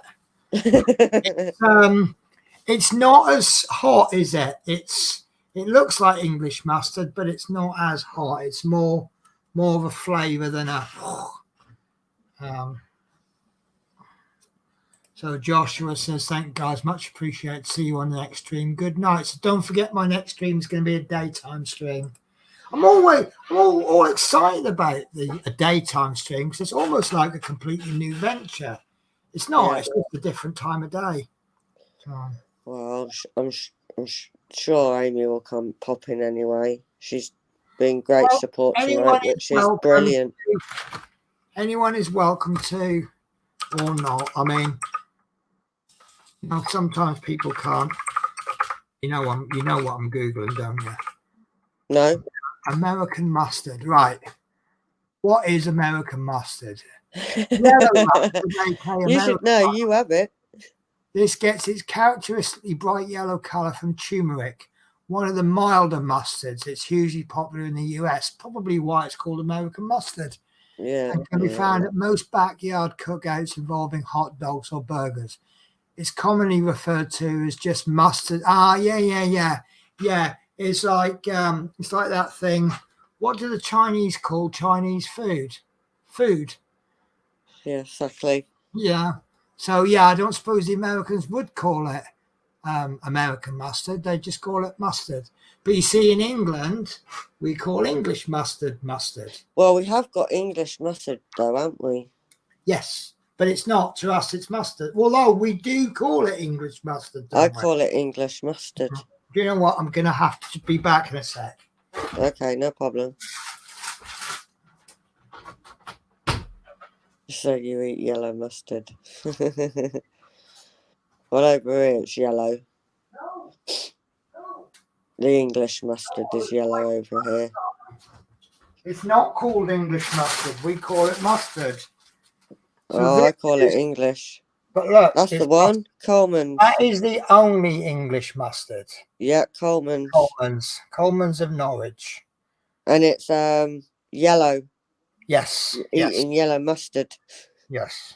So that is English mustard, but that is a lot hotter than American mustard. Yeah. I don't know what the ingredients list is. There an ingredients list? But even this, you can buy it ready made in a jar, and I say no to that. Buy the powdered and mix a little bit of water in. Yeah. And what I'll quite often do is I'll make up some mustard and then put a load of mayonnaise in and then put that in my sandwiches. I think that's a little bit better way of like people have ham and mustard, for example, in a sandwich, and you spread the mustard really, really thin, or you dot it. I don't. I mix it with a bit of mayonnaise and then I spread it on the bread, and I think that's a better way. And I add it to. Don't tell my friend. I put a little bit in mashed potato. She claims she can't eat mustard, but she'll eat my mashed potato. So you secretly put it in without her knowing? Yeah. Yes. I put lots of things in, lots of things, and people don't Because I can't eat spicy food. Oh no, it's spicy. Yeah, well, spicy you can't hide, right? But I mean, if you say to me you can't eat something, I won't put it in. If you say you don't like something, my brain goes challenge accepted. Yeah. She says she don't like mustard, so mustard goes in my mashed potato, and she says they're the best mashed potatoes she's ever had. Now, if I tell her there's mustard in my mash, she'll never eat it again. No, true. She also reckons she doesn't like saffron because she had a bit of saffron and just ate it straight. And she said it was horrible. I said, yeah, but you've got to put a bit like rice when you make yellow rice. I mean, saffron doesn't do anything apart from colour, and it's extremely expensive, but you don't need a lot of it.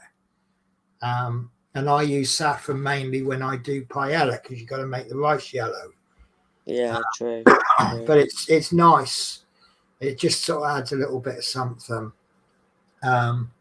Right, so where are we up to? We're losing the comments. You can always tell we're about to end the stream because all my viewers just start typing comments.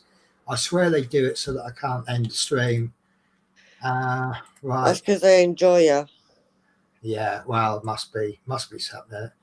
But things are always spicier than our foods. That's why it's different to us. Yeah, I would like to know exactly what American mustard is compared to English.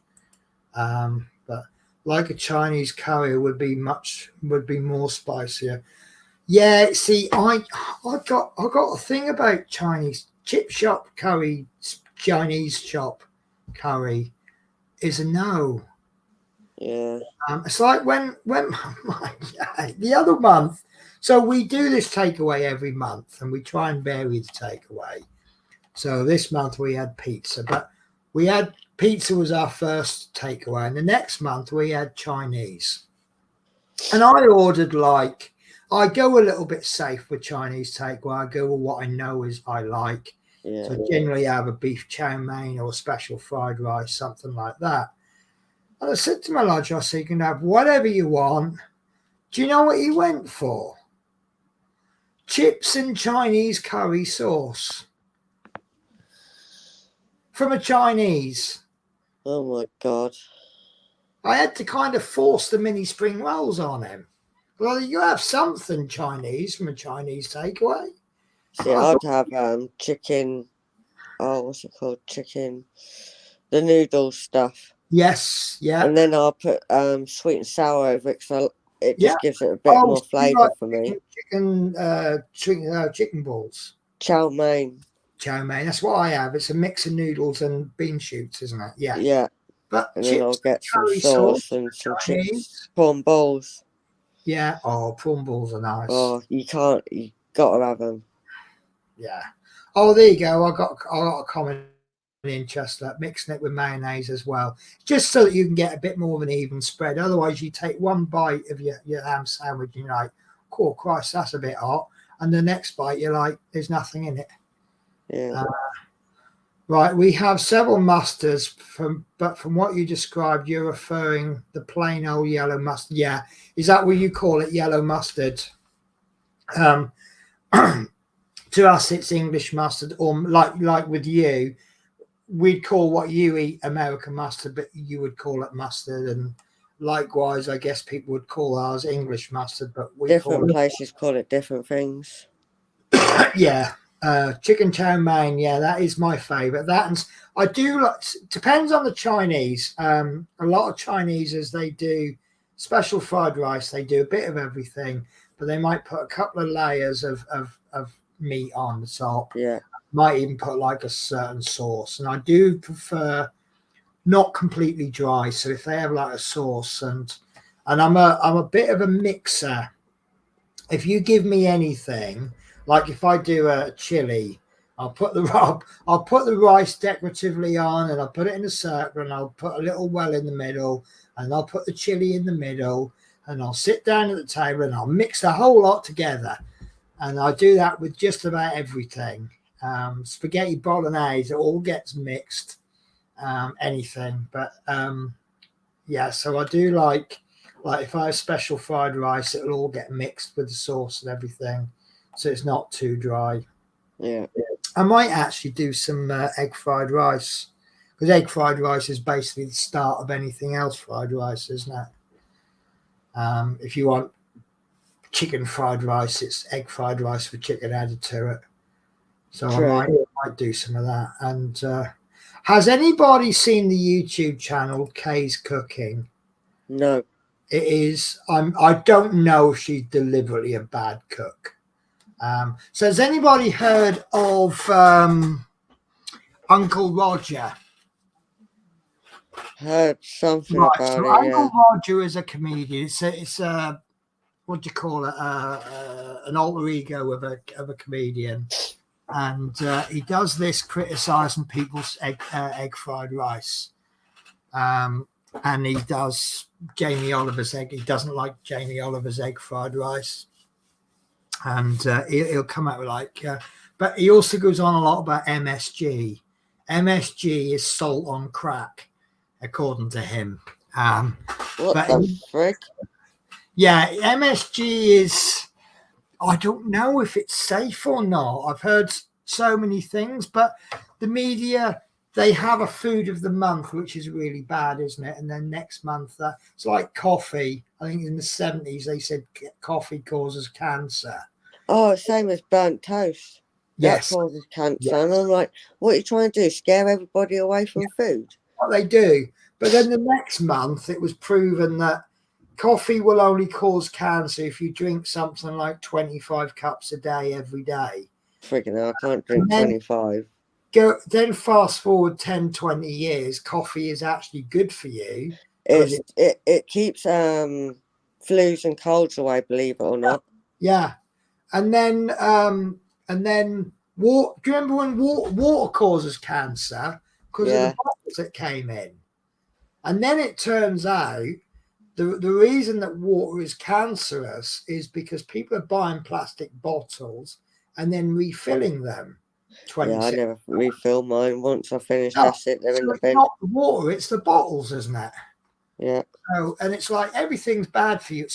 I think bacon's been cancer causing at some point, and I'm like, well, yeah, I remember something about that, to be honest. Yeah. So it's, I don't know. Maybe we should Google which foods are bad for us this week. Oh God, no! This week. What are the 3 foods to quit? Processed meats. Well, that's always been. No. Oh, I'm doomed. I am doomed. So these are the 3 foods to quit. Processed meats such as bacon, sausage, and some deli meats are not only high in calories and sodium, but also in saturated fats. Right? So that's number 1. That's going to hurt me bad. Sugary coffee drinks. Well, I'm a bus driver, so I always have that extra sugar. And then sugary cereals. Is there anything left? Is there anything left in the world? That's what I'm saying. It just scare you. And Basically, it's like you might just give us a pill to eat food. Yeah. So no bacon, no sausage, deli meats, no sugary coffee, no cereal. So basically, don't eat breakfast. Yeah, basically, You don't can eat have the nothing. toast as long as you lightly toast it and not burn it. Right, the It's all three. weird. Oh, no. This is out to get me. What are the three unhealthiest foods? Number one, bacon. Turkey bacon. Turkey bacon isn't. Do you know what? I've never tried that. I am offended by the term turkey bacon. I've never heard of that term. So turkey bacon is processed turkey made to look like bacon, but it's not bacon because, as far as I'm concerned, bacon is pork. Yeah. So it's turkey bacon. You're saying to me, pork, not pork. Yeah, it's not bacon. Call it turkey rashers if you want. Call it turkey. Don't call it bacon because bacon is made from pigs. Fried food. We always know fried food is bad because you got the fat and the fact that you're burning it. You know, any cooking is a form of burning, isn't it? Potato chips or crisps, processed oils, breakfast sausages, processed meat. So yeah, let's have a look at the 10 worst foods for your health. Let's see if there's bacon's on that. Oh yeah, number one, bacon. What a surprise. Number two, turkey bacon. Oh, that's the same article. Fried food, potato chips, added sugar. Well, obviously, processed. Basically, anything with the word processed in it is always going to be bad, isn't it? Yeah, but in moderation, I suppose it's okay. Refined. Not everyone can afford that. Where they cut the ham up, not everyone can afford that.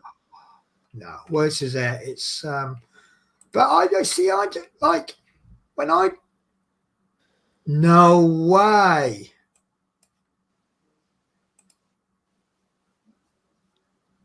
You are joking. So you know I was trying to do that file transfers with the phone, and I was doing that link, and I was saying that link don't work. It did work. It turns out it opened it up behind my browser. I've just minimized my browser, and there it is on the screen. Oh my God. What palaver that was. Look, there it is. Look. That's what my screen looked like. As soon as I minimized it, there it is. Always the damn way, innit? And there's us trying to figure it out. Oh, that's caused me an awful lot of stress, that did. Oh no, took forever, didn't it? This code. Excellent. I'm going to have to do this now. How did I do You this? watch the file be too big to transfer. I can't remember how I got it on my phone, though. Oh, here we go. Right. No, that's not it. Ah, there we are. I see a PIN code. Right. 430190589.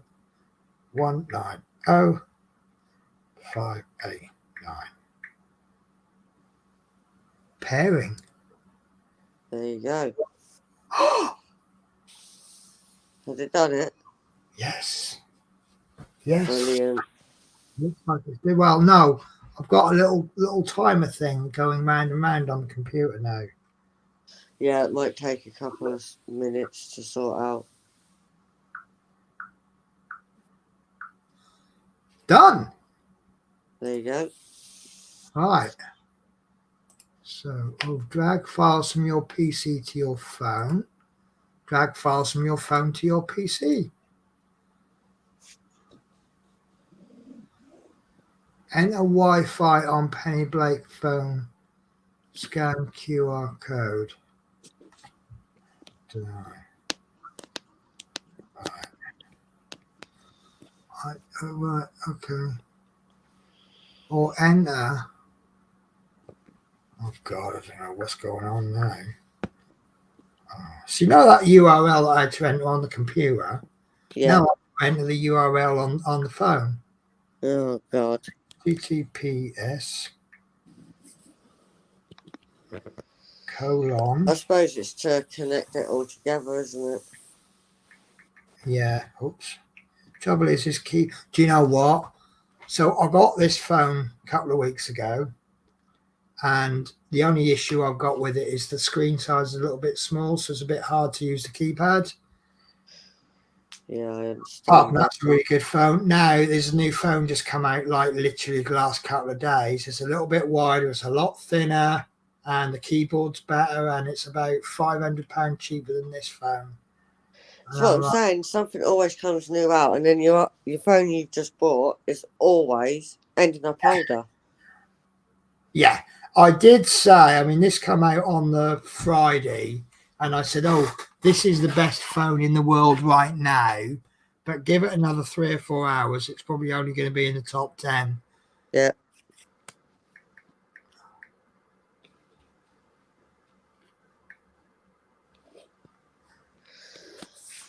Right, tap desktop, add, oh, there we go. Oh, it's already connected. Right.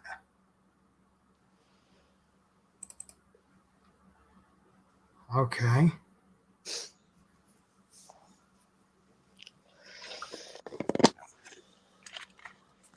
So how do I do this now then? Ah, photos. There it is.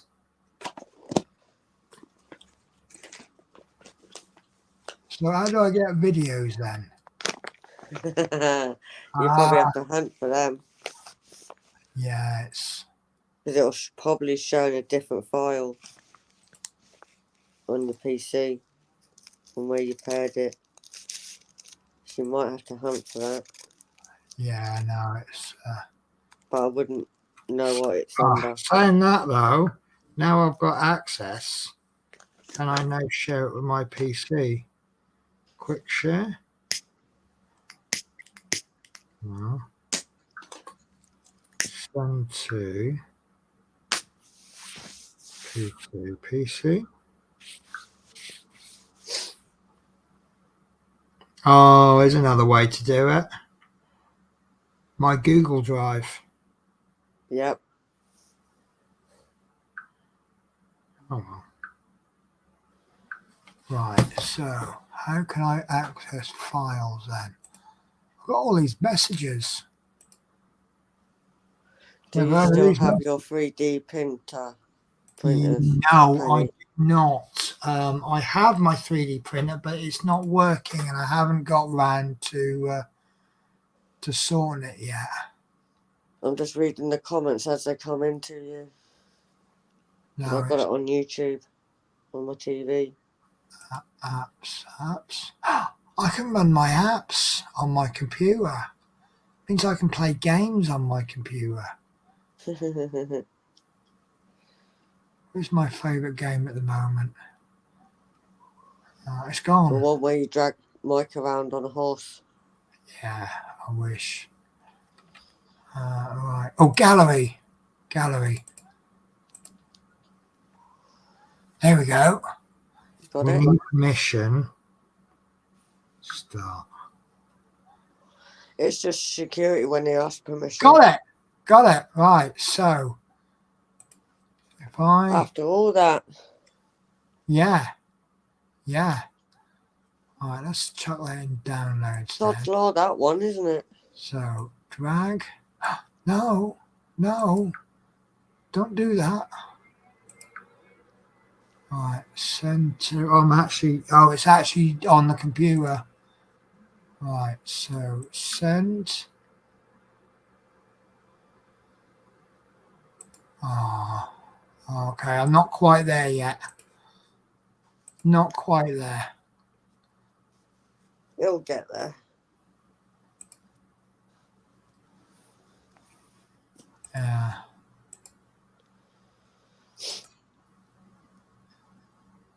Copy. Right. How did I get...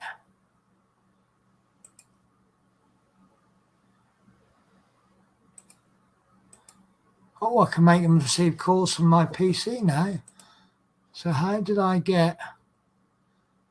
Oh, God. Have you seen the time? 250.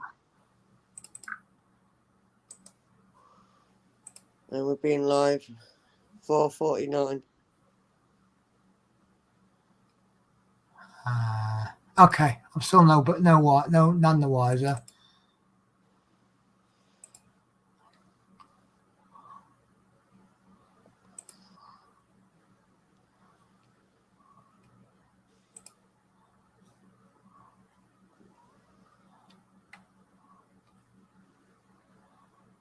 Yeah, okay, still none the wiser. Right, okay, so right, I'm waffling about nothing now. Right, okay, so I am going to finish stream now. Yeah. So my next stream is going to be Saturday the 10th at 2. Is that for 5D Diamond? Pardon? Is that for 5D Diamond? 5D Diamond. Yeah, Saturday. Yeah, no, my next live stream is going to be Saturday, doing what I do now. Yeah, that's what I was asking. Right, okay. I wasn't sure. No, it's so basically I'm now switching to days for the next 6 weeks because I'm now on day shift at the end of this week. Yeah. So yeah, we will do. I probably will actually, but I'm going to try not to do too much work on this because I've got other things to do. YouTube channel update. I didn't get the Eddie Stobart done in time. It should have come out today. So this week's video is coming out tomorrow instead of today. Next week's has been filmed. That'll come out normal time. Fire truck is, I didn't get it in time to get the video done for Monday. So I've made 2 videos so far. Issue 44 was one of those issues where you get all the parts but you don't do anything. It's 6 issues in the pack. Now it's really weird, this pack, because you, let's say issue 44, you get parts but no work. 45, 46, 47, 48, 49 are parts and work. And then they throw in, after issue 49, they then throw in, it's just a Dewey. It's not even got a stage number. It's just you do stuff, put stuff together. But it's not part of the stage. But it's like a completely different stage. So what I've done is, because also the distribution issues that I've got, I've just received this pack in time for my payment to go through next week for next month's pack. And I did actually slow the whole thing down by a month. So it's actually taken, if I'd have paid for last month's, if I hadn't skipped an issue, I still wouldn't have got this pack any quicker. No, so it's one of them, isn't it? It's almost getting to the point where each monthly pack is coming out in 2.5 months. So because this has got 6 stages, and I'm keeping it at six videos, but because you've got that Dewey but no part stage, I'm calling that stage 49A. So there will be an issue coming out on Monday, which will be a double issue. So let's say 44 is just here's some parts, end of stage. No issues with that. They do that sometimes. It's quite a big chunky piece. That's the packaging for it. So, you know, to give us a load of parts to make stuff, that probably would have cost them more than the cost of the issue. So there'll be 6 issues come out. Hopefully by the middle of October, the next pack would have arrived. They reckon they're getting it sorted out. It's not really any issues with the packs. It's the issues with the distribution. You know, it's always the way, though, isn't it? Yeah, they take the payment and then it doesn't even get dispatched for about 2 weeks. This was actually paid on the 18th of August. Hell. When did I last stream? Friday? For which now? When did I last do my live stream? Sunday with 5D Diamonds. Right. So with in your that picture. it actually came. No, hang on. No, I didn't. It was Sunday I did, wasn't it? Yeah, Sunday we did a live because you was Yeah. doing your So it actually, picture. that's right. Right. So yeah, it came Monday. And I thought, oh, I'll do that tonight. And then at 6 o'clock, I got asked to go into work. Yeah, So that's it. it actually did come the next day. But to have got an issue out for last week, I'd have had to crack on and do it literally as soon as it come through the post. So They're very slow then, aren't they? yeah. So what was it? So I think it was actually dispatched, but the tracking information, it actually, because it was sent by Royal Mail, still sending it to my home address, not my shipping address. Yeah, I think they're on strike today and tomorrow, by the way. No, so when you get tracking information, you if you check it straight away, it says this has been booked in, but we haven't received it. What that means is you book it in, and then the postman goes to collect it. So they send you the tracking number. So this is why they say it's been booked in, but we haven't received it. And then later that evening, it goes, we have your parcel. Yeah. Now, this was actually booked in about 2 weeks earlier, but it wasn't actually collected until about the Wednesday. And I got it the Monday. And I know this strikes, but it's not Royal Mail's fault if it's booked in and then collected 2 weeks later. That's the company's fault. Yeah, I totally get that. Now, when I was doing Terminator with them, they were so prompt. You'd set your billing day. The money would be taken on that day. Within a day or two, it's been dispatched, and you usually get it within about a week of the dispatch of the payment day. Yeah. These last ones I've been getting them about 3 weeks after, and they're not even the last one, pack 6. I received the pack, even though it was late and delayed. I actually received the pack before the instructions were available for download. So even when I did get the pack, I couldn't do anything with it because I didn't have the instructions. That's the problem, isn't it? Yeah, and I said to him, can we have the instructions? We've got the pack. Oh, they'll come out Friday. It's like 3 days away. Does it not follow that if you buy a part work, when you receive the parts, you just want to kind of build them? Yeah. So, yeah. Right. Okay. So, yeah, there is going to be... the other thing I wanted to say is I have delayed the scale models for about 2 weeks. So I'm on holiday next week. Week beginning what is it now? It's now week beginning right. Yeah. So I'm on holiday from week beginning the 12th. So what I'm going to do is I'm going to crack on while I'm on holiday and get some scale modeling done. And then the Mosquito will return on the 23rd of September, which is the end of the following week. And then the F14 will return the week after. The Mosquito is quite easy, actually. So I might be able to knock out 2 stages in a day. And then that'll give me about 4 days to work on a couple of F14 stages. And I'll crack on. I'll maybe try and get 2 stages done. You'll get there. Yeah. And then I think by the end of the week, I'll have all the painting done on the F14. And then it'll be decaling and stuff like that. So, and I've got something to show you not now. There's a new model come out, which I've gone and ordered.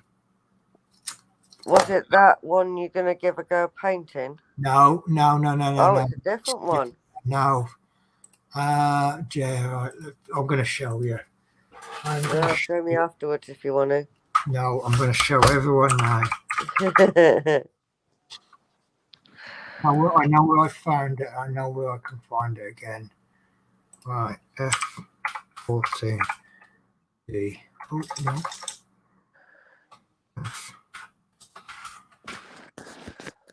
Let's going on there? I'm searching F14 and it's coming up Pink Floyd.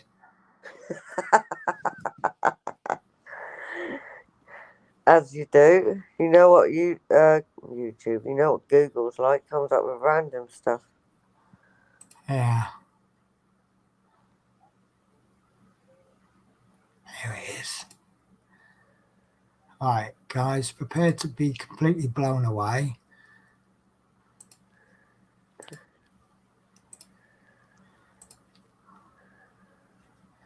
Look at that. Look at that.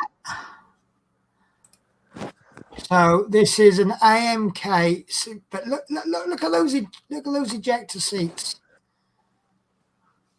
Yeah, I'm looking on. It's closer on TV, so I was looking on there. Yeah, and this is the undercarriage.